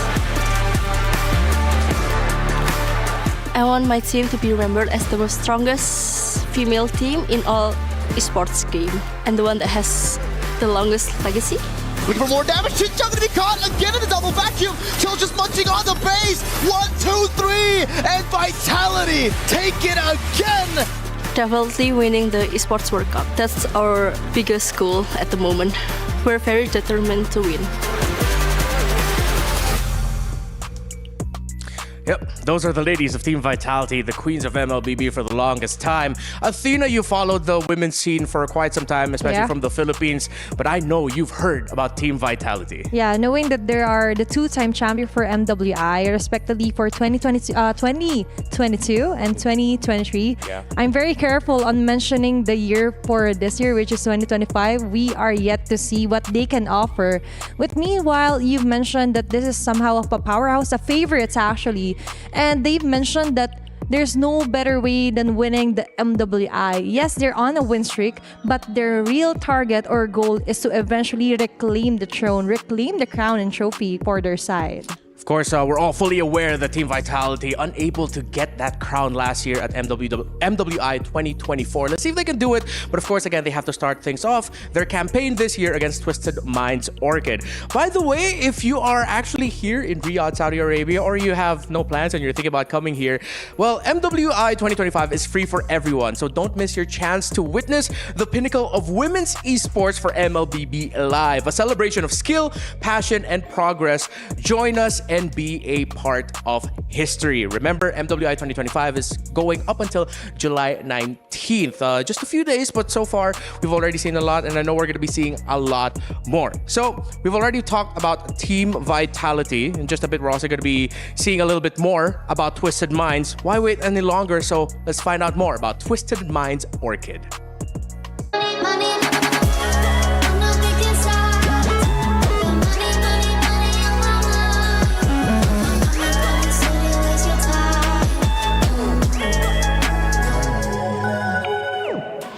I want our team to be remembered as the team that not a lot of people expected a lot from, but we proved them wrong.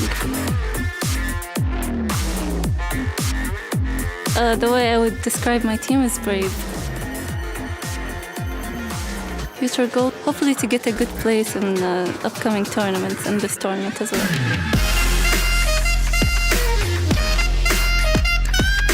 I'm really excited for this tournament, and I think it will be a good one. Twisted Minds Orchids were not able to qualify for MWI 2024 last year. They've been working hard since then, and now here they are trying to get the crowd here on home soil. Fasha, what have you heard about Twisted Minds Orchids that maybe we can share with our viewers? I mean, it's crazy, right? Because from that loss, definitely they had a really epiphany to a point that they need to do something. So they grind it off, and it actually portrays in their own achievement. Straight away from the MENA qualifier is the fact that from the upper bracket, they straight away had a really good win streak, and they able to defeat X Women 3-1. So that shows how much potential they are doing and improvement they are here for the MWI. Yeah, exactly. All throughout the history of MLBB, we've always heard teams say that, oh, we've been grinding, working hard ever since our last loss, and that shows in the results of Twisted Minds Orchid. As Fasha mentioned, they were pretty much not undefeated, but, well, no, they were, quite undefeated. They were unbothered, I think is the best way to describe it, in their run here to qualify for MWI 2025. So there's actually an interesting link between these two teams in that they both actually have sisters on the roster, Athena. Wow, that's a double trouble. And you've mentioned the sister here. We have Shell and Chini here for Team Vitality, and for Twisted Minds Orchid, we have Lyrics and Lunar. We've mentioned that you have the sister connection even without talking.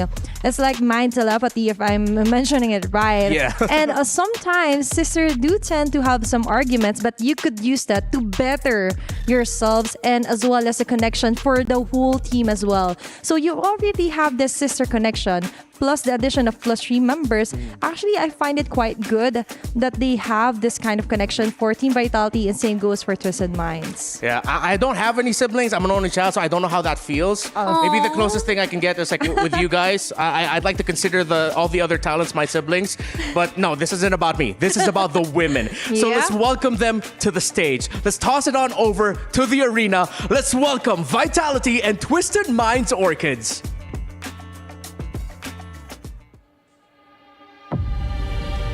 The second half of the games are about to begin in our first day of the MWI. It has been a series of 2-0s in our first set of games. Is that going to be the story to wrap up our first day of competition?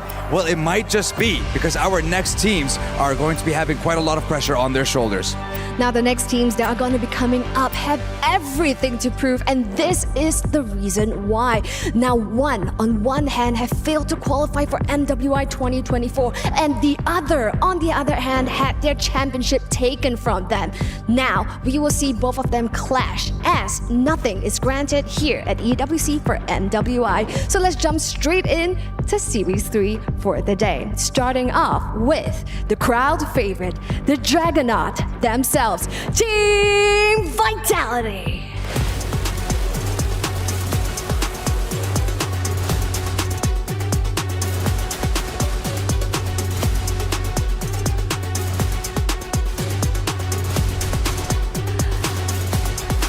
ladies are back, and they are back with a vengeance. Now they have swept multiple events outside MWI, such as the AEG, IESF, and even the BOG, the Indonesian qualifiers attended by many Southeast Asia teams. But Team Vitality has the eye on the prize, and this is MWI, the one that means the most. And now the representatives from MENA joining us in the SNB Esports Arena. It's none other than Twisted Minds! Emerging from the MENA closed qualifier, Twisted Minds are regionally dominant, but newcomers to the MWI. Representing Saudi Arabia's growing MLBB scene, they are ready to bloom, ready to fight, and shock the world on the esports' biggest stage.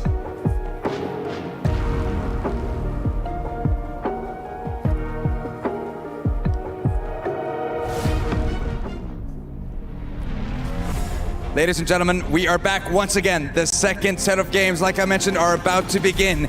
We saw what happened with Vitality's run in last year's MWI. Undefeated until the finals. Can they do it again in 2025? They know then to rest on their laurels, and their game faces are on. This is not a tournament that they want to be complacent. They're going to pull out all of the stops and secure this wonderful win streak as they always have. Now, Twisted Minds have so much they have to prove, given that this is the time that they have qualified. So, who will emerge victorious? Let's find out as we head back to the studio. Potential is best shown when personified with just pure conviction. And conviction is what's in the eyes right now of Vitality and Twisted Minds. We've spent a lot of time talking about Vitality. Let's put a little bit more focus on the hometown heroes of Twisted Minds Orchids. So 3 of the players there have actually already got an international experience, especially through IESF, representing Saudi Arabia. And they've had some stellar showings there, although if I recall correctly, they fell to Cambodia 2-1. But of course, as we've mentioned, since then, Lyrics, Livin, and Lunar have been working hard. But they now have 2 Filipino teammates with them in Hyde and Miss Meow. So all throughout the history of MLBB, Athena, we've always talked about how communication is so important with 2 imports here. How do you think that might affect the game? Actually, that's the thing when you have Filipino imports. They know how to adapt fast. And we've seen that onto numerous teams as well, even onto the wildcard MSC. But a great example also is women are known to be very versatile and known to be like a fast-paced environment. They can do it. And so far for the communications, I think they're doing a great job of facing onto the qualifiers to actually be here onto the MWI. And I do appreciate the effort as well that even off cam, I think I saw them like mingling, they're talking around, they're having fun and stuff. So that's really important to build your camaraderie and your friendship as well after the game. Yeah, I've actually had a chance to talk to Hyde and Miss Meow. They did say, and they were very honest about it, about how the members of Twisted Minds, the members from MENA, they've been very welcoming. They've been doing everything that they can to feel welcome. Yeah. And of course, it helps a lot also the head coach for Twisted Minds Orchid, Coach Daliot. He's been with Twisted Minds, the organization, for a very long time, and he's really eased that transition. Yeah, it's very fun, especially onto the flight here onto Riyadh, Saudi Arabia. Fun fact though, I don't think it's a fun fact. Daliot was actually in front of me the whole 10-hour flight, and I was actually asking, how is it? How is the preparation? And he said, it's fun to train with the girls, with the ladies, of course. And he said that they are also easy to work with. And that's the spirit that you want if you're a coach. And with that, we could definitely see a lighter environment for Twisted Minds Orchid. Yeah, but the gravity that Team Vitality brings to the table sometimes is just too irresistible. So I think it's time to talk about them now. I've asked Athena what she's known about Vitality. Fasha, Bunny, your turn. What do you know about Team Vitality? I'm in second place last year. They say to themselves they've been robbed to actually claim their reigning champion, and they're here back again, and they want to make sure that they get the MWI title for themselves, confirming it for itself. And the fact that they have been getting winning streak as well, just the same as Twisted Mind, but on another division, AAG, ISF, as well as BOG. So this is showing how Team Vitality, they have been non-stopping, proving themselves from time to time, and they're really vicious even more here for the MWI. Exactly. You heard that right, folks. Once again, Team Vitality enters MWI with another long win streak, and let's see if they can change history and change the ending of the story for this year's tournament. Now, there's a lot of focus as well, as we mentioned, with Shell and Chinny being sisters, but because of how Team Vitality play, you really have to talk about Vivian. And I know, Athena, that you're very familiar with the queen of roamers in Vivian. And as we all know, on to the first ever MWI, she was actually one of the MVPs, even before we had the final MVP for the next seasons for MWI. And talking about Vivian, she is actually a cool-headed person. She's very calm and observing some of their plays as well. She mostly is the shot caller, especially expecting for a roam. Yeah. And Vivian actually has quite an experience. They have the win streak, but they are not underestimating anyone here on MWI, and that is a huge statement. And they want to be the strongest. Let's see if they will be the strongest this year. We've mentioned a few names. We will mention the others as the series goes along. But now it's time for the draft, as Twisted Minds on the blue side will go for the 1-1 and Bakshaban. Uranus and the Gatatkacha gets taken away by Team Vitality. It seems like with how things are looking at right now, we might end up with a Kimmy first pick. Yeah, and actually I was expecting some of a YSS here being opened up. Of course. We were quite surprised on the caster desk. So if ever we could see a YSS, it will be brutal for this third match. And especially with a Yi Sun Shin as the priority for the blue side. With taking away the Baksa, you take away one of the best heroes that can actually bother the Yi Sun Shin early on with the farming. And the fact that we've been seeing a lot of the times that they will also have seen a couple of surprises where Farsa has been also been main priority as well. Even though you shouldn't be rushing it too much, because we know for a fact there's a lot more hero pools that you can actually take out first of all for your priorities. Yeah, I will definitely die on that hill that Farsa shouldn't be as rushed as much as possible. Considering that yes, you can rush Kimmy here, there is an argument that hey, Vitality will just pick up the Farsa, but Kimmy just does so well right now in this meta right now that I mean, you could just start to build around her. There's a lot of avenues that Twisted Minds can go for, though, with the Zetian also being open. Yeah, it's somehow an ace of all mages / marksman for now. She can do so much with the traction pulse and as well as the damage as well. And speaking of the Kimmy, it's going to be the first prior pick here for Twisted Minds. Actually, that's a great first pick if you're on the blue side, which is kind of the trend right now for the first match and second match. But I was quite surprised that Team Vitality, let's ban at the YSS. Let's not make our life hard this round. Yeah. Let's see if Farsa and Arlot maybe might be the priority here for Team Vitality, considering that some of the best pieces that you can pair alongside the Kimmy can be countered or given a lot of problems through an Arlot. Maybe even a Badang, but there. Wow. Oh, but it's not a Farsa, it's actually a Granger that they're going to be prioritizing first. Wow. Okay, you actually right on the nose the fact that Badang was picked out first of all, and the fact that Granger was also been prioritized. I think pretty much we know that Granger is the best pick when it comes to gold lane. I mean, yeah, you might be able to counter with Irritil, but with how fast the level up as well as with the CD that is inside the skill set of Granger, it really boosts up when it comes to getting the goals. Sometimes it's one of the go-tos. Yeah. If you want to be on the safer side, just pick up the Granger, even on the first two picks if you're red side.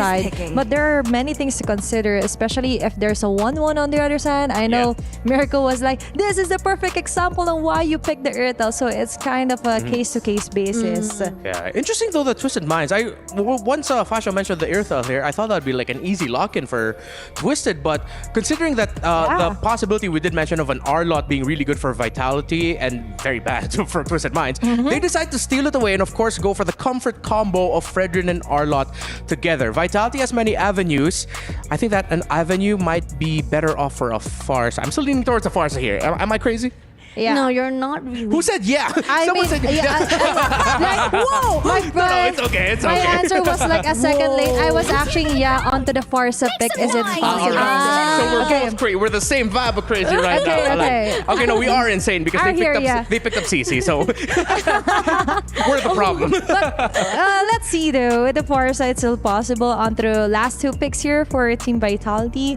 And for, of course, for Twisted Minds, it's somewhat of a flex if team won, but most of the time the team is out of the mid lane, right? Yeah. Yeah, true. Because we know for a fact that why just have one MM when you can have a double MM and increase even more damage and boost up even more to actually have a punishment to the other side of your own opponent. And just to give a little bit more of the facts, even though we've already done with the first draft, okay, Baxia as well as Lancelot, is the fact that it's a respect ban coming in from Twisted Mind. We know for a fact that it is the best signature heroes coming in from the Team Vitality. Yeah, right now they're actually focusing on Vival a lot with the first 4 bans. If this is going to be another assassin or jungler ban, that's a pure respect onto Vitality, because we've already seen in the past at Vival, you can take away a lot of her heroes, but one of the biggest problems with going up against Vitality is if Vivian and Chinny can do their rotations well,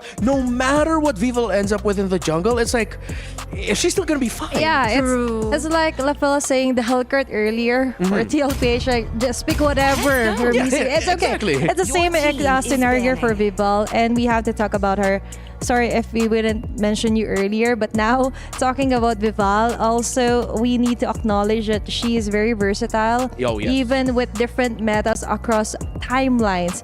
We've mentioned the utility, you've mentioned the rise of the assassin yet again, and I think it's also like Twisted Minds Orchid just wanting to go on the safer route, banning out the Ling. Yeah, and so far with what we've seen in the draft, we are gonna get good to honest MLBB here unless someone goes for a swerve pick, something along the lines of a chip, but I don't think we're going to be getting that. The CC at this point just encourages you to fight honest, but then at the same time have at least that one tool to turn things around. Okay, so with the Jusin getting taken out, Zetian or Farsa will be great pickup for Chinny.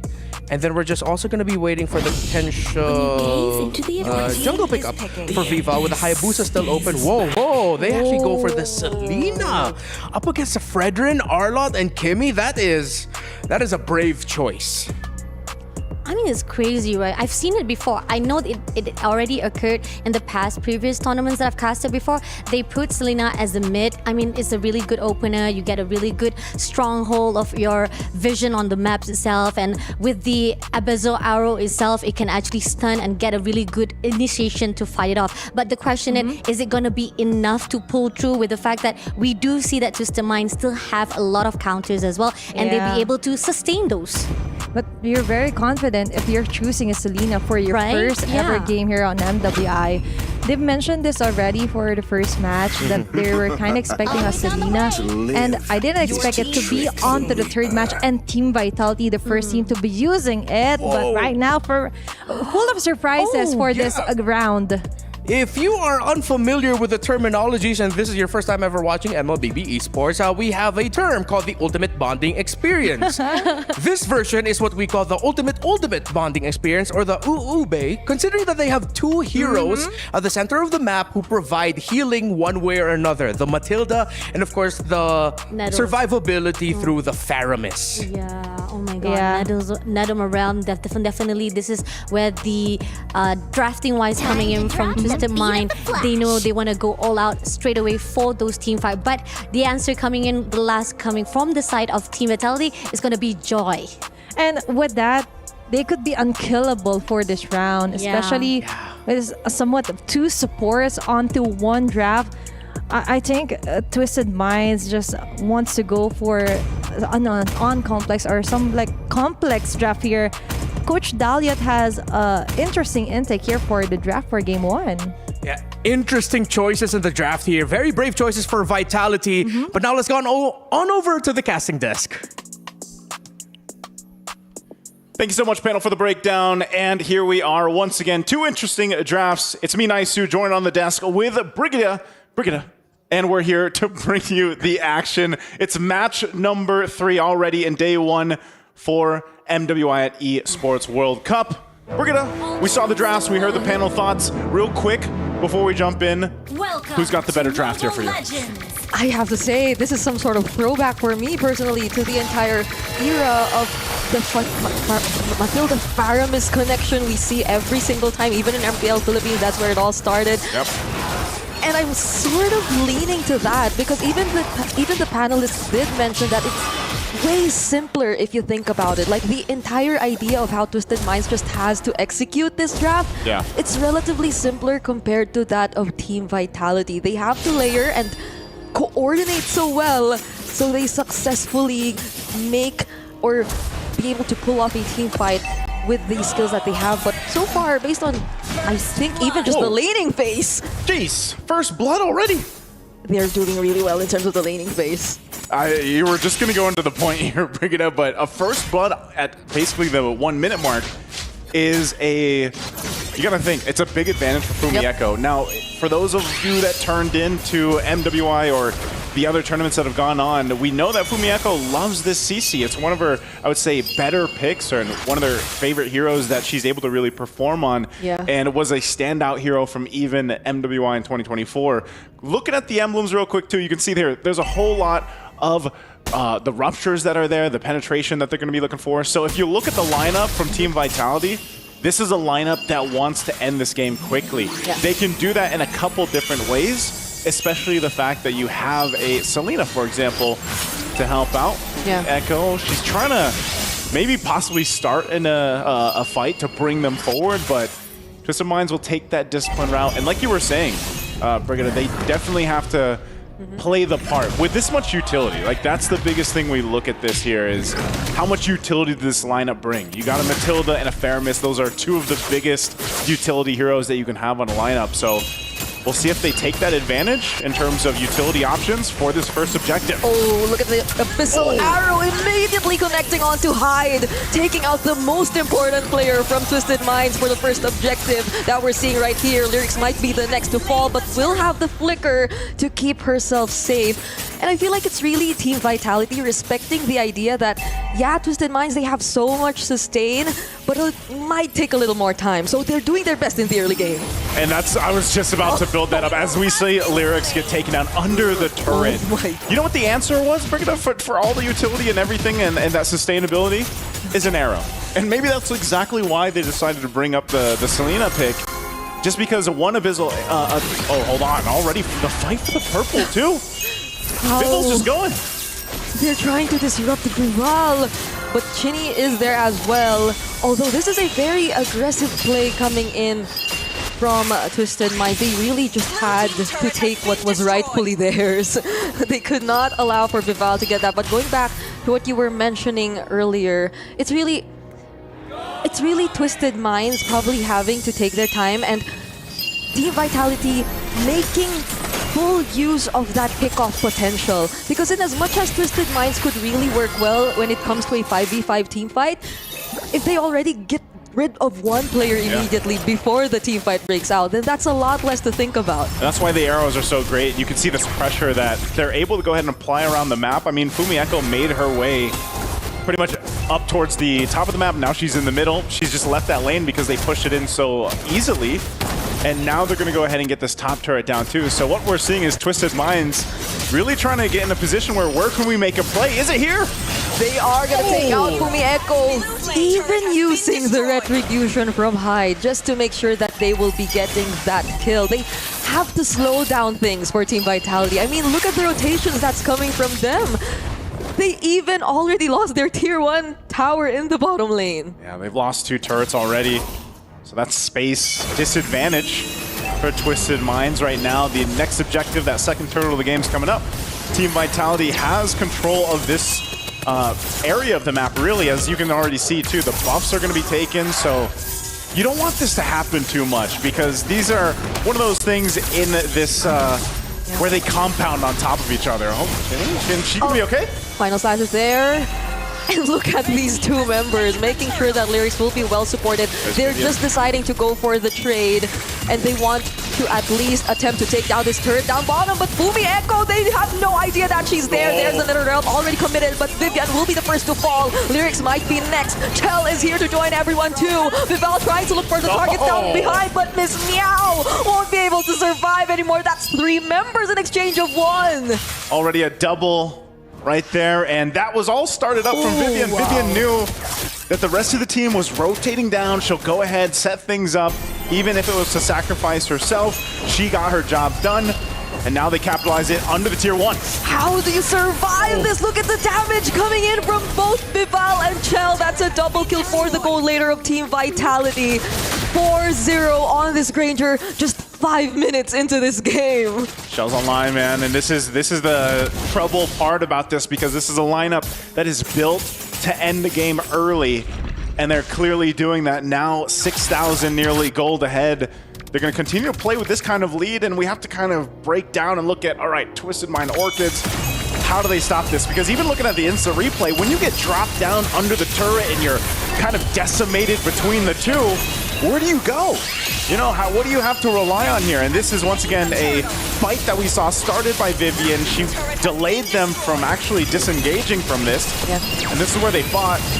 And they initiate the fight, and right now too, even on the live cam, we already see them going for the base. They lose one of their frontliners immediately just as the fight breaks out. Lyrics, will he be able to survive this? No!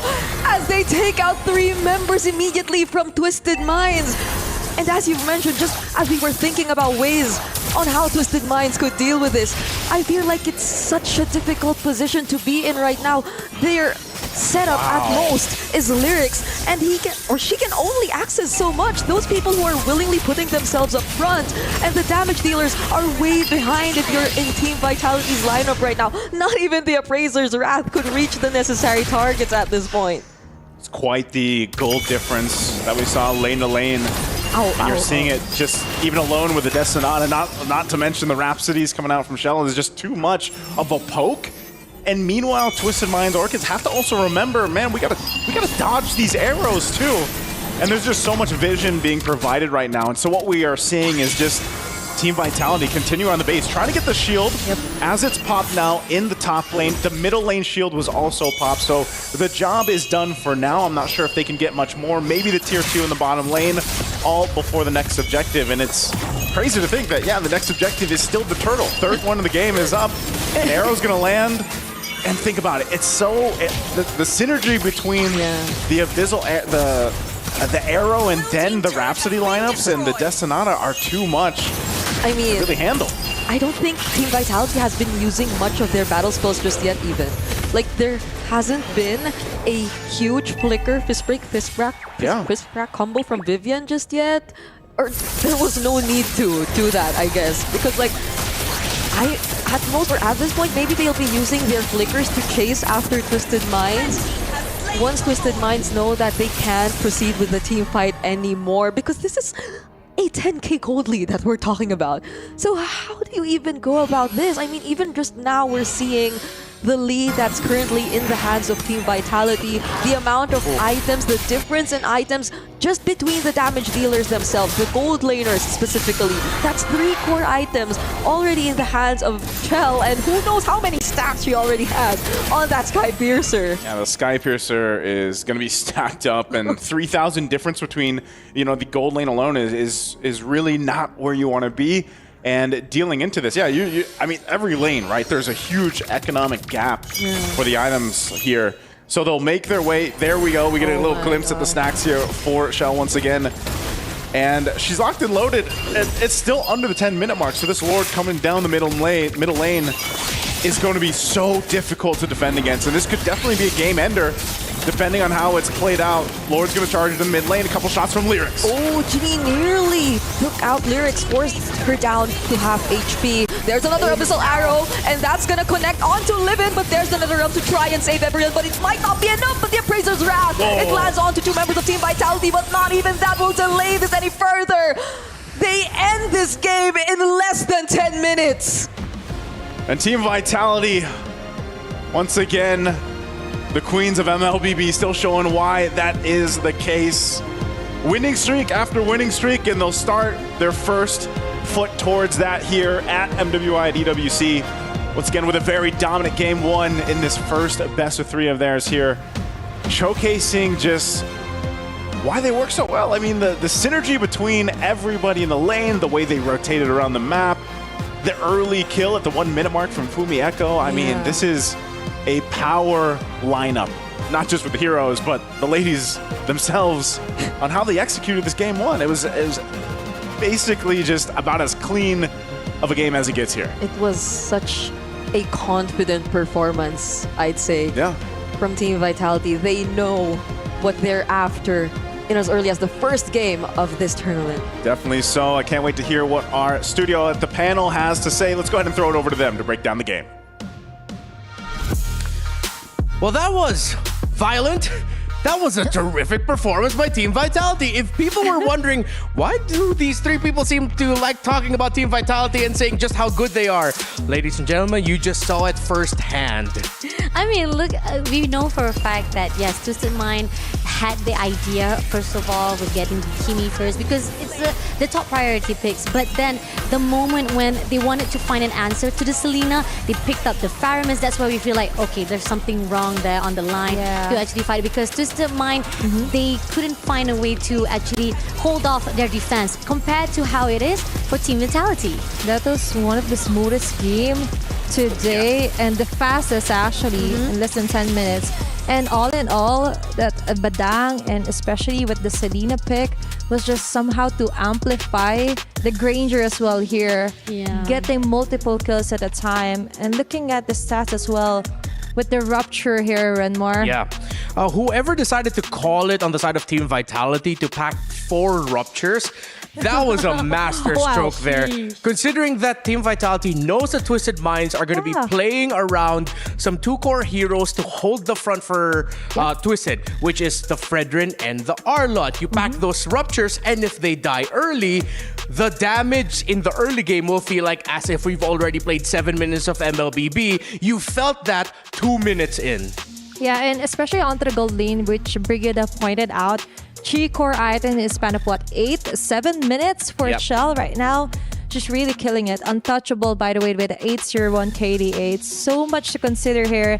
Onto the fact that the Joy has already been picked up here by Vival. This is what we're talking about. Any hero, as long as the gold and even the roam has a great synergy, it's all okay. It's all alright. Even if you use the Hellcurt, the Layla, whichever hero that you want. Yeah, and the fact that we saw how desperate Twisted Minds had to go to the rotation. They had 5 people just ganging up and chasing after Team Vitality, leaving off a lot of their own objectives, whereby it could have actually gone a little bit different way if they had a different objective or mission of focus to fight with the side of Team Vitality itself. Yeah, if you look up at the lineup of Twisted Minds, you see a lineup where if you just look at the big picture of it, yeah, theoretically, it should go very well for them. A tight, solid unit playing around the Fredrin, the Arlott. You have the Faramis, Matilda utility brought to the table to supplement the Kimi. Yeah. But then if you look at the finer details, what does Vitality have on their board? The Badang rushed early on. The Joy and the Selena that should have been given a little bit more difficulty, they made it look easy. And one of the main reasons, because Chinny just landed Abyssal Arrow after Abyssal Arrow. Yeah. And that's a connection of the sisters, by the way. Yeah. Even without speaking, like, do you know how to do Arrow? No, leave it up to me. You don't need to overthink things. Just go with the flow. And that was so smooth here for Team Vitality. This should be called Team Brutality. That was brutal. Yeah. Versus Twisted Minds. Team Brutality. Oh. I like that. I mean, we have to call them Team Vitality. But at that point, that was Team Brutality that we saw. And I like how Naisu and his daughter did mention it also. That, his daughter bring it up. What's up, guys? The lineups of the Abyssal Arrow paired up with the Death Sonata of the Granger. We talked about the Sisterhood link that you mentioned. We saw it in practice. Yeah, because the fact is, you even talked about it when the fact Team Vitality, their Sisterhood is much more synergy compared to how it is. And we've talked even about the Team Twisted Mind. Yes, you have the double sister down, double trouble, but comparing the synergy of Team Vitality as well as the team of Twisted Mind, they have a lot of arguments now and then, and those are the things that is crucial when it comes to composition and communication, and you need to be okay when it comes to the tournament. It's how you strengthen your bond with the arguments and all. And even on their off days, of course, they go to the same house, they play the same game, so they have a lot of screams. by them two alone, right? So that's why it's really reflecting onto their game on how smooth, fluid their connection was for that game. Yeah, a quick little anecdote I'd like to share. Of course, I got the chance to talk to Shell last year for MWI 2024, and she did say it's gotten to the point where she doesn't even need to ask Chinny for help. She just, they've already have that mental link of like, all right, the timings of when Shell needs my help. If I'm Chinny, then I'm gonna go there. If not, then she doesn't need me. It's fine, I'll go somewhere else. We saw that in practice. So now let's get a closer look at the mid lane matchup between the Faramis of Miss Meow and the Selena of Chinny. Let's break it down theoretically. Yes, head-to-head, it was not a great game here for the Faramis, but you can't really blame Miss Meow because how can you position yourself? That's the thing about the Faramis. You need time to position yourself alongside your roamer and your jungler, whereas on the side of Chinny with the Selena, it's much more proactive. You have the chance to dictate the tempo and the speed of the matchup against your opposing mid laner, and that's exactly what Chinny did. Yeah, and exactly with the Abyssal Arrows, it's enough to proc out or to force out the ultimate, right? The Nether Realm. So with that contrast, it's a stark difference here. Not only on that experience, but also on the way that Chinny positioned himself or herself onto the Selena pick. And most of the time, we could see Twisted Mind struggling. You've mentioned like the priorities aren't there yet. Like 5 members at a time targeting one single lane and other lanes are just open for Team Vitality to take down. So they just need to somehow prioritize and properly decimate the roles. Or what do they want to target? What do they want to accomplish, right? I mean, the fact that they actually had that desperate motion, this is where the fine line, you need to calm down. Chill, girls. There are times that you can actually slow things down. You had that idea already. It's just that you were rushing too much. And this is also something that I've just talking about with the stage host, which is Cheryl. She said that there's a pattern between the ladies whereby we keep on seeing all the women always want to go all out, aggressive, even in the early on. And this is something that maybe can be probably think Polish? about, polish, as well as think thoroughly on how you want to actually approach. Yes, aggressive is nice earlier on, but at the same time, you have to be careful. If you don't want to actually go in all out, okay, if once it didn't work out, let me do it twice. If twice didn't work out, let me do it the third time. But no, just be calm. And the bottom line is communication. You have to be very clear with what you want to plan for your team. The shot caller especially, whether it's the roamer here or even the mid laner. Sometimes mid laners tend to be the shot callers because of what they have. With the Faramis, like, I have the ultimate. We're ready. Do you have the setup here? Matilda, are you ready? Things like that. So communication still is the key here for Twisted Minds. Yeah, and I think now Twisted Minds, once they go into the second game, they have to switch up their strategy. I had no problem with the strategy that they brought to the table here for game number 1. In fact, considering that, I mean, I spent most of my career casting games in the Philippines, and I'm very much okay with what we saw from that. But again, now, considering that you know what you're up against, a team that's very proactive and very aggressive, you're gonna have to try and match that. Even if you went into this day with that game plan of, hey, maybe let's try to play a little bit more reserved, go for the counter punch. It seems like it's not gonna work against Vitality. Twisted Minds here has to go on the aggressive. Yeah, they won't adjust to you just because you're new to the league. You have to match the tempo, the energy, or somehow create your own tempo. Because all the time for game number 1, that is just Team Vitality playing around on their food. They're just swallowing Twisted Minds as a whole, right? Without any chewing at all. But that's hard to do. By the way, disclaimer, don't do that with your food. but for Team Vitality, they were able to do that because they know that they already have the confidence.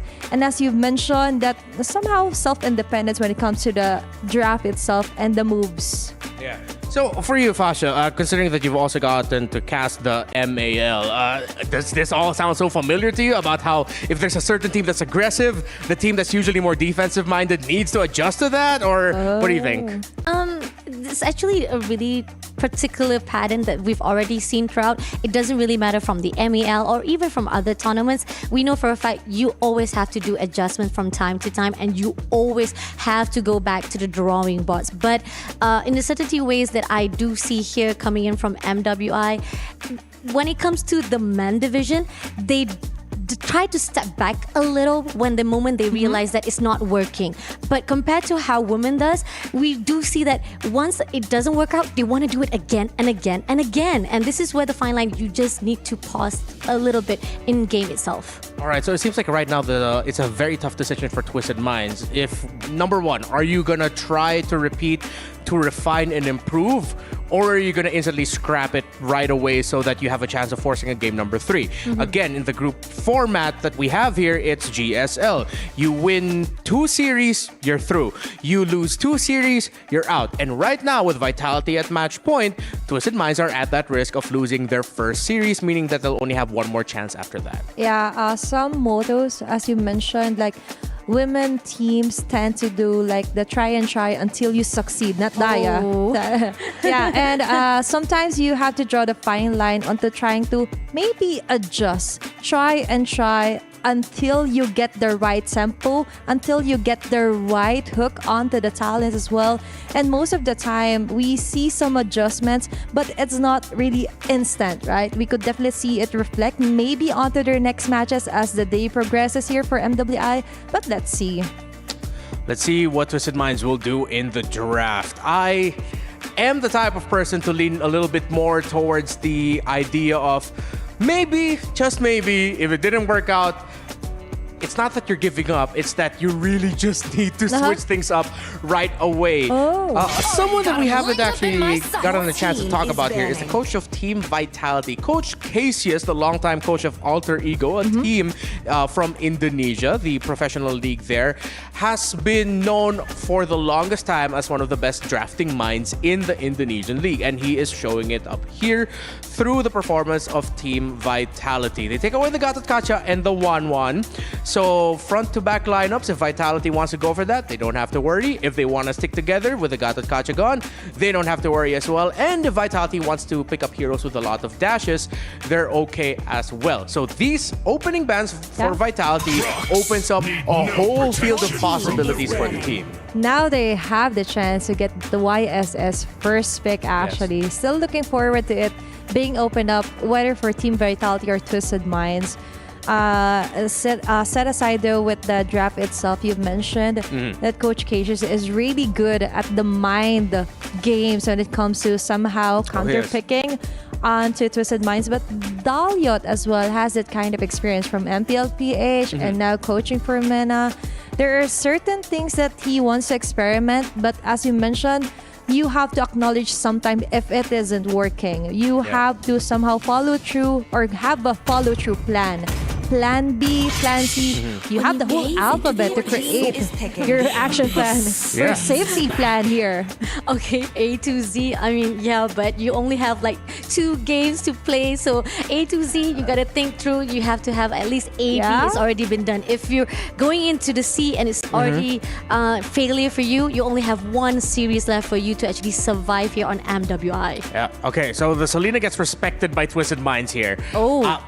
Usually for things like these, I would like to cry overreaction, but considering what we saw from game number 1, that's completely fine. I agree with it. Totally okay. Good band there, Twisted. Yeah, acknowledge, okay? Duly noted. Yeah, duly noted, like a professional email.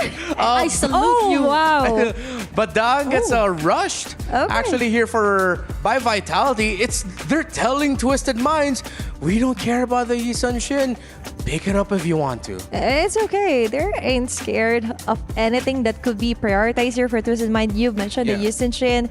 And actually, the Forza is open for this round as well. But looks like even the Jushin is actually more of a prio lately here for MWI. But let's see, it's just the 6th game of the day. I mean, the fact that Badang previously just coming off from the patch on itself, Badang is still relevant, and I've seen it already been used from time and time again. And as the opening, it really doesn't really matter if you rush it too much. But coming off to the respawn at the side of Twisted Mind, they picked up Granger as well as Kalia. We know for a fact Kalia, even though after being nerfed, it is actually a really good pick-off hero itself. And coming in with the combination of Granger, and we know that we love Granger. The cooldown itself and how you can actually utilize that Rhapsody, Death Sonata. It just needs time because we did see how Twisted Mind had a rough time to even get the itemization. Oh, but wow. Okay. Lancelot early on. Vitality is drafting. They don't care. They are drafting to their strengths. Yeah. They are drafting whatever the hell they want right now. They get the Farsa, Lancelot as well. They're not afraid to show the starting trio at the center of the map. While Twisted, they are more proactive now with the Kalea pick, but yeah, some adjustments are gonna be duly noted here. I mean, again, like I said, Lancelot is the signature hero. They are definitely knowing for a fact that if, for example, Twisted Mind let it go completely to their side or they leave it open, they won't hesitate to pick it off. Yep. And now, leaving off for one more hero to pick it up. Are they going to actually go in for the mid lane? Yep, it seems that they actually pick off Zetian. Zetian, after being added off into the hero pool, yes, I did see during the first day because MAL was the first league ever outside of China to actually give the opportunity for the players to use Zetian, even though everyone was still trying to adapt to it. It was only like 1 week, not less than 1 week to actually adapt to Zetian, and it was really hard. Not much of the combination that was able to utilize it, but now we finally see it really popping off on MWI. And that's the beauty of seeing it firsthand here on MWI and on the international stage.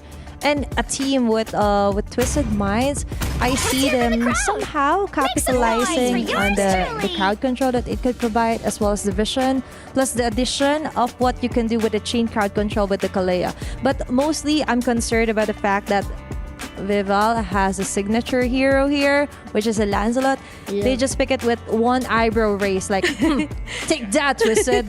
Yeah. Okay, so with Twisted Minds taking away the CC, they're also acknowledging one of the things that you have to do when you're going up against Team Vitality is that you have to ensure that Fumi Echo doesn't end up with a pick that plays to her strengths. The main strength of Fumi Echo is that she is it's like the old dictionary definition of what we expect EXP laners to be, which is you are your own player, you have your own lane, your own life there, do whatever the heck you want, just make sure you help the team at the right time. When Fumi Echo can play like that, Team Vitality are so comfortable. Oh, as long as she could get onto her own zone. Yes, is that exactly. what you're saying? Yeah. Exactly. And you would want to stop that if you're against Team Vitality, Team Brutality. But Fumi Echo as well, very interesting here that they're not really rushing through, even banning at the Povius here. But acknowledgement, I love the Lapu ban here for Coach Daliot. Yep. Okay, so with the Lapu-Lapu ban, again, that goes with what we just said about Fumi Echo. So I like that even despite the loss in game number 1 and with the drafting decisions here in game number 2, you see that train of thought and Twisted Minds makes so much sense. There's a lot of sound reasoning behind a lot of these picks right now. But they still have to be careful because there's still one pick that could give them a lot of difficulty, and they have to consider the presence of either the Glue or the Hilda. And right now, they do not have a lot of answers for that. And with that, the answer will be the last ban here, YSS. So still acknowledging, even though they have the Badang, they want to somehow limit of what Hyde can show. Okay, it's going to be hidden out here for the YSS. But talking about the Glue and what they can pick onto the XP lane here for Fumi Echo, I think the Terisla is also available basing on what the previous teams has already offered earlier onto the draft itself. I mean, it wasn't successful as we want it to be when we saw it was done by, if I'm not mistaken, CFU Gaming. Yes, there was a lot of the fight where the ulti Terizla was able to capture a couple of twos and it didn't go well or didn't actually get the finisher that they wanted to. But it's actually a really good suggestion or even hero pool to be put out. But then we see an answer coming in from the side of Twisted Mind, whereby Suyo, one of the really good heroes that we've seen also early on today's MWI. Yeah, Ramisi. Yeah. Ramisi from Team Liquid. Yep. But the Suyo coming up at 4 just means Vitality can decide either the Glue or the Hilda. It's fine, and you're already giving so many problems for the Suyo in team fights or in presence. They go for the Khalid. Is this going to the roam in the hands of Vivian? And is the Badang actually going into the EXP lane? Whichever uses it.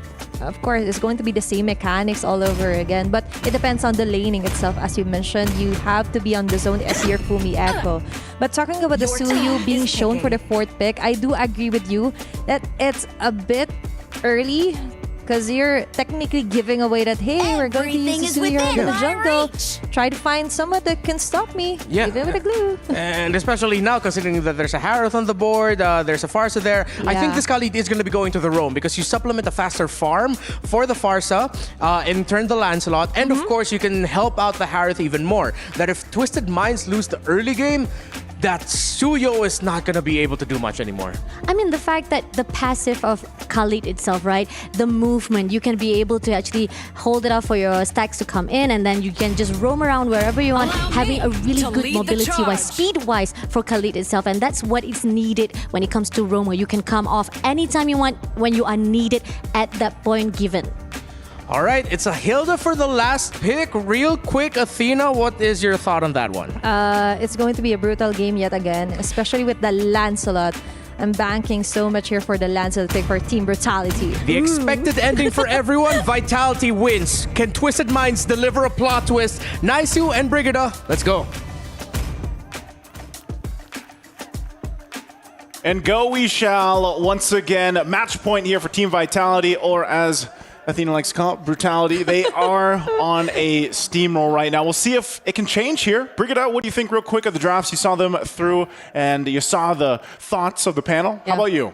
I'm thinking if they are planning to replicate that same less than 10-minute game, which happened in game number 1, considering their draft in this game, it's a Khalid Farsa in the mid lane. I think our panelists did touch upon it. But this is such a fast rotation that we might be seeing unless... It's a Fumi Echo Khalid. It's a Fumi Echo It's an Khalid. XP lane Khalid. So it's not entirely the Khalid Farsa, which does indeed go for the fast rotation. But if they play it just as aggressively as game number 1, right? I mean, look at this. Already aggression. So Cindy goes in there. Vivian too. All for lyrics, so she's got to back off. But I think nonetheless, whether it was a Khalid in the roam or once again this Badang here in the hands of Vivian, you're still going to see the same kind of aggression come out from Team Vitality, and that's really what they like to do. You're going to notice that as they like to play around and really push the limit of what their lineups are able to do. And as we take a look at the emblems here real quick, you're going to see that it is a pretty tanky build on Fumi Echo here for that Khalid action, though. Speaking of, Chell had to somehow keep herself safe and use the Purify to get out of that. 3 members of Twisted Minds actually did go for the faster rotation this time. I was also going to say, you know, with this, the Lancelot for Vival has really a couple different builds that we've seen competitively for the Lancelot. I'm assuming she's going to go mostly damage here because once again, that's going to go towards the nature, the theme of let's end this game quickly. Oh. Vivian? Title Strike doesn't have the Tsunami Slam just yet, but they already forced out the Flicker from Vivian, so I feel like that can potentially encourage Twisted Minds to at least fight for this upcoming objective, which we definitely see they're currently positioning themselves at right now. But there are 4 members of Team Vitality. Oh, look at the fitted airstrike. Miss Meow immediately using her ultimate to cancel it out as well. But Vival does not disappoint. Gets the objective for Team Vitality. There's the flicker coming in from Fumi Echo. And now it's Twisted Minds trying to run away. I always love to see it. You know, with the Khalid, you get the Raging Sandstorm, but then you flicker to kind of put it at an off angle. And unfortunately, they weren't able to get any kills, but they got the objective for Team Vitality. But they also got a whole lot of battle spell usage out of that too. So Twisted Minds lose that. I thought they were going to have control of at least that first turtle with how things were going, but nonetheless, they were pushed off to it. And now they have to go ahead and kind of recuperate and get back into position here. So with that, this is where we have to look. All right, the power spikes of Twisted Minds, are they in the early game? Are they going to be able to actually contest? Livin might be a big part of that. It seems like they're trying to somehow be just as aggressive as how Team Vitality played game number 1. But the responses from Team Vitality, they're too good. They just seem like they're always ready to fight back whatever happens. And Chell trying to take out Lunar. Fortunately, there's the flicker, but Vival with the Phantom Execution and the Thorn Rose. That'll be enough to take him out. There's the Fury of the Phoenix and Fumi Echo. They're trying to take him out, but look at the sustain. And it's a double kill from Vival right after what they were already able to take. That's always, you know, you can't forget about the quick sand guard when the Khalid's there. And that's just enough to go ahead and heal you up and now under the turret. They're under the turret, and they're just focused on getting those energy shields. Look at Genie. She's the one actually doing a lot of the zoning, and Team Vitality are already okay with what they were able to get in that top lane. Just look at how quick Team Vitality gets to decide on what they want to do. This is what you always have to look out for with teams like Team Vitality, and Twisted Minds has to keep track of is that rotation, that rotational speed that comes with just the team in general, but the lineup on top of that. So the objective is up. We'll see if Twisted Minds can get control of this time around, but Vivian's just waiting. Once again, has the flicker available too. So some of this, like I was saying earlier, before that all broke out, it might be up to Livin. Livin burned the flicker earlier on, so she doesn't have that now, but that Tsunami Slam is usually what we see, or that combination of the flicker and the Tsunami Slam from the Kaleas that are played to go ahead and get a pickoff. And unfortunately, that just hasn't been able to play its part yet. So it's Team Vitality start up the turtle. They'll get control of it. And will Twisted Minds, will they actually contest here? We have the Phoenix, and it seems like there's no one other than Lyrics to deny Vival of getting that objective. And this is a Lancelot we're talking about, so it's very much expected that they will be able to get it for themselves. But it seems like there's a trade for Twisted Minds. They get the kill onto Chini, but they successfully defend and clear the waves, so they do not let go of this tier 1 in the mid. There we go. They get a kill here. It's going to be a trouble. She's got to back off, but off camp do a kill and more. Hyde won't be able to survive this. Fumi Echo once again with that flicker and the Raging Sandstorm. Miss Meow had to use her very own flicker as well just to get out alive. And the pressure is still on for this top lane. Team Vitality, it seems like they just want to start converting from this point onwards. Yeah, this is, I think the main thing for Twisted Minds is not to let Vival get out of control. I mean, she's already 3-0 right now. You can see the transition now is let's go take the resources from the jungle of Twisted Minds to force them in a response. And again, it's more so enough time. Can they get the time going here for Twisted Minds to build up on the items they need? Here, Lyrics jumping in, mid lane. Oh, Lyrics found Genie, but Genie wasn't affected by the fury of the Phoenix, and now it's Chell dancing around the members of Twisted Minds. Vival right under the turret too, looking for the targets. Fumi Echo, will they still try to go for something? They might try to disrupt Hyde once again from securing her very own purple buff, but they won't risk it anymore. It seems like Vival has found other things to work on for now. Yeah, that's true. We know how hard it is to catch, but Fumi Echo, Raging Sandstorm? They still want to go for it?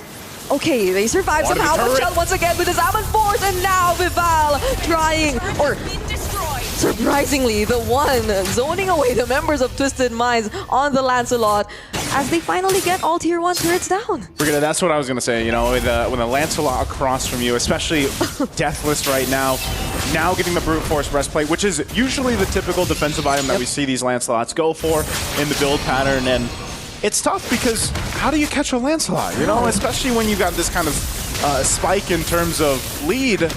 It's really tough to do because if you spend too much time trying to catch the Lancelot, you're going to waste that, you know, and the rest of the team is going to capitalize on that. So another objective now secured, 3 for 3 in the Turtles for Team Vitality. So Twisted Minds has more ground to cover. They definitely have a lot of space to cover here from this point. And that's the tricky part about Twisted Minds and their lineup and the engage that they have. It's mostly on Livin.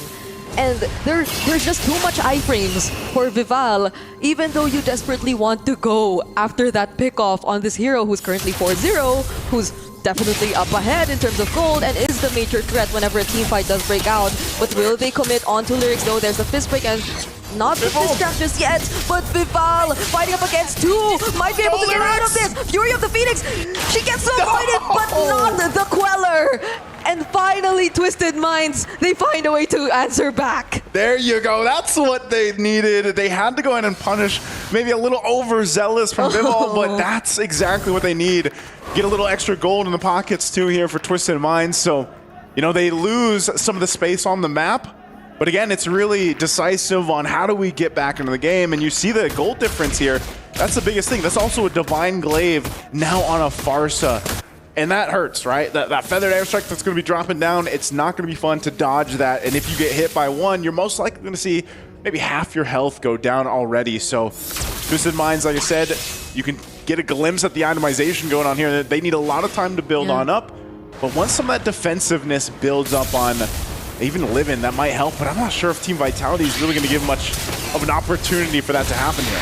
Yeah, even Divine Glaive, Trini already got that item for this Farsa, whereas even if you look at Lyrics, there's yet to be a single item that's completed in her build, which is understandable because you need to sort of spread out the defense. You need it's a little like a chop decent suey. amount of magic damage or magic defense, physical defense, because you don't know who might go after you at this point. You just mentioned it earlier, even the Fettered Airstrike, wherever Genie decides to position herself is going to be a major threat for Twisted Minds. And now there's the Fury of the Phoenix, spotting out everyone from Team Vitality, even though the Tsunami Slam won't be used just yet, and Fumi Echo doing a great job at zoning out Lyrics. They see where Hyde also is. Hyde is up top. Oh, no. He won't be here to join the fight just yet. But Twisted Minds doesn't plan to commit not unless Fumi Echo tries to go after Lunar. Will the other members be able to catch up? Lunar successfully flickers out of danger, but Chell is here with the Salmon Force, and they survive, but they're still the Lord. Oh, I can't believe they actually survived that. An amazing flicker from Lunar to survive that initiation from Fumi Echo. Now they still have to defend against this Lord pushing in. They bought themselves a little bit more time and gold. And maybe Lunar, well, she gets the items going, she might be able to be a big enough threat, but right now it's all just trying to hold on to these base turrets. It's only that first Lord, so we'll see if they can pull it off. Fumi Echo's back up. Lord's gonna go ahead and charge on in, so this shield defense is gonna pop, but they'll ultimately clear out the Lord, and Twisted Minds might have just bought themselves a little bit more time. They don't want to overstep this, though. That's the biggest thing. Look at the setup here. Potential it's already going to go for. Not sure if they go in. Check them out as that mid shield goes down, too. Yeah. Another airstrike. I was... Yeah, Vivaldi could have went for that, but probably she learned from what happened earlier. So they won't be taking those risks anymore, considering that they're this much ahead already. But there's a conceal coming in from Livin. Will they be able to use the Tsunami Slam? They successfully do, and there's that layer of crowd control coming in from Lyrics as well. The second time we saw Bival get shut down. I mean, that was a great play. I was gonna say, I heard the conceal, and then I'm like, yeah, She's Vival's still there. there. Like, she's still there, you know? So, great move from Twisted Minds to go ahead and find that out, spot that out. Here's another one. Oh, I thought Livin was gonna jump away from Chell, but it seems like it was just a bait, but now it will be the punish onto Lyrics for staying too close to the members of Team Vitality. So it's somewhat of a 1-for-1, I'd say, between these two teams, but it's still Team Vitality in the lead. Yeah, you can see this once again, just how much damage a Farsa will allow you to do. Lunar's not too far, and that's what I was saying. One of the biggest possibilities here for Twisted Minds to turn this game completely over would really just have to be on Lunar, and that's usually the case, right, for the gold laners here, especially with the Granger, but protecting Lunar to make sure that she has the ability to move around and get the positioning, especially if she doesn't have the flicker available like we saw previously, then, you know, that's up to the team to be able to do that. Now, this is where one of the things comes into play too, the Zetian, is she going to be able to actually help these team fights? Yes, the Fury of the Phoenix is great, you get some of that vision too, but the damage potential, I would say, in comparison to a Farsa, it's a little bit of a different approach to these fights. Or what if, in terms of protecting, Lunar just decides to stick with Miss Meow?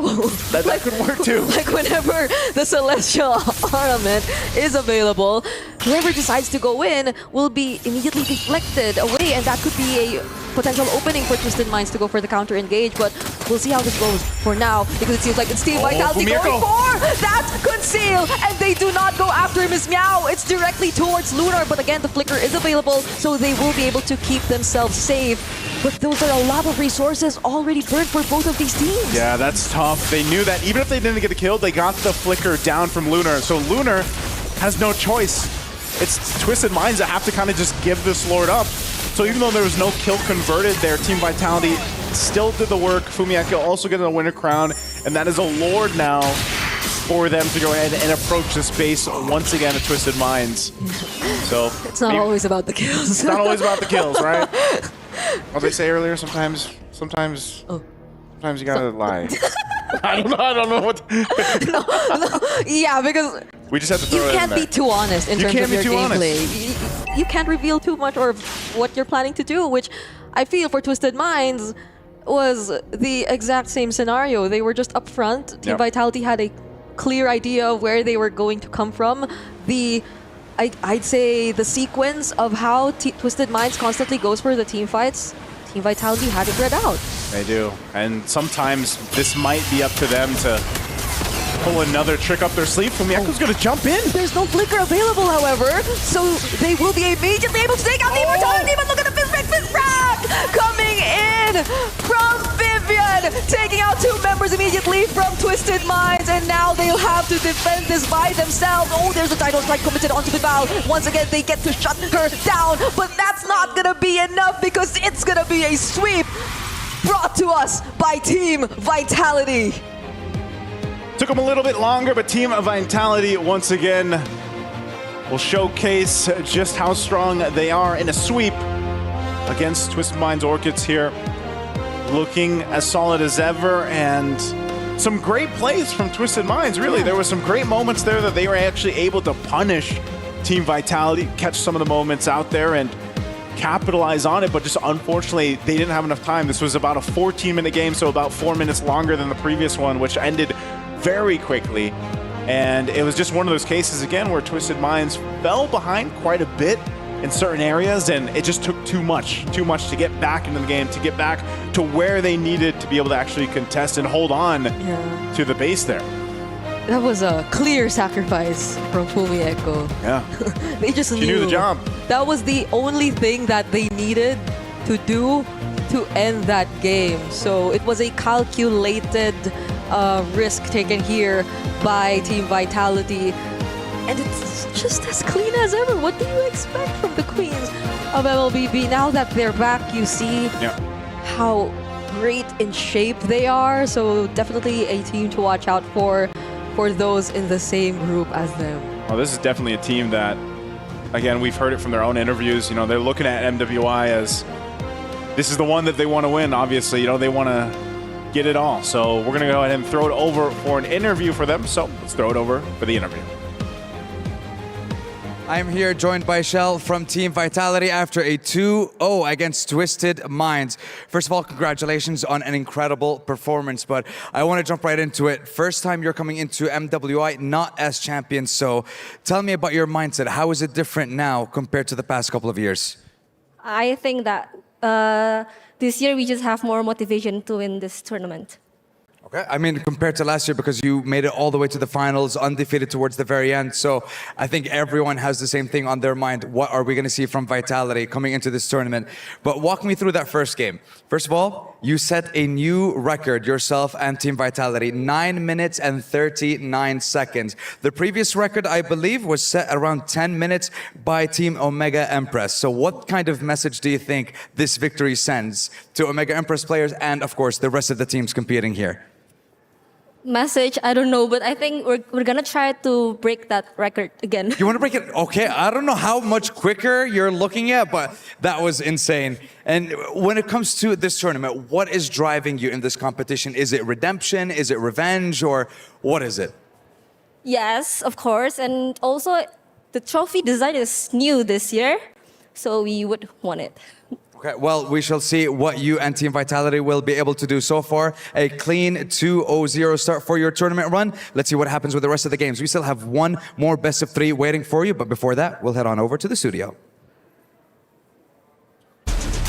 Thank you so much, Sandstorm and Shell. And I told Sandstorm and Cheryl that Shell was one of my favorite to interview here in MWI, and she drops another banger of a line. Yeah. She still wants to break the fastest game win record, even though she already said it with Team Vitality with 9 minutes and something. Maybe a bombshell, like really, literally just going on and to somehow even challenging themselves, right? She wants to beat their own record and the same season here for 2025, and that is definitely a statement. If I'm opposing team facing them tomorrow, I would be like glad to read that.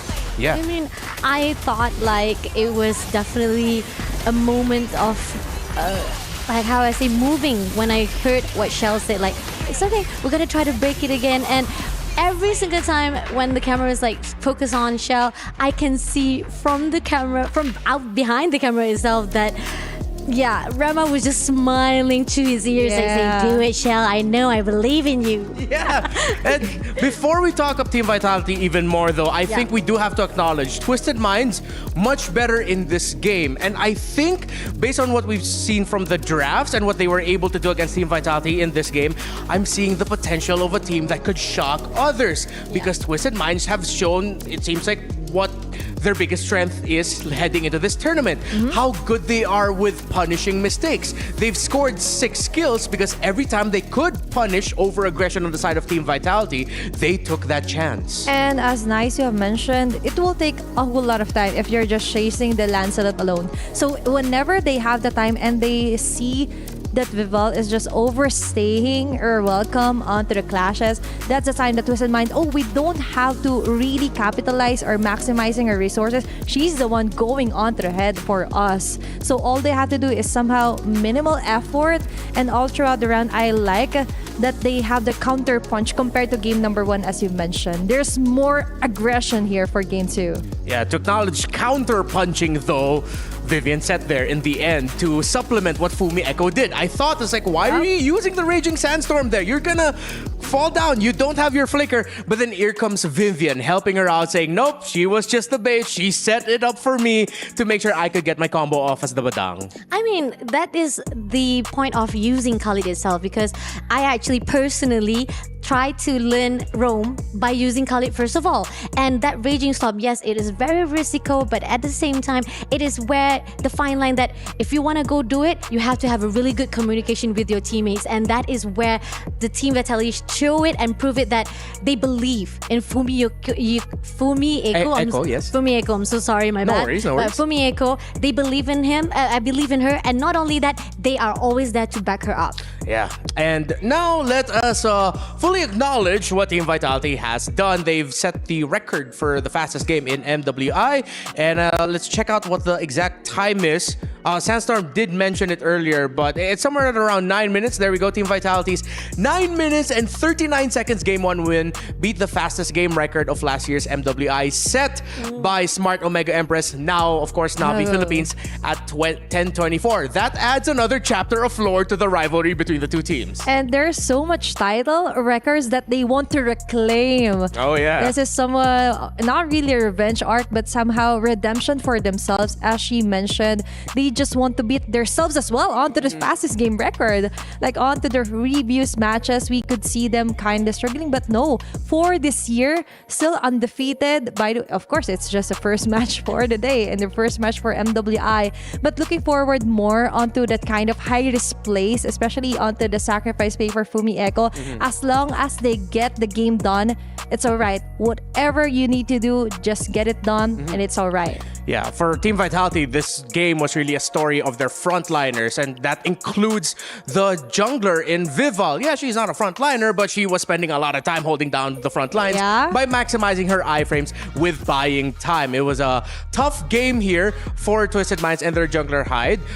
You did see that Hyde was one of their key figures in terms of punishing the overstepping moments of Fumi Echo and Vival, but Vival, all throughout, was just an absolute menace that Twisted Minds just could not find a lot of hard answers to. Yeah, and it was so hard here for Twisted Minds to just kind of come down. First, they were struggling on to catch Vival, and as you mentioned, you just need to somehow make use of your time onto other efforts, not just alone taking on to Vival.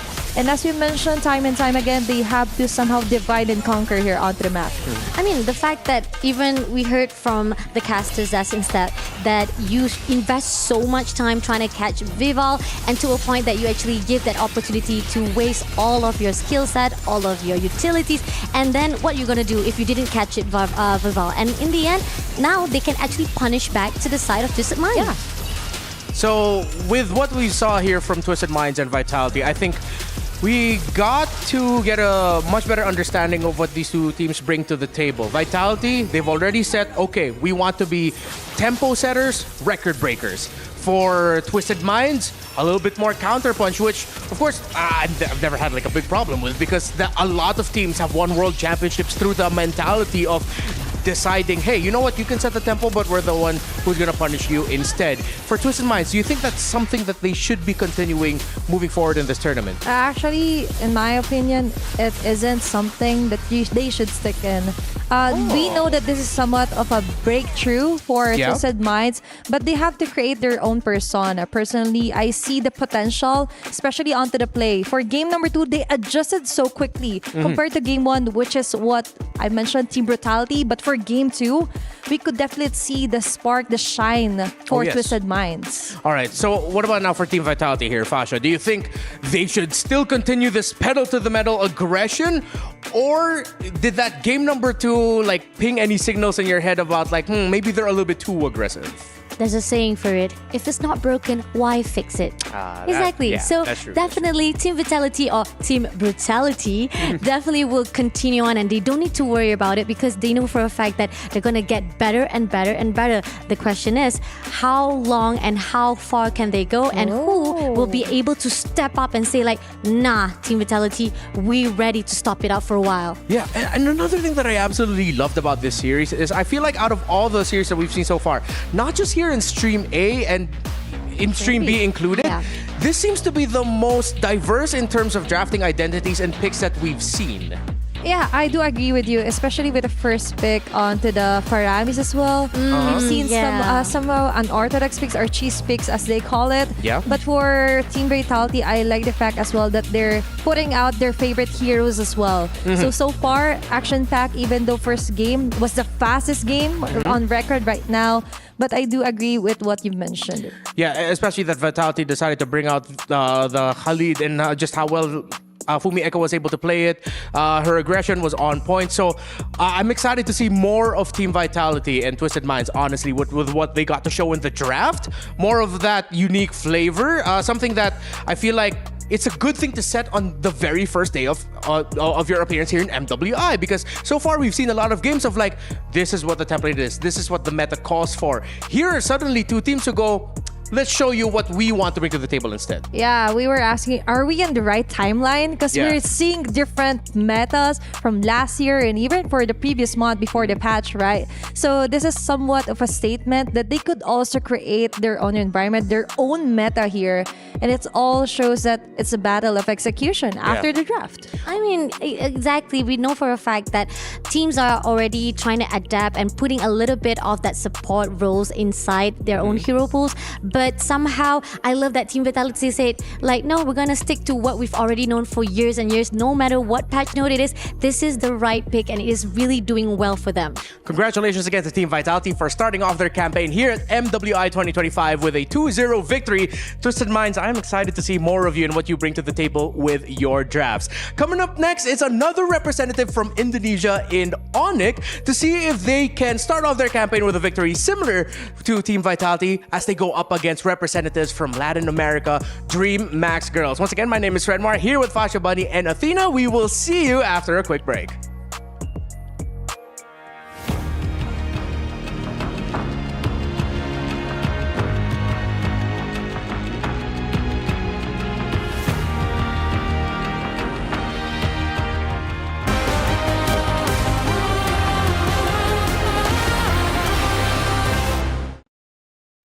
The human body was built to move, not trapped at a desk in one singular posture for 12 hours a day. It's time your chair evolved. This is Secret Lab Titan Evo. Ergonomically engineered for you, gamers, hybrid workers, artists, backing your every move.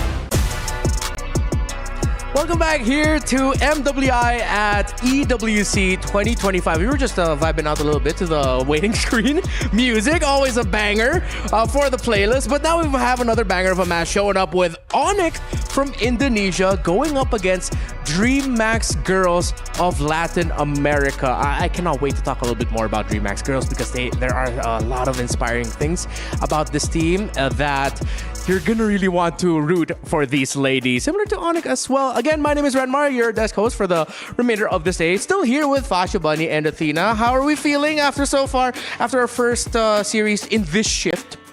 I mean, I'm really, really happy that we got the second shift. It's like a heartwarming feeling that we've already seen all the 3 matches and now we're gonna end it off already to be prepared for the next day, you know? Yeah, and especially since when we finish our shift, we can go straight to the hotel after this, so we're good, right? Don't say that! It's show off too much. Yeah, I think first shift is still waiting, so I don't know.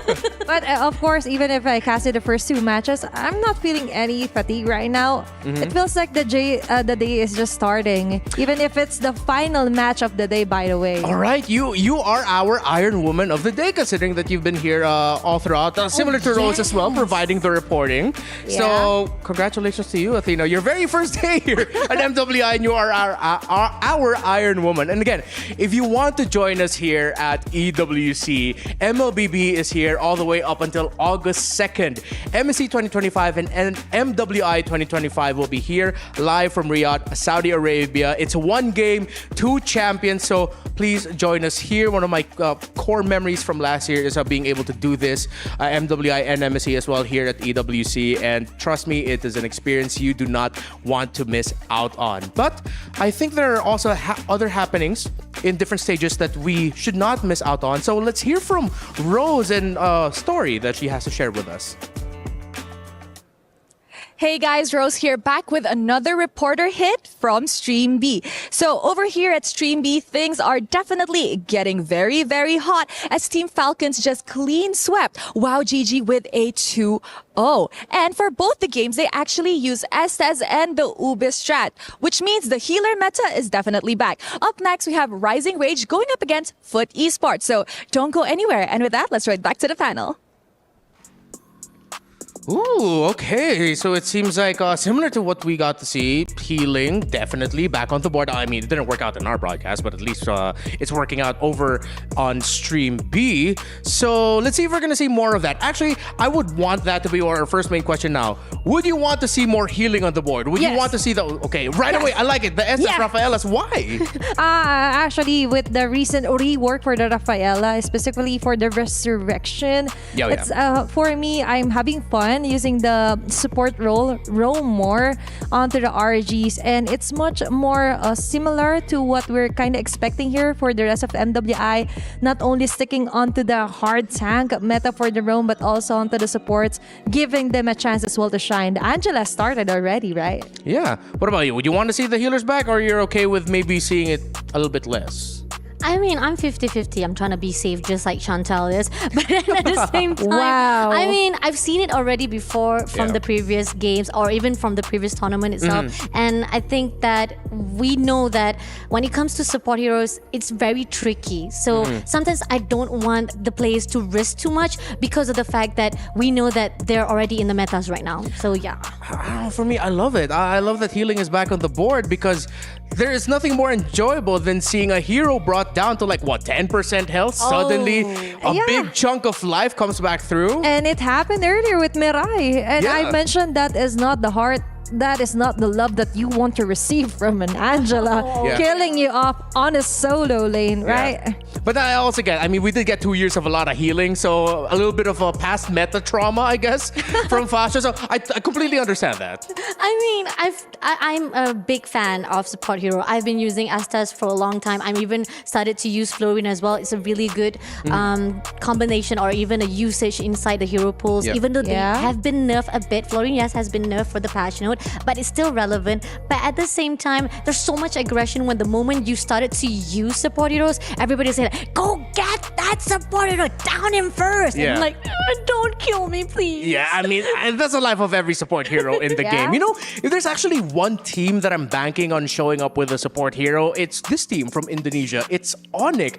There's something about them and their playstyle that I feel like has enough room in their lineup to just show that, okay, we need a little bit more healing to supplement the aggression that we bring to the table. So with Navillera, Sev, Levy, Poe, and Yippee, oh yeah, watch out for them because I got to see their games. What Vitality brings to the table, they can do that too. And they're actually somewhat of the third placer on the recent BOG. Technically the second against Team Vitality, right? Oh, Onto yes. the Indonesian qualifiers. And they're also considered as a new powerhouse, specifically because they're from a new lineage. Typically, most of the representatives from Indonesia came from the GPX Best Rank lineage, right? But for this round, I'm seeing a new, different flavor that they can offer. Oh yeah, and I like that you acknowledge that history. Of course, the members of what we used to call GPX Basreng now make up the members of Team Falcons Vega. That's the Indonesian Team Falcons female squad. Now it's Onyx, and yes, this is their first time actually in the international stage at this level. But these are made up of veterans who have been playing MLBB professionally from 3 to 5 years on the average. And of course, a few of them have participated in international tournaments in Southeast Asia as well, with them coming from MBR Delphine, EVOS Lynx, and RRQ Mika. So yeah, they're experienced. It feels like, do you think we might be seeing a team here that despite them being in the MWI for the first time, that they'll play as if they've played internationally for 3 to 5 years now? I mean, hey, even Zeph from the side of Onyx had been acknowledged by Onyx itself. Like, for example, Fanny, the use of Fanny itself has been a signature hero for Zeph. Yeah. And the fact that we've seen that a lot of acknowledgement is coming in from another players, like, for example, RRQ's Susujin, as well as Kyrie, and as well as Savaro. So that means that there's a possibility that even though they are newbies here, but they are still well known inside the community of Indonesia itself. All right. So now let's talk about their opponents in DreamMax Girls from Latin America. This is a very different DreamMax team that we saw compared to last year, as after their loss at MWI 2024, they decided to rebuild around Angelis. They are very proud of their comms, and they are very proud that Angelis is at the heart of their roster with Day, Camis, Lucy, and Blaze Kitty. Actually, all of them have said terrific things about their jungler Angelis and what she brings to the table for the team. All of them are singing praises for Angelis. I do agree with you. And even their coach actually said that Angelis is the heart. And of course, somehow they look up to her onto the guidance of what she can provide in terms of experience. You mentioned that she's the only one remaining from the previous roster that we've seen from last year's MWI. And I do hope so that they resolve some of the communication issues as well. But I think with the rebuild, it's somehow a revamped version as well for DreamHack Girls. I mean, additional facts to the fact that they rebuilt themselves, they actually had to meet up with their former DMX players as well when they actually tried to qualify. I think the fact that they were able to beat up Alpha 7E, this is the point where the DreamX girls say, like, if I can beat my former players, that means that we're already stepping up to another whole level. And I love the storyline that Rema already set up with the fact that Angelis, there's a storyline that is very moving for these girls. And even Atina already said about how Angelis is the backbone of the team itself. And I saw the interview and they almost cried, but they didn't want to actually disclose what it is. But I really hope that Angelis is really able to overcome whatever that she has done last year and bring all the memories as well as all the momentums here for the MWI. So, Angelis, who is this oh so important focal point character for DreamMax Girls from Latin America? Let's know more about her. Meu nome é Bárbara, eu sou coach secretária. Meu nickname é Blaskit e eu sou Gold Laner. Eu sou a Dai e eu sou Exp Laner. Angelis é coração, Angelis é persistência. Eu me inspiro bastante na Angelis. Eu acredito que a Angelis seja uma inspiração pra gente, porque ela nos ajudou muito e continua ajudando. E, enfim, eu acho ela uma pessoa incrível. E eu acho que essa derrota foi muito necessária para o nosso time. É ela que fez a gente estar aqui hoje, no meio do caos, no meio de toda a loucura, no meio da tristeza. A gente se remontou, peça a peça, perdão. A gente se remontou e agora a gente tá aqui. Então valeu muito a pena. Sobre quando eu preciso de uma amiga, eu tenho a Angelis. E quando eu preciso de uma capitã, eu tenho a Angelis. Ai, eu amo vocês. é muito importante reconhecer o que tem atrás do player. Claro que eu também erro bastante, eu também tô aqui tanto quanto elas para poder aprender, para poder melhorar. E eu me senti muito bem, assim.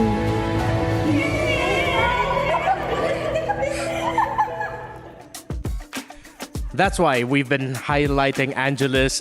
Very clear that DreamHack girls, very important to them. And that's how you empower women, right? That's how you build friendships over communication and how you look up to Angeles as well. I'm a bit teary-eyed with that visual alone, but I could see the determinants and of course the somehow looking up to Angeles for the rest of the gang. And the fact that you don't know what is happening behind the scene. And we know everyone has their own struggle, but the fact that you can overcome it, you can face it without everybody knows it, that's the strength that everybody should praise about DreamHack and everyone else around in MWI. That is the story of Angeles and DreamHack girls, but it is not their story alone. It is also the story of an Indonesian team. Onyx, a new lineage, a new bloodline, a new potential powerhouse and legacy to build up. That is the upcoming match. It's Onyx of Indonesia. It's DreamHack girls of Latin America. Let's toss you on over to the stage to introduce our two teams. Final best of 3 to wrap up the day. So far, it has been a dominant performance from every single one of the teams that have stepped onto the stage. 2-0 after 2-0 after 2-0, and a record-breaking performance in our third match. And I cannot wait to see what our final match has in store for us.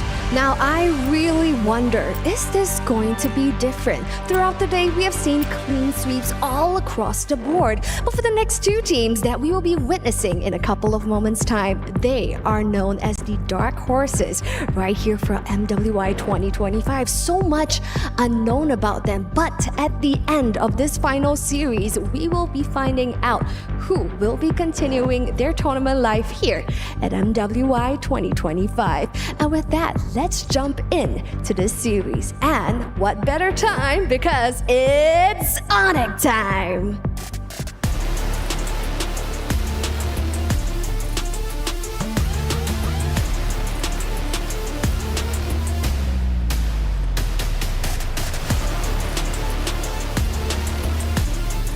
Now all eyes on Onyx as they are prized to be an all-new powerhouse. For the first time in MWI history, a second Indonesian representative is in the team coming in from the GPX lineage. What we'll be expecting here from the all-new Onyx.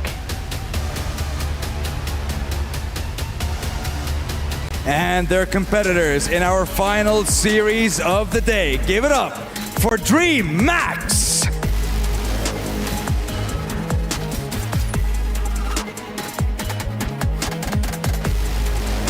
Dominators of the LATAM qualifier and the Copa da Fria champions, DreamHack bring established excellence to Riyadh. After placing in the group stage of MWI in 2024, they return as Latin America's pride with championship pedigree and confidence.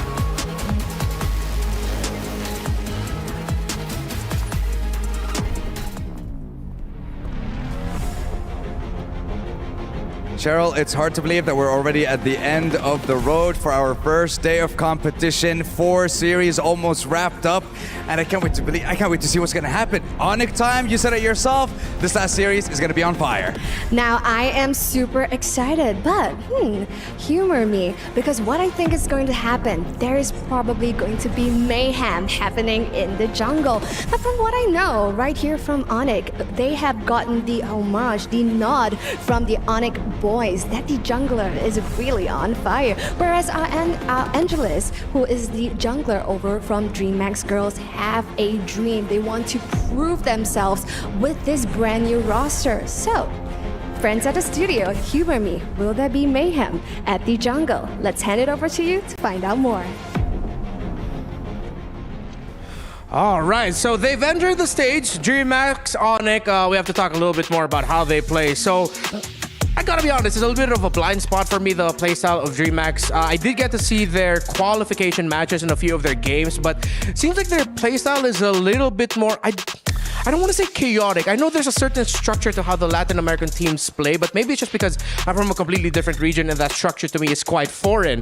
While for Onyx, it's very familiar to us as a Southeast Asian team, the structure, the conditions that they always want to check. So maybe you two could fill me in the knowledge in terms of what Onyx brings to the table first. And actually, you're right about being more on the structured side when it comes to the battles, macro plays. That's what we're talking about here for Onyx Indonesia.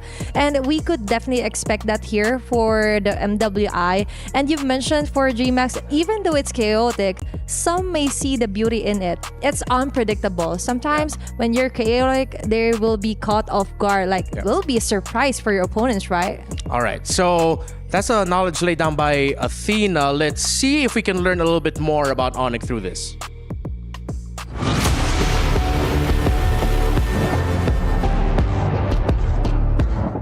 Kalau dari aku, pengennya sih Onyx diingat sebagai kayak perjuangannya yang terus berjuang. Soalnya kita kemarin di turnamen buat dapetin slot ini kayak agak lumayan susah karena sempat kalah. Tapi kita bisa bangkit lagi sampai kita dapat slotnya.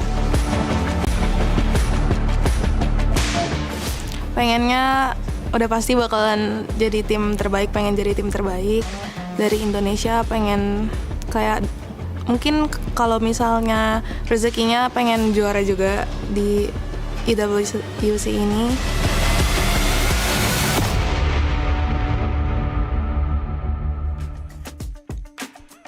I appreciate Onyx for not being shy about it. They want to be the best team in the world. They have their eyes set on becoming MWI champions in their first time here on this stage. The structure, as Athena talked about, very evident in their playstyle. But maybe you, Fasha Bunny, can discuss a little bit more about DreamHack girls and how they play. I mean, we've heard from the side of last year whereby Angelus were denied, or should I say restrained from using Assassin Jungler, probably because she was not given the belief, or even probably was scared that it would actually throw out the chemistry that was done by DreamHack itself. But coming into the new year of MWI itself, I think that this is where Angela said that I want to prove them wrong. Like, not just the former players, even those who actually doubt her that she can do Assassin Jungler. And the fact that we are seeing that this is the meta of Assassin Jungler, we are looking forward to see how she's going to actually build up all the rotation with the rest of the new members of DreamHack girls. Yeah, we find ourselves in a sweet spot in the meta where a few months ago it was all about the assassins. Now the tanks and the fighters have made a comeback. It's a little bit more even. You can decide, you can pick your poison and what you want to play in the jungle. It's a jungler showdown between Sev and Angelus, and I hope we see some anime battles. Oh, and it's also the time for Angelus to somehow regain her confidence because of what happened from last year with the hero pool itself. And you mentioned the assassin meta is on fire right now, right? So they should explore more options for this year's MWI. And talking about the bans right now, for the Uranus, whole day just not being able to play it again. Let me just interject that. You know why they actually banned off Uranus as well as Fanny? This is the reason why they give the full respect straight away to Zeph. We've talked about it, that she's the best jungler. She's been already acknowledged by all of the players, not just by the community, but the best players of Onyx, or even best players of Indonesia. Guys, I will echo that statement. Kyrie and Sutsujin have said Sev is one of the best, if not the best Fanny player that they've seen. Better than them, actually, he said that. Yeah, and that's true. Actually, they're not kidding around. So it's something that you have to acknowledge if you're a DreamHack girls, right? And for the side of Onyx Indonesia, they're very straightforward. They want to achieve a goal. And sometimes you just have to stick to your ground. Never let them know your weakness. And even for the interview, right? And we could see straightforward answers, straightforward drops here, acknowledging the Matilda remove as well. And I like how for the first set of bans, we are seeing acknowledgement of comforts. Well, I mean, Zetian is a meta hero, so not really a comfort. But for Onyx, they're taking away the Yisan Shin, Baksha, Matilda. Those are three core heroes actually to the playstyle of not just DreamHack, but Latin America as a whole in the past few months of MLBB. Before Yisan Shin became big, he was an option in Latam. Before Baksha became big, he was the main roaming option for some of the best teams in Latin America for a lot of the teams. And for for DreamHack girls, taking away of course, we've discussed the Fanny, but the Uranus actually was one of the key picks for Onyx in their qualification on the route to MWI as to why they made it here in the first place. So, acknowledgement, respect in comforts is what we see in the first phase of the draft. That was even before the patch 1.9.19. Oh, exactly. Okay, I almost lost my breath there, but acknowledging the Uranus is actually a good deal, a good big thing here for GMAX. Oh yeah. And you would want to limit also the hero or the comfort picks here for Onyx Indonesia, knowing that they're also from a strong region. They're not emerging, they're a developed region for MLBB women in esports, right? They have Team Vitality on their country, so most likely we could expect more dominating rounds here for Onyx Indonesia. I mean, looking at the bans wise, right, and we know most of it is definitely the signature or the respect, the acknowledgement, or even the meta has been taken out. Now the question is, there are certain heroes that still open up. So the first pick is going to be Kalea, and we saw how, again, it has been enough, doesn't even matter. It's the best pick-off hero to start off, and you know for a fact that if you can have a really good setup, you can actually get a really good initiation. Onyx says that let's get it off so that it can be done right on the dot. Yeah, and this Kalea first pick here by Onyx actually echoes some of the statements that we've been saying. This Onyx squad has a near religious devotion to river control, and Kalea is one of the best heroes that you can pick up to do that.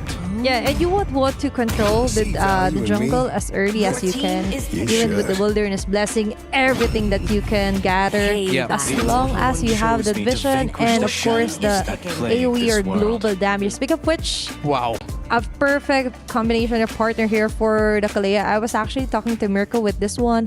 What do you want to partner with the Kalea? Forza is the go-to if it's open. Yeah, and you see that again, a near religious devotion to river control. The Kalea and the Farsa can rotate around the map super quick. That DreamHack need to compensate that in the center of the map with whatever the roamer is gonna be. The Fredrin's already there, yes, so you don't need to go super hard tank. You might even want to consider throwing a Cho in there if you are DreamHack girls, considering that other than the Kalea, that's the next best pick you can go for to have that aggressive and quick control at the center of the map.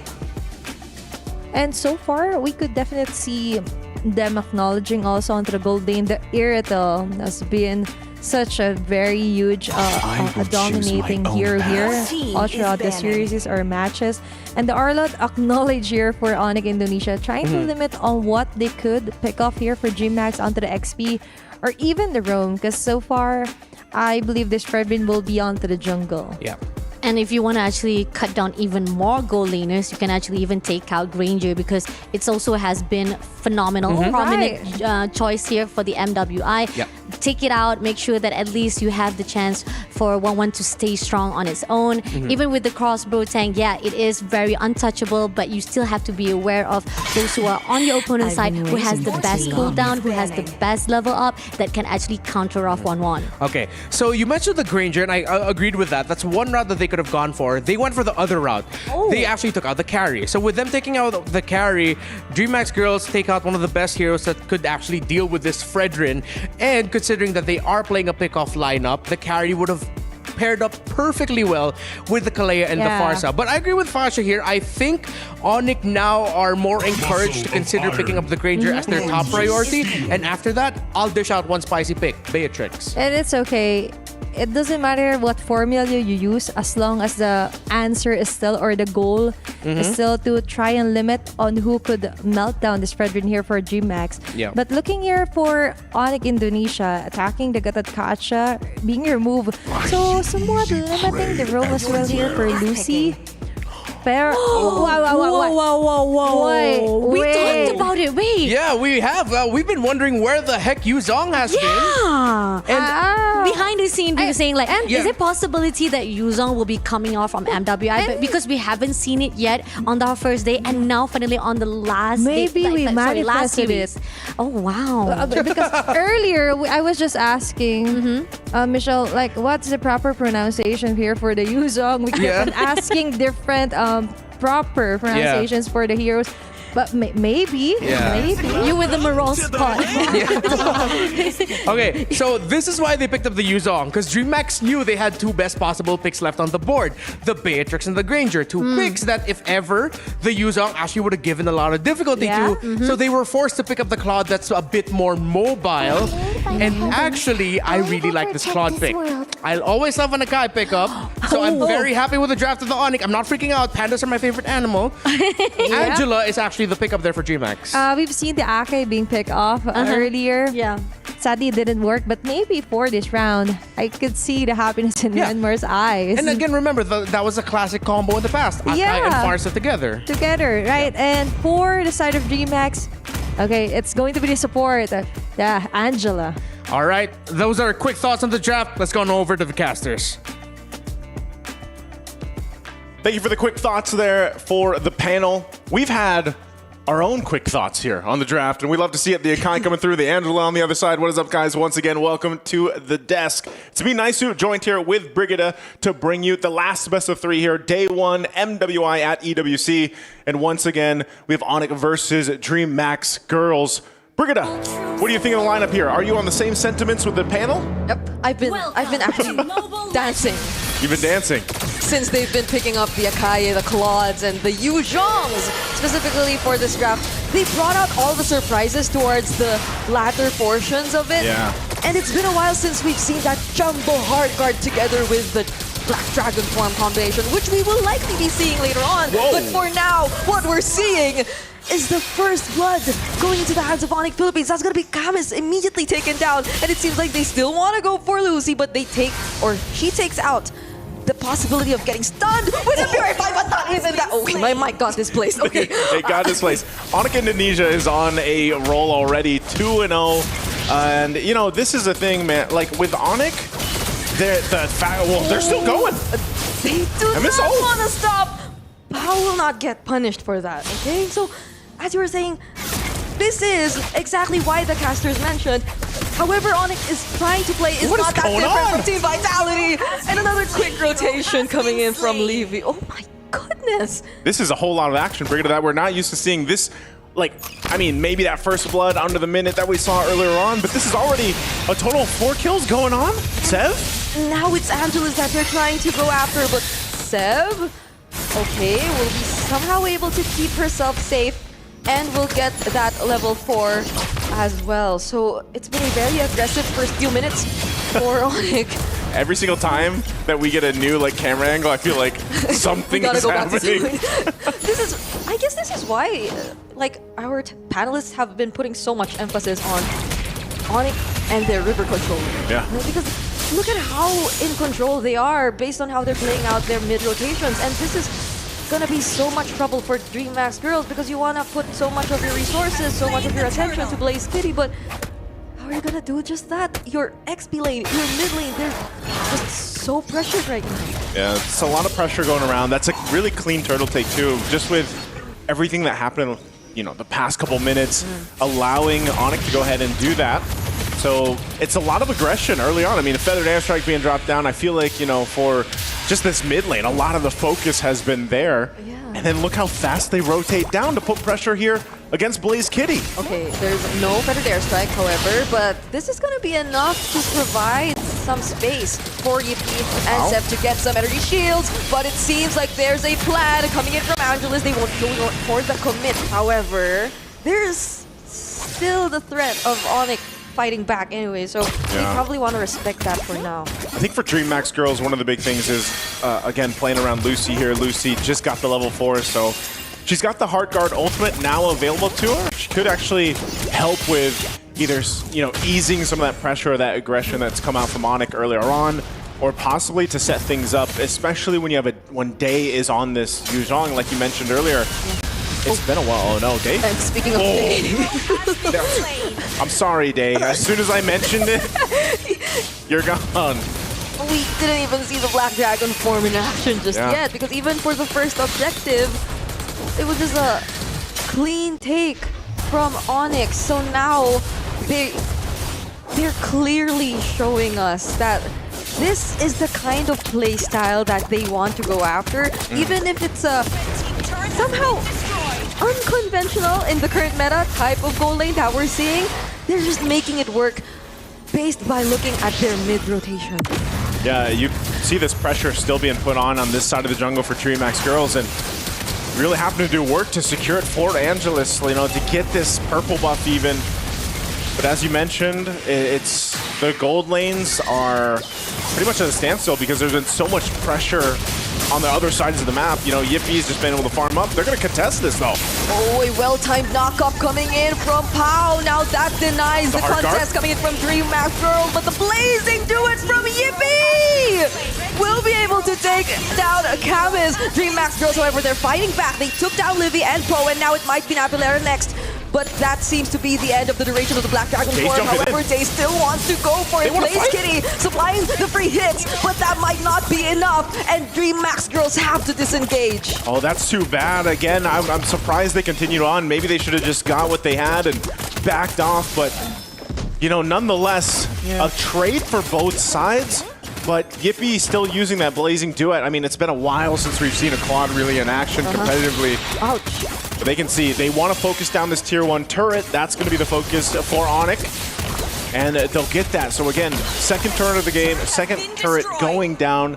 Now that top and that bottom are clear. They'll make their way up to the mid lane now to focus on that. So DreamHack Girls, where can they turn this around already as we get into these mid games here? We're going to see the instant replay of this. This was a fight once again that was initiated. Pau jumps in, uses a tsunami slam. It gets focused. The Heart Guard and the Yuzhong combination we were talking about before is so good. Great Petrify down here too to stop some of that feathered airstrike from Livy.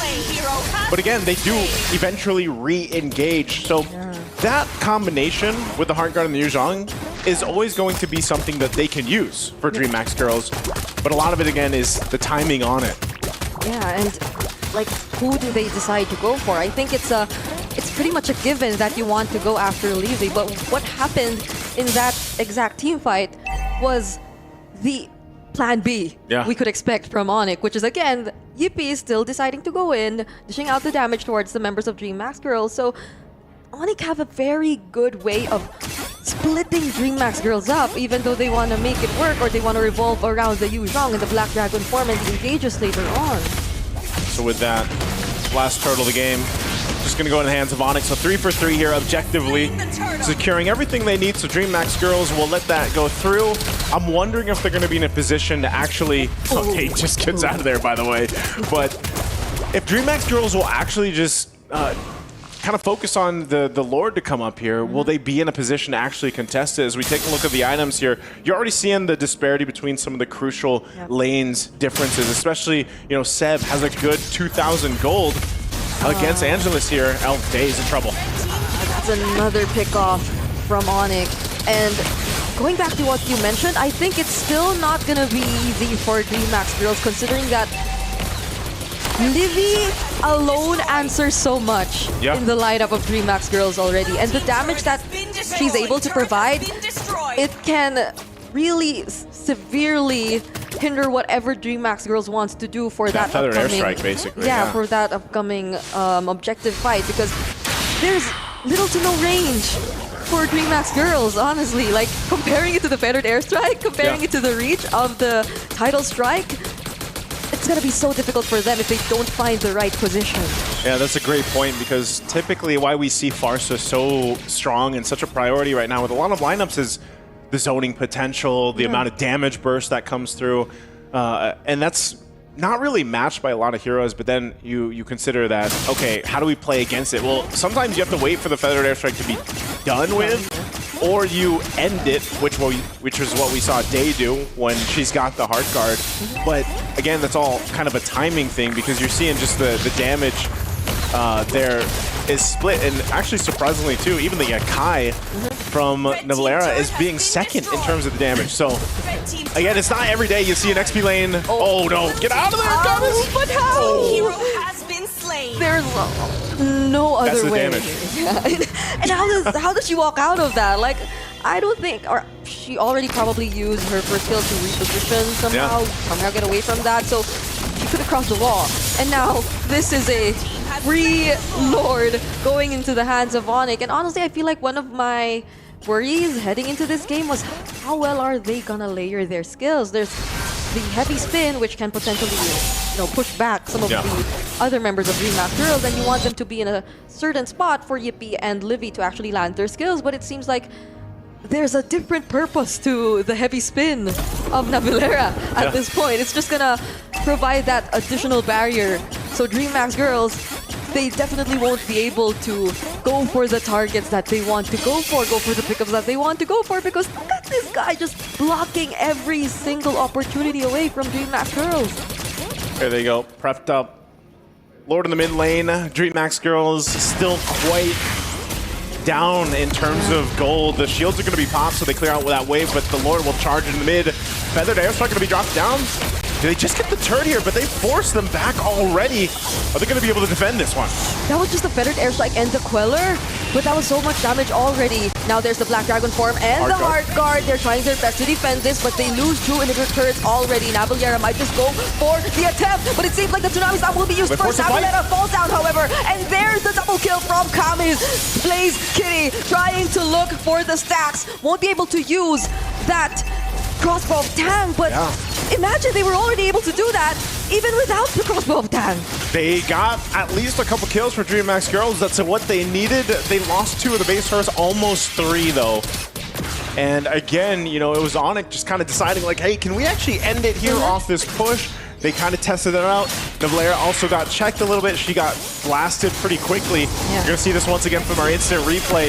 The Heart Guard was there on day. They jump on in. Navilera's like, oh my goodness, they actually are starting to hurt. And that was a great Petrify too. Oh, meanwhile. Oh, there's another fight happening here in mid. Navilera might not be able to escape this. Septo goes in, shuts down Kamis, and the Blazing Duet from Yippee will be the follow-up, so they will be pushing through with the fight. 3 members down from DreamHack Girls. Yippee still trying to go for it. The Heart Guard is used onto Angelus, and that will be enough to keep them alive. I think they want to push in. They're all in the base. They have that one wave pushing down bot. They're going to clear this out. They have the mid wave pushing in as well, and DreamHack Girls will still hold on. I thought they were going to go ahead and continue on further. They're 30 seconds away from the Lord to come up.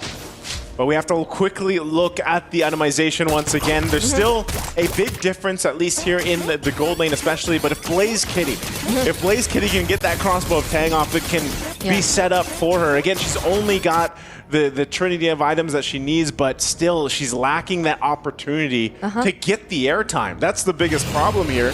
So Lucy's got the choice of, do I use this on Blaze Kitty, for example? Do I use that Heart Guard there? Or do I always use it on Day? As this Lord is going to be taken again. Unless, oh no. One more time though. Will they get to take down Navilera? But it seems like Angelus will be the first to fall. It's not going to be Navilera. Day's also pretty low. And Yippee with a double kill. Make it a triple actually, as he also goes for Blaze Kitty and a maniac towards Day. It's only Lucy left alone. Here's Yippee for the Savage. On the side of DreamHack Girls. Yippee going for the Savage and might just actually take it. The first Savage here in MWI, and Onyx secures game number 1. And they did it through teamwork. Onyx coming out with a Savage, coming out with a victory in game 1 of the best of 3. You can see they're definitely happy about that. Once again, it just looked like, man, there was a moment that maybe DreamHack Girls could turn things around, but then they went for that fight. I almost would have said better off to just try to defend again. But unfortunately for them, maybe they had no choice. Maybe they just had to go for it and see what would happen. And unfortunately for them, they got caught in a bad situation, a bad choke point around that Lord. And they just kind of got split up and dismantled there in that fight. I mean, who knew that there was an Akai approaching them from that angle as well? Because that's the jungler, the Retribution holder. So you would expect that at least that could be one of either 2 people holding the objective, trying to dance around it. But since they already decided to go in with the Black Dragon form and all that, and they were unaware of the angles, it's again a very great response coming in from Onyx. Definitely a great response and a great game number 1. We're going to go ahead and throw it over to the panel back in the studio to break down game 1.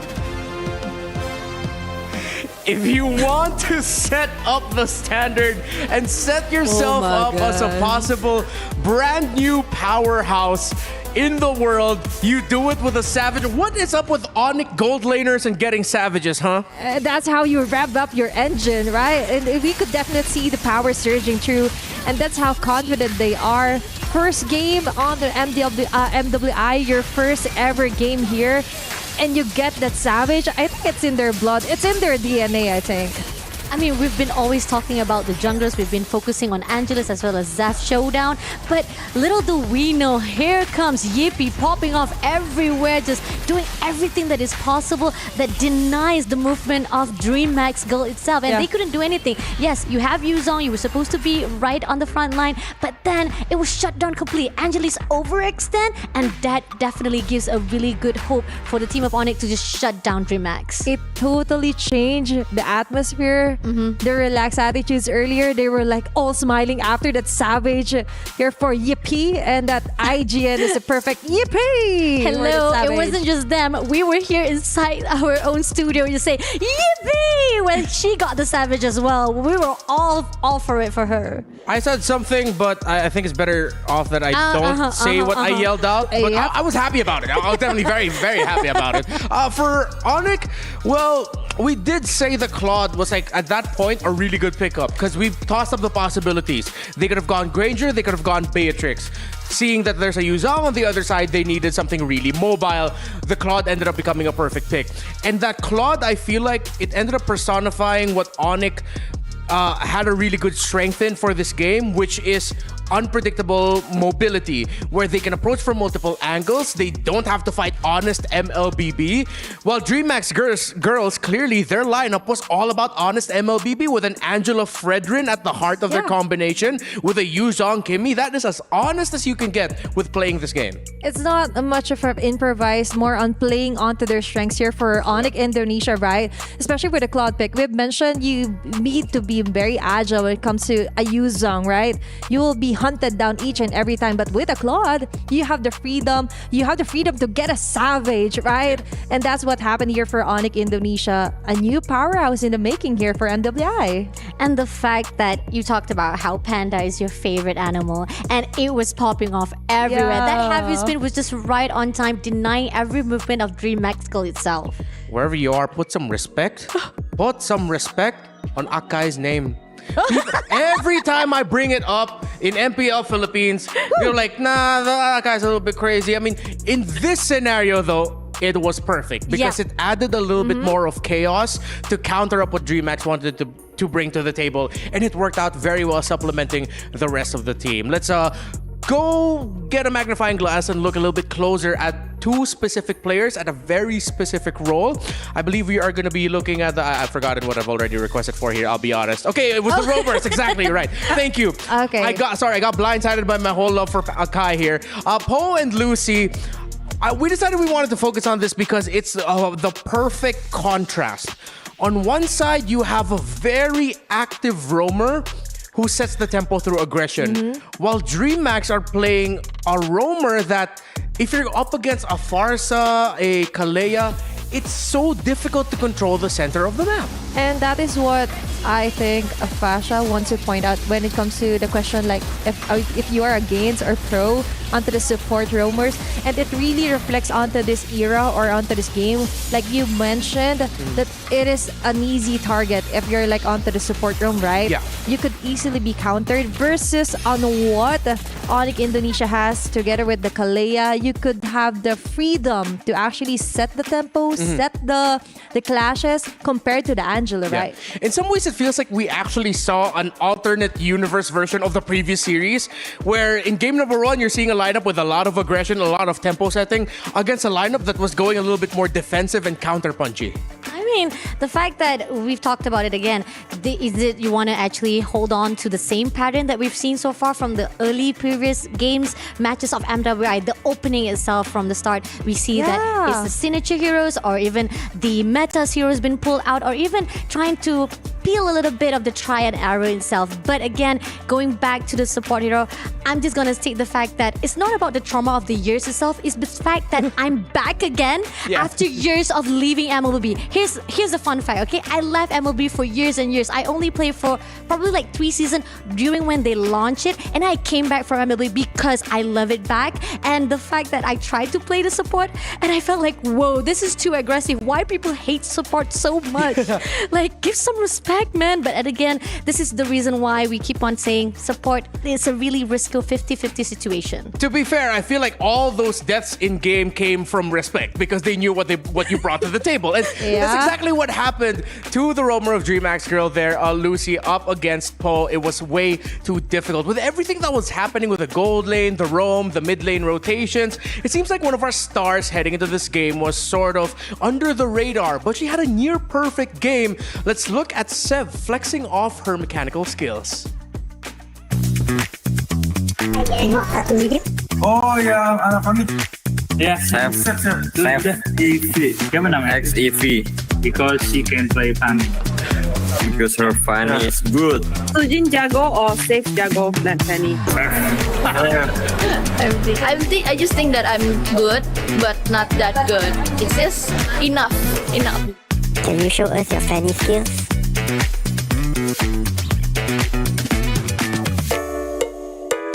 Oh my god, jago banget, gacor. Makasih ya atas pujiannya, guys. Gimana? Weh, bang, putaran gas lawan. Ini gacor banget, gak sih? Dia udah bisa gantiin Kairi nih di MPL. Udah boleh nanti kita ketemu langsung ajak Bewan Kairi. Gacor. Kairi, hati-hati ya. Makasih ya. Kamu bakal ke-replace sama Chef Yola. Makasih ya. Iya, makasih loh. Teman-teman. Again, if you missed the pre-show, exactly what we were talking about there earlier with Sev, highly touted as a Fanny player. By the way, real quick, Athena pointed this out. Shout out to Oheb of Team Liquid because he was on the sticker on the back of that device that Sev was using. We don't know if that was her device, whoever it was, but they owned the Oheb sticker. Shout out to you, Oheb. But yeah, Sev, really good in Assassins, and she is highly touted. And a huge shout out to Kairi. Be careful. You've mentioned, watch out for Sev. Yeah. You might be replaced for the main team, right? Yeah. Now at this point, I really hope we actually get to see a chance of her playing this Fanny. A few more bits of information are going to be showing up on your screen in just a bit so that we can get to understand this player a little bit more. One of the stars that we've described under Onyx. Real quick, actually, I'm very curious. Are there any like very wow players for you in the Malaysian Academy League that sticks in your mind as like really good at Assassins? I'm just curious.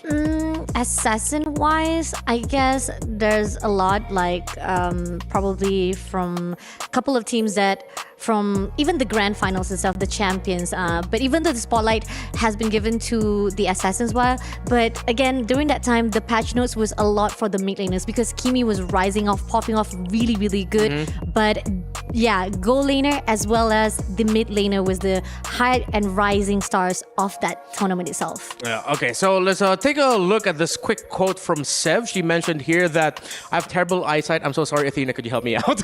Okay, according to Sev is that DreamHack's Girls is not on par with seed teams yet.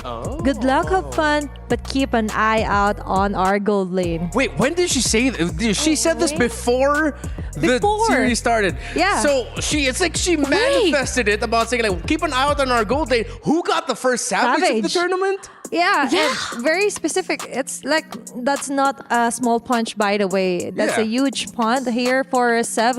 And actually trying to predict, watch out, we have something in store, and that is the first Savage ever here for MWI. Here's the question is, who actually set up this storyline? I mean, like, I'm questioning right now why we keep on actually doing circling around the jungles to a point that we actually left behind the gold lane. How could you guys? I mean, I again, remember, based on what our community has said for many years, MLBB is actually scripted. You know, everything's predetermined. Of course it isn't. We're kidding. It just so happens to be that some people are really good at their jobs of analyzing the game and preparing the creative stuff, that it's just perfectly all set up. But in that regard, we would like to thank Sev for actually already setting up the gold lane Savage, even though we didn't hear about it in the past. And definitely that is something that we should watch out for. Their comments, their advices on what they have to say versus the teams. They're manifesting each and every lane. Like, watch out for a gold lane, and then we get the first ever Savage for MWI. What's next, Sev? What can you predict more?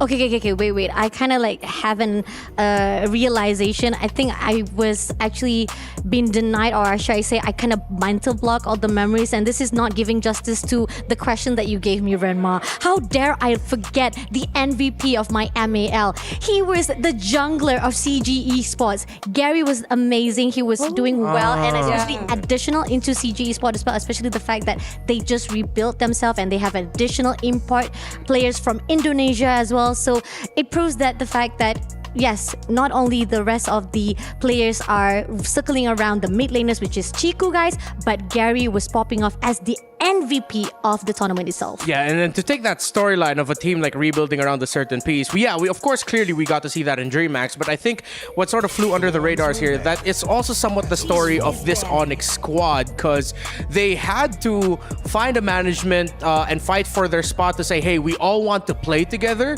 We've experienced here and there being able to play together in different aspects of the game, different tournaments, different teams all throughout the years. Please, can you get us under one organization so we can form a team? That's the story of Onyx. And that's how you build a powerhouse, right? The trust and of course the support is really important here for them to be able to somewhat create this super team for Onyx Indonesia. And talking about the Fanny as well, I am looking forward. She already predicted that they should watch out for the gold lane here for Onyx Indo. I'm looking forward to her playing the Fanny if she's that confident, right? She's not gonna get it. DreamHack said no. DreamHack literally say like, no, Fanny. Stop. Just stop. They literally saw the previous highlight clip, but of course, I just want to say a quick shout out to Coach Secretaria of DMX. She is one of the most decorated female coaches in the history of our game. Through her participation and experience coaching the men's team, some of the best men's teams in Latin America. So she's coached in MSC, one or two M series if I'm not mistaken. So yeah, Coach Secretaria is one of the, okay, so if Louise is the roaming goat, she's one of the greatest of all time coaches from that region. So her banning out these assassins and then first picking the Uranus shows that. Okay. The day is not yet ending. I was just saying earlier that I have seen a Uranus for like 7 or 6 games in total. But now you've mentioned a well-decorated coach. They planned ahead onto the bans, and finally Uranus here for their second game. I think DreamHack has to think ahead here though and consider that a carry might be popping up for Onyx much later. So Onyx are going to be looking to dish out some, make sure that they have good sources of burst. They pick up the Joy Factor. I mean, it's the fact that they put out Uranus, and we saw already the first-hand experience whereby Uranus was top priority of MSC wildcards, right? And it was really efficient enough. It was really good to be put out into the hero pools as well. Now, question is, coming into the respawn of Onyx itself, Joy being picked up as the respawn, as well as Zetian. And we know for a fact Zetian has a really good CC, that ulti, the Fury of the Phoenix itself can stun a little bit, and probably it could actually help the movement of Joy itself. Now, the question is, the team of DreamHack Girl, what can they do to hold out a little bit of the movement of Onyx itself? Yeah, there is a lot of movement, good source of crowd map control, me, through multiple avenues. So let's see if DreamHack can answer that right away. They pick up the Juicin into the Joy, and they pick up the Cho. Personally, I'm not the biggest fan of pairing up the Cho with the Juicin if you're looking to get pickoffs. However, the Cho and the Juicin does provide a lot of crowd control, Athena. Yeah, and actually the Cho is actually a good counter against a Zetian. If you guys remember, you could just pop off the Shin pool and pop off the passive here for Zetian. Just a walkthrough, literally hit and run, and that's it. But I do agree on a certain degree on the pick here together with the Jushin. Especially they already had the Uranus, right? But for GMAX, maybe we just have to trust the process here. What's the thought process here for Coach Secretaria? But I do believe that they need somewhat of a shredder, because the carry could easily be picked off here by Onyx Indonesia. Yeah, if Onyx doesn't show up their gold laner, oh no, they picked up the carry. Yeah. That's exactly it. What I was talking about with the carry and Onyx. Perfect pick at third, because I was thinking DreamHack might have just banned the Claude and carry in the second phase, so fantastic call here by Onyx. No, I mean, like, it's perfect. The fact that they pick it off straight the gold laner, and now they're gonna say, like, I have already gold laner, now I'm gonna cut off even more gold laner so that you don't even have any questions or even the choices to get the gold laner for yourself. Yeah. Look at that. Even Harith had been seen taken off from the side of Team Onyx. Oh, crazy. Yeah, at this point, I think DreamHack has to accept they're probably gonna be stuck with an Irithel. Yeah. Because Granger into the Joy, into the Zetian, you don't even see the frontliners just yet. That even if DreamHack decides to pick up Granger later on, whatever the last pick of Onyx might just give that an even harder time. So I think the safest pick right now for DreamHack is Irithel. Yeah, I do agree with you. In a certain degree, they have to have that mobility onto the gold lane, especially if you're up against, earlier with a Savage play. You would want some kind of an advantage. But speaking of which, for Onyx Indonesia, they are right onto picking off that carry as soon as possible, because it is the next move here for Coach Secretary if ever they just went in ahead and pick up another role. Yeah. But Kalea being banned out here for DreamHack Girls and Esmeralda. Good old boring past matchup of your Uranus and Esmeralda. Yes, that is the community thing. When you get Uranus and Esmeralda in the same game, in the same lane, they are stuck there forever. Like, it's that around 3 years ago, 4 years ago. Oh yeah, it's been 4 years. I've been doing this too long. I don't want to reveal my age. Oh, we're just doing it last year. I just saw Age is just a number, by the way. Oh, but the number right now, they need the number here for DreamHack Girls. Currently on a 0-1. Oh, whoa, Wait. What, Leslie? You're gonna pick a Leslie into Joy? Interesting. I love it. I mean, they desperately needed damage. They were desperately lacking burst. Okay. But I did not expect a Leslie. Okay, I know for a fact that after the patch note, Leslie has been upgraded, have been buffed for the range itself. Yes, it's much more distance. You have like a really good sniper with a long range shot. But the question is it enough though? The fact that you're still going on all out for just one single lane or one single target for yourself, and you have to be very wary of your positioning yourself. But on the other note, they did pick off Chi-Chi as well on their own pick-off. And now, looking on their side, yeah, they have the answer. The question is it enough though? Are they just gonna end up picking Gacha for Rome, or? I'm still looking at this Leslie, by the way. Sorry, guys. Yeah, it's fine. I mean, like, I'm still shocked. Oh, Kaja! I wish I said it. What a day! What a day! I mean, we got our wish. We wanted some more unique picks. Real quick, thoughts on this Kaja, Fasha? I think it's going to be a great game. If ever, we could see a potential game 3. Yes, definitely. I mean, lovely answers from both sides. So looking forward to see what it's going to be like. All right, we're shocked here. Brigida, Naisu, are you guys shocked? Are you surprised? I want to hear your thoughts. I want to hear your voices. That was so... You can hear our voices now, right? I mean, I think we are equally as shocked with the draft here. Brigida, any thoughts? I mean, did you think you were going to see a Leslie on day one of the MWI? Not at all. I mean, I rarely see the Leslie, even in the off-season tournaments that we've been having. Even in, I'd say, the collegiate level or ever. Right? Like, when was the last time you really saw a Leslie? I can't recall, honestly. And I echo the exact same sentiments, or we could probably even add more to what our panelists already mentioned. The lineup right now that we're seeing from DreamHack Girls are either very single targets, the Cho and the Leslie, and you don't really pair the Leslie, right? If you want immediate burst damage to follow up the Way of the Dragon and all that. Yeah, the Leslie provides you I mean, in a way, some vision with the ultimate snipe ultimate, but then also, you know, you get some of that extra damage with the her lethal shot, right? That passive that she gets too. So there's actually a really interesting way that it could work with the Cho, but at the same time, as we get to look at the emblems here, really, again, nothing too much in the XP lane. That's what we used to call the eternal battle, basically, with the Uranus and the Esmeralda fighting it out. But nonetheless, I think a big part of this is really like, how do you actually allow Blaze Kitty to get online and use this pick that is able like to pump out a ton of damage, but just doesn't have the same, I would say, throughput later on in the game. If this ends up being a later game, then something that can happen here is, yeah, she's popping off damage using the camouflage and everything else, but you also got to be really reliant because, I mean, you look at the lineup here alone from Onyx, there's a lot of options to just get Blaze Kitty down. And if you take one of the members that is supposed to help heal for her or protect her in a way, and that's what the Kaja does. I mean, again, the Divine Judgment ultimate to grab someone is great here. So Pow's even got to wait for her level 4. Sev is going to be jumping in, though.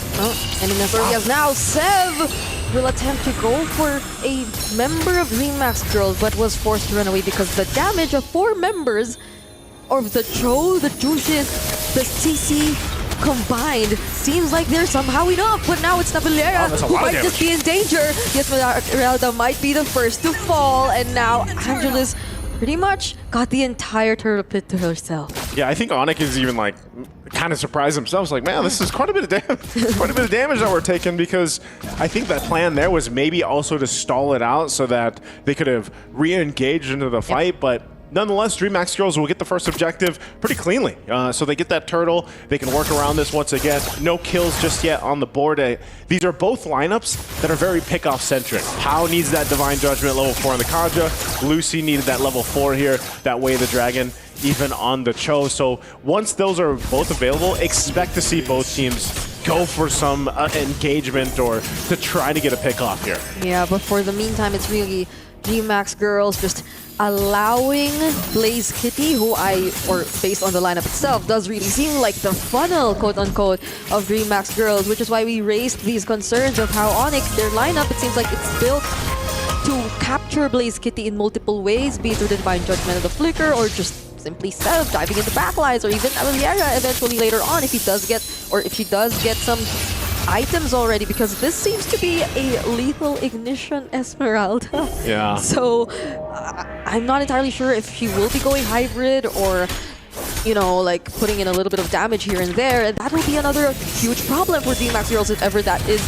going to be the case. And now it seems like they want to go after her, but there's the Fury of the Phoenix, stunning 3 members, Divine Judgment committed onto Camis as well, but the first blood is going to be Lucy. Will they have enough damage to take down Camis? It seems like it's a no, but Sev says no too. Day and Angelus, they're the 2 tanky members left, and they get to trade out Sev for that too. Yeah, I guess, you know, again, I have to correct myself because I was so surprised with the lineup earlier on that I was just automatically thinking, yeah, Uranus versus Esmeralda in the XP lane. But yeah, it's a jungle Uranus, and our panel kind of mentioned that too, and the possibility. I think that's why the swerve came through.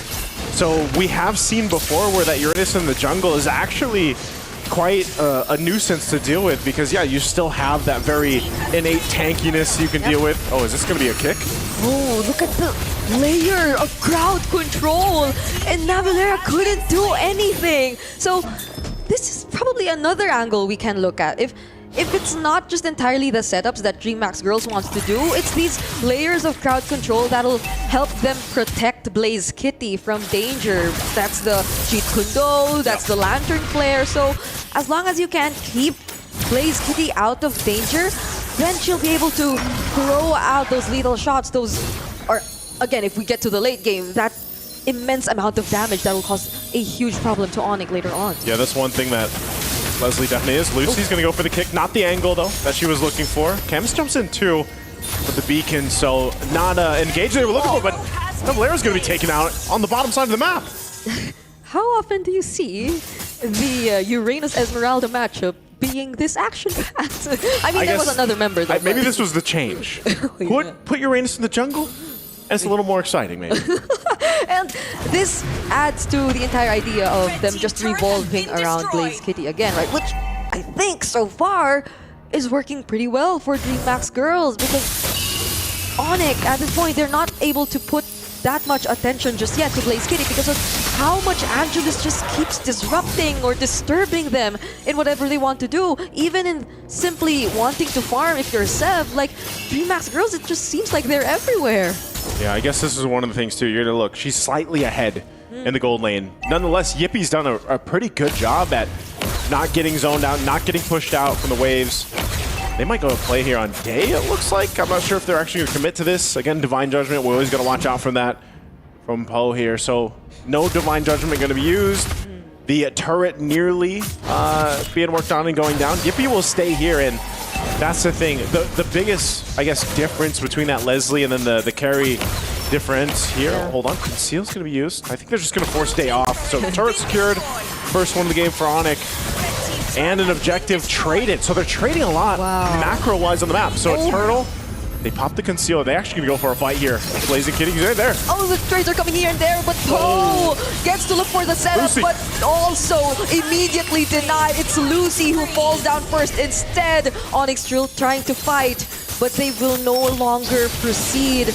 D-Max girls, they're somehow actually making this work. They're making it work. A trade, the 1-for-1 roamers that are in that exchange, but also Blaze Kitty picks up a Malefic Gun.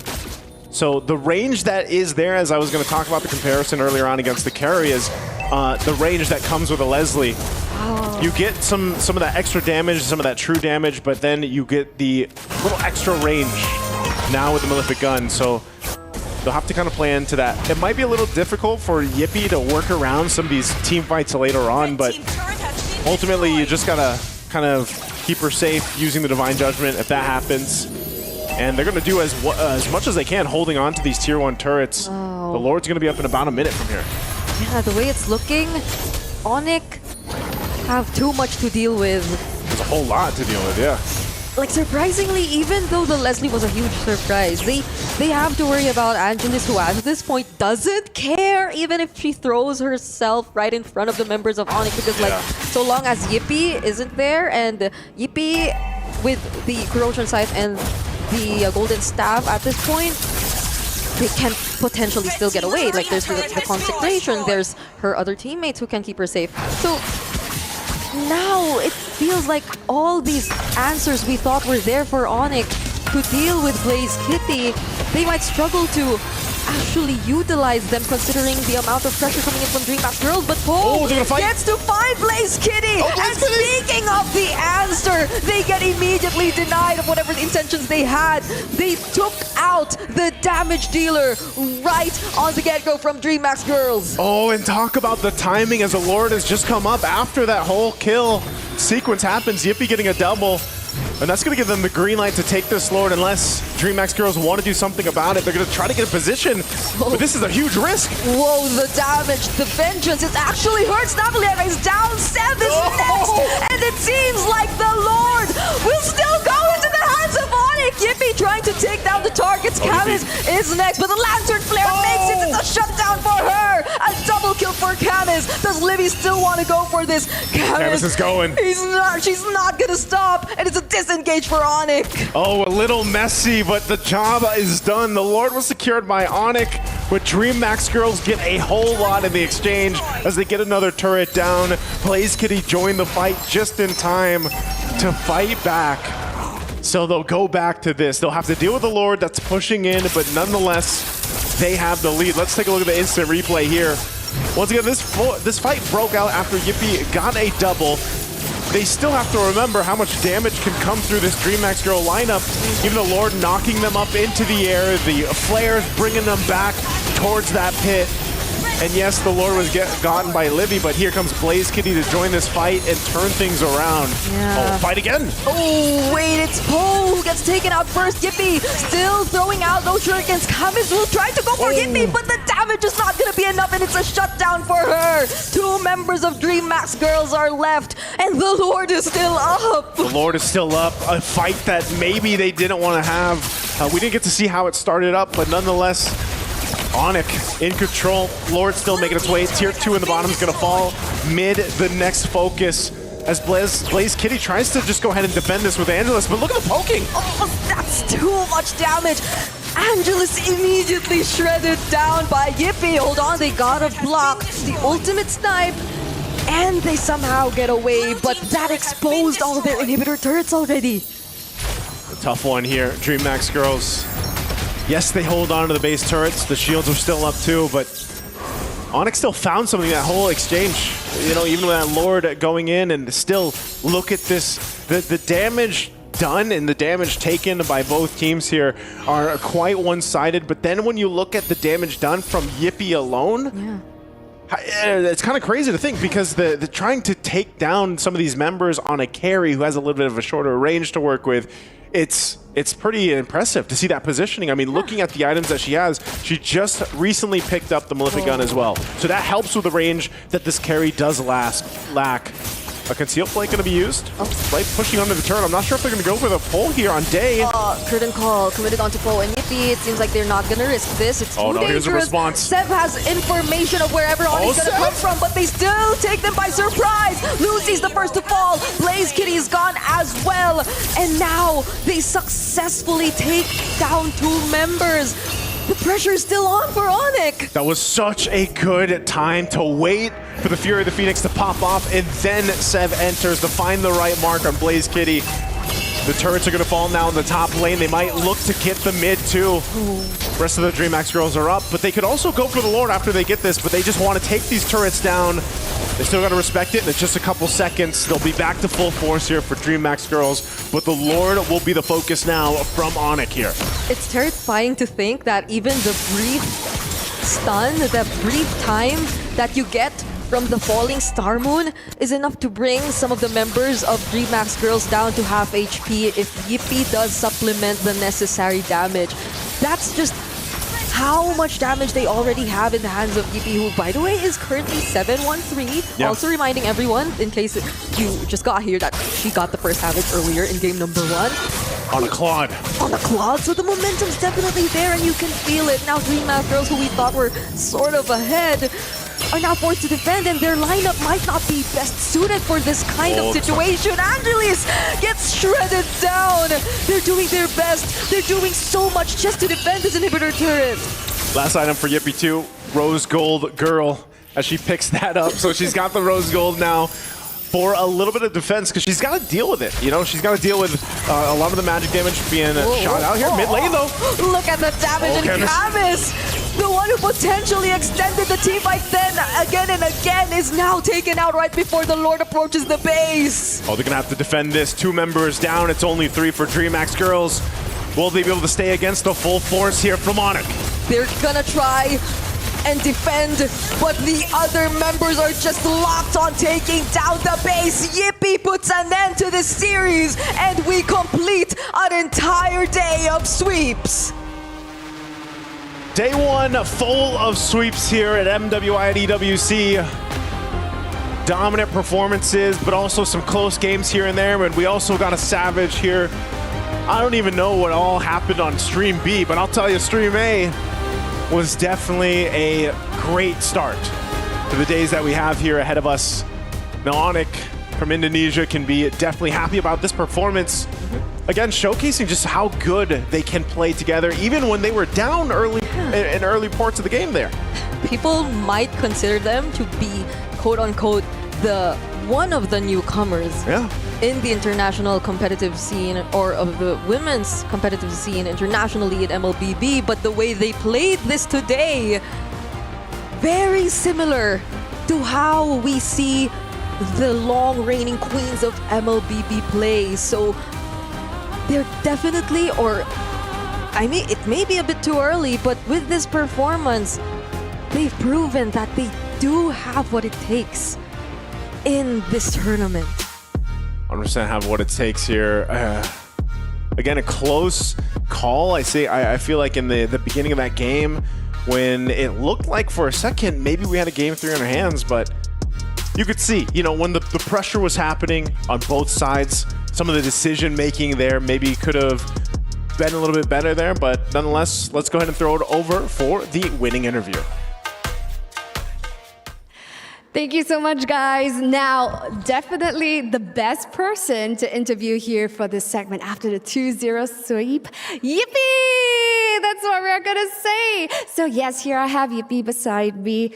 Yippee, right now, first day, you are the individual who scored a Savage. Tell us more. What happened and what made that possible? Jadi kamu adalah orang pertama tentunya di EWC ini yang berhasil mendapatkan Savage gitu. Bisa diceritakan nggak sedikit apa sih yang terjadi? Gimana caranya kamu bisa sampai dapetin Savage itu? Aku percaya aja sih sama teman-teman aku. Kayak kita main as a team, bukan as a individual. Tapi kita main benar-benar percaya satu sama lain aja. Dan teman-teman juga percaya sama aku. Okay, so at first I think it's because we're playing as a team, and is that this Savage is not me as an individual as well. So it's basically all the team combined effort that makes me have this performance. Right. And of course, we asked Zeph before, what are her insights? And she said that Yippee is the one to look out for, the one that people should be afraid of. So it really proved today. So what can we expect here from Yippee moving forward? Oke, jadi dari grup caster tadi juga sudah menjelaskan bahwa GP ini adalah salah satu pemain yang harus diperhatikan di turnamen ini gitu, dan tentunya kamu sudah membuktikan hal ini di hari ini. Tapi apa sih yang kita bisa expect lagi tentunya untuk kedepannya dari YP di turnamen kedepannya? Apa ya? Aku paling bakal ngeluarin yang terbaik aja sih. Nanti ditunggu di next match-nya. So I don't think I'll do anything special, but especially I'm gonna do my best, and I just hope that everyone will keep watching me. Right, and we're very excited given today's performance. Now, this is a very special and very pretty trophy that we have here. Now, given Onyx is prized to be the dark horse here of the competition. What more? Tell us more. What can we expect from Onyx moving forward? Oke, dan tentunya di EWC ini juga di sini ada trofi yang indah tentunya yang dikejar oleh Onyx, dan dari para expert juga sudah menjelaskan bahwa di sini Onyx adalah salah satu kuda hitam gitu kan. Dan apa sih yang kita bisa expect tentunya dari Onyx di turnamen ini? Kita udah belajar dari yang kemarin di BOG sempat kesandung-sandung, bahkan kayak kita kalah bahkan di group stage. Jadi kita belajar banyak aja sih buat lebih respect dan percaya satu sama lain dan pede aja. So definitely that we learn a lot, especially in the last tournament. I think we lost a lot. We actually have a lot of struggles, but we are here and we just want to do our best. Of course, we're gonna learn a lot more and we're just gonna show a lot more to the audience. And we're very excited for that. So right here, today's but day one, it's a little bit of a warm-up, but we're excited to see, especially with the Savage, what Onyx has for us. So yes, ladies and gents, this wraps up our final series right here for day one of MWI 2025 with clean sweeps all across the board. Now things are heating up, and if any of our teams are looking for the crown, this is time where they have to buckle up their laces, put on their seatbelts, and give everything that they have if they want to be champions for MWI 2025. Now, we want to know more about what our friends over at the studio think, so over to you.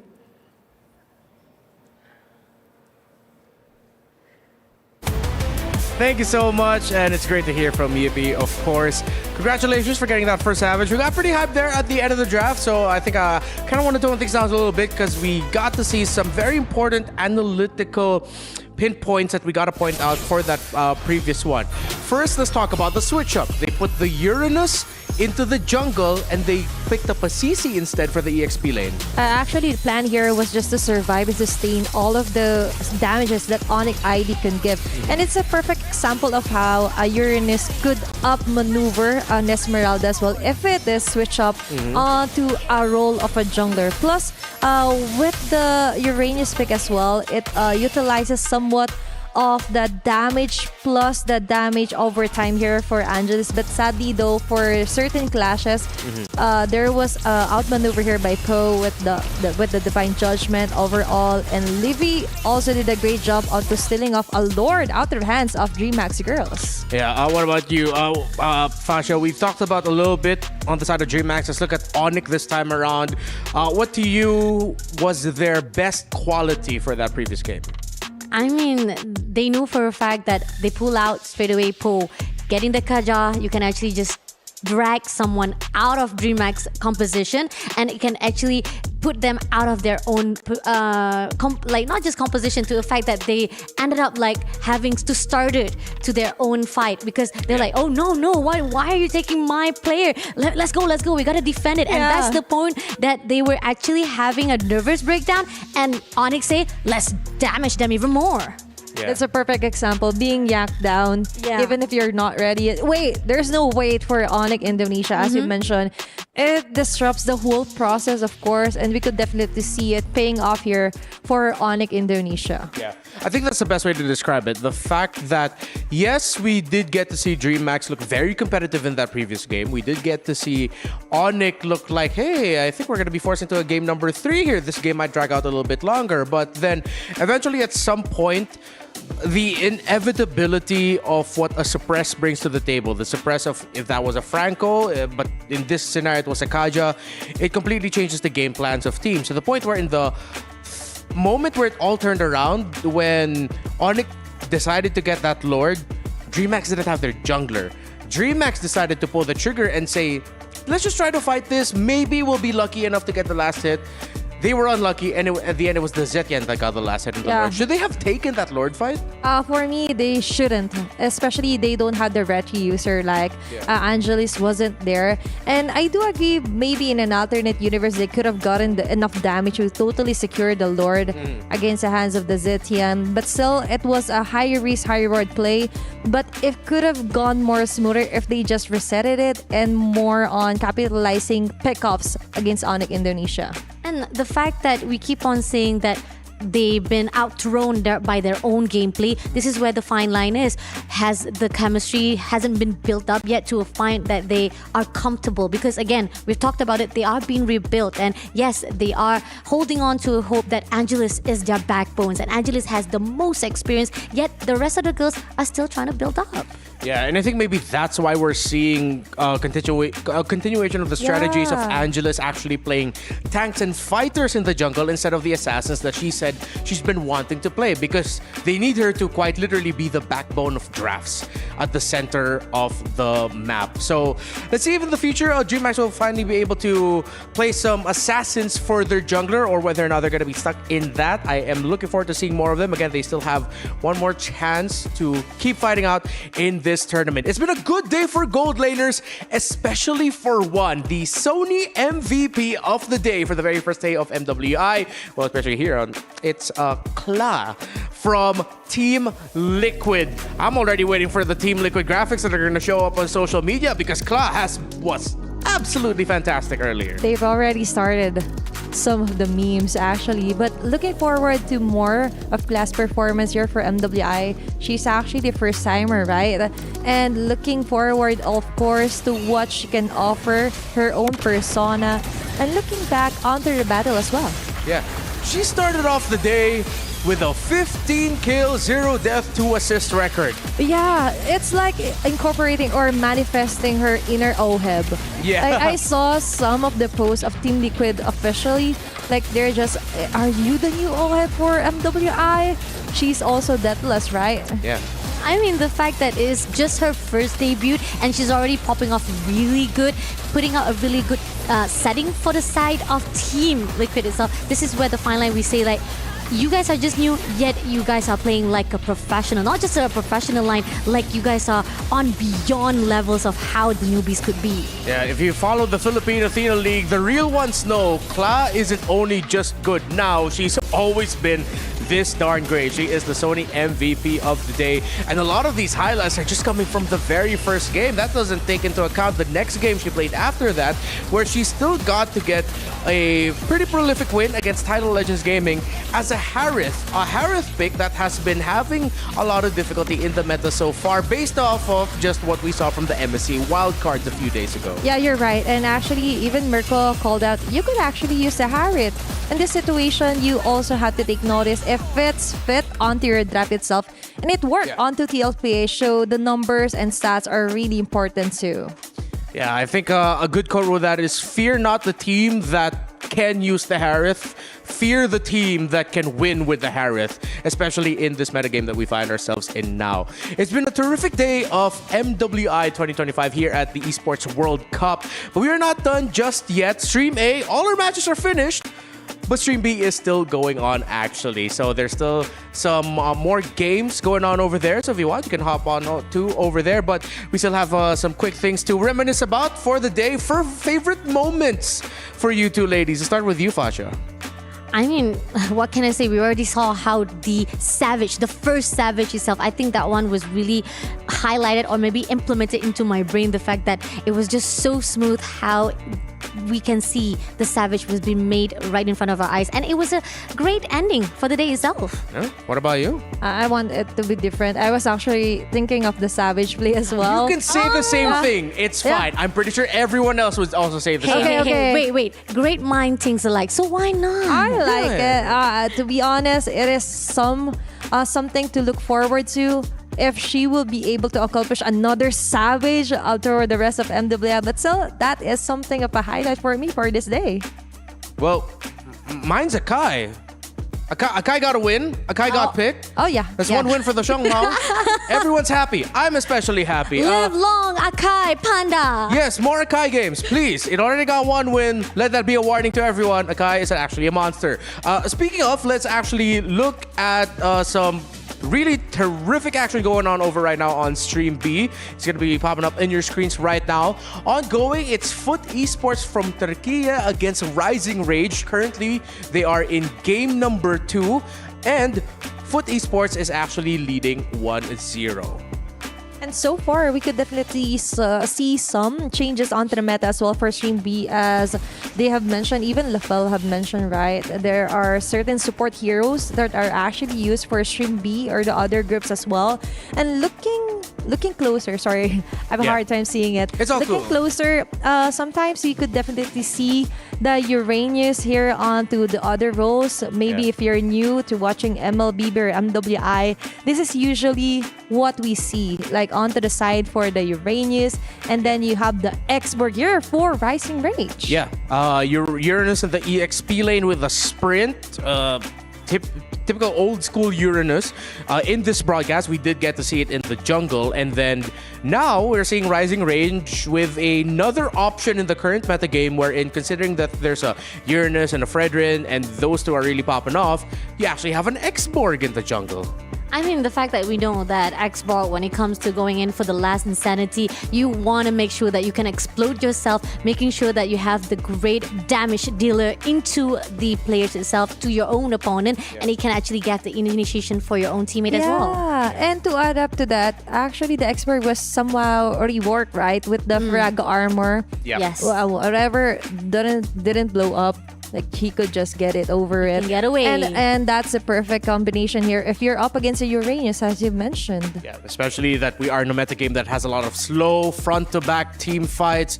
Xborg, watch out for that. And of course, again, if you so happily would want to go on over to Stream B so that you can catch the action between Foot and Rising Rage, please go ahead by all means. But I would highly suggest just open up another browser window, I guess, and just put us up there, you know, so that you can watch both. Because now we're going to be actually recapping the bracket so far for this broadcast. Let's start things off with Group A to see the progress there. In Group A, we actually see, of course, with their wins earlier, Team Vitality with a 2-0. Team Falcons got the sweep WoW GG of Mongolia earlier. And now in the lower bracket match, we're going to be seeing Twisted Minds and WoW GG. So this is actually the next step here for Team Vitality, the qualification match, which will be happening in the next few days. And the winner will be advancing on to the playoffs, right? And the matchup going on right now actually in Stream B is on Group D. So let's look at the Group B right now. And there you have it, one of the most difficult groups to go through. Team Liquid and Navi MY both getting sweep wins over their respective competitors. I mean, even from getting the information straight away when I saw Navi and we're getting 2-0, I was already excited. I mean, sorry, coming out with the nationalism in my body. I was like, oh my God, Navi MY. Again, we've talked about how there's a lot of players who are still rebranding themselves, even though, yeah, we have Hani, Fafao, who already had experience here, but it's really amazing to see it. And not only that, their other sisterhood as well are doing well at their own grouping, which is Navi PH.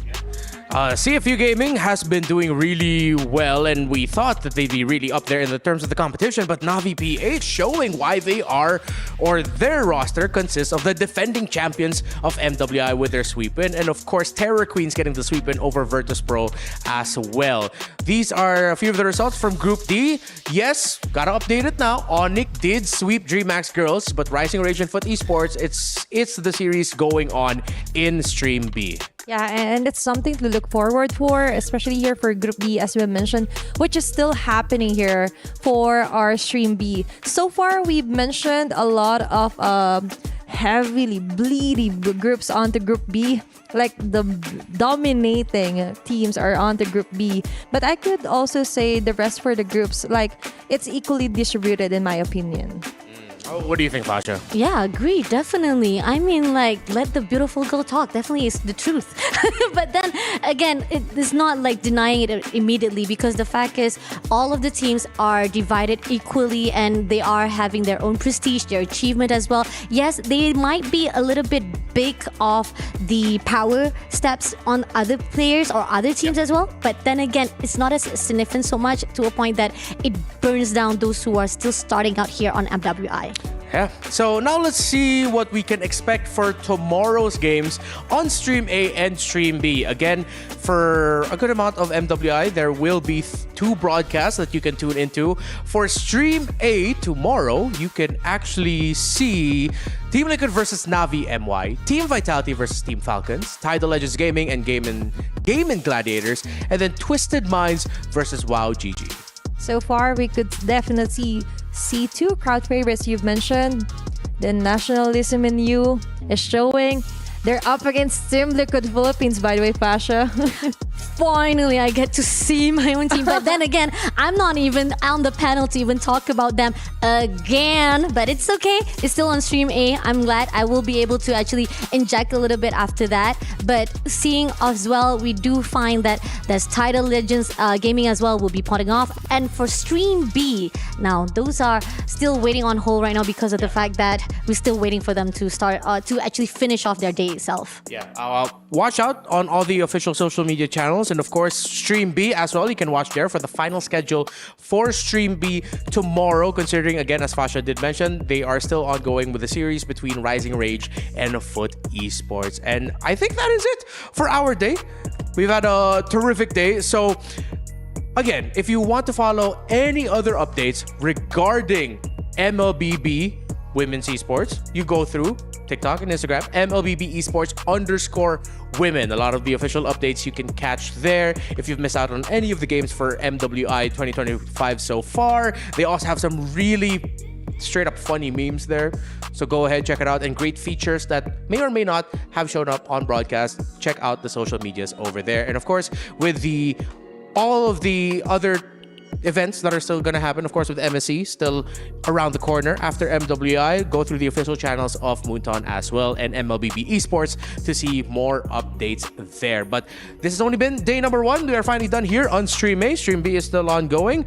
I've already asked you of your favorite moments, so I'm going to ask you something completely off the cuff here. What is your quick little inspirational message to all the female esports broadcast hopefuls that you would want to share? Okay, you're doing great, and all you have to do is trust yourself, build your style, and of course trust the process.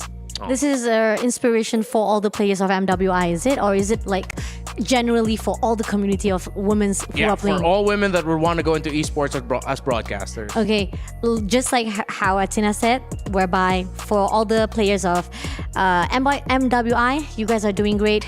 there's certain things that you might have to actually revamp yourself or probably have to go back to the drawing board, but you're still doing good. Don't worry, you still have one life to go, so make use of it. But for those who are watching us right now, as well as the rest of the players, please keep on supporting. Your support means a lot. It will grow our community as a whole and make us one as a team. Thank you so much, Fasha Bunny, and of course, Athena. Congratulations on making your debut day here at MWI 2025. And my message is simple: you're breathtaking. Thank you so much. See you tomorrow. My name is Fred Mar. We'll see you. Good night and good fight.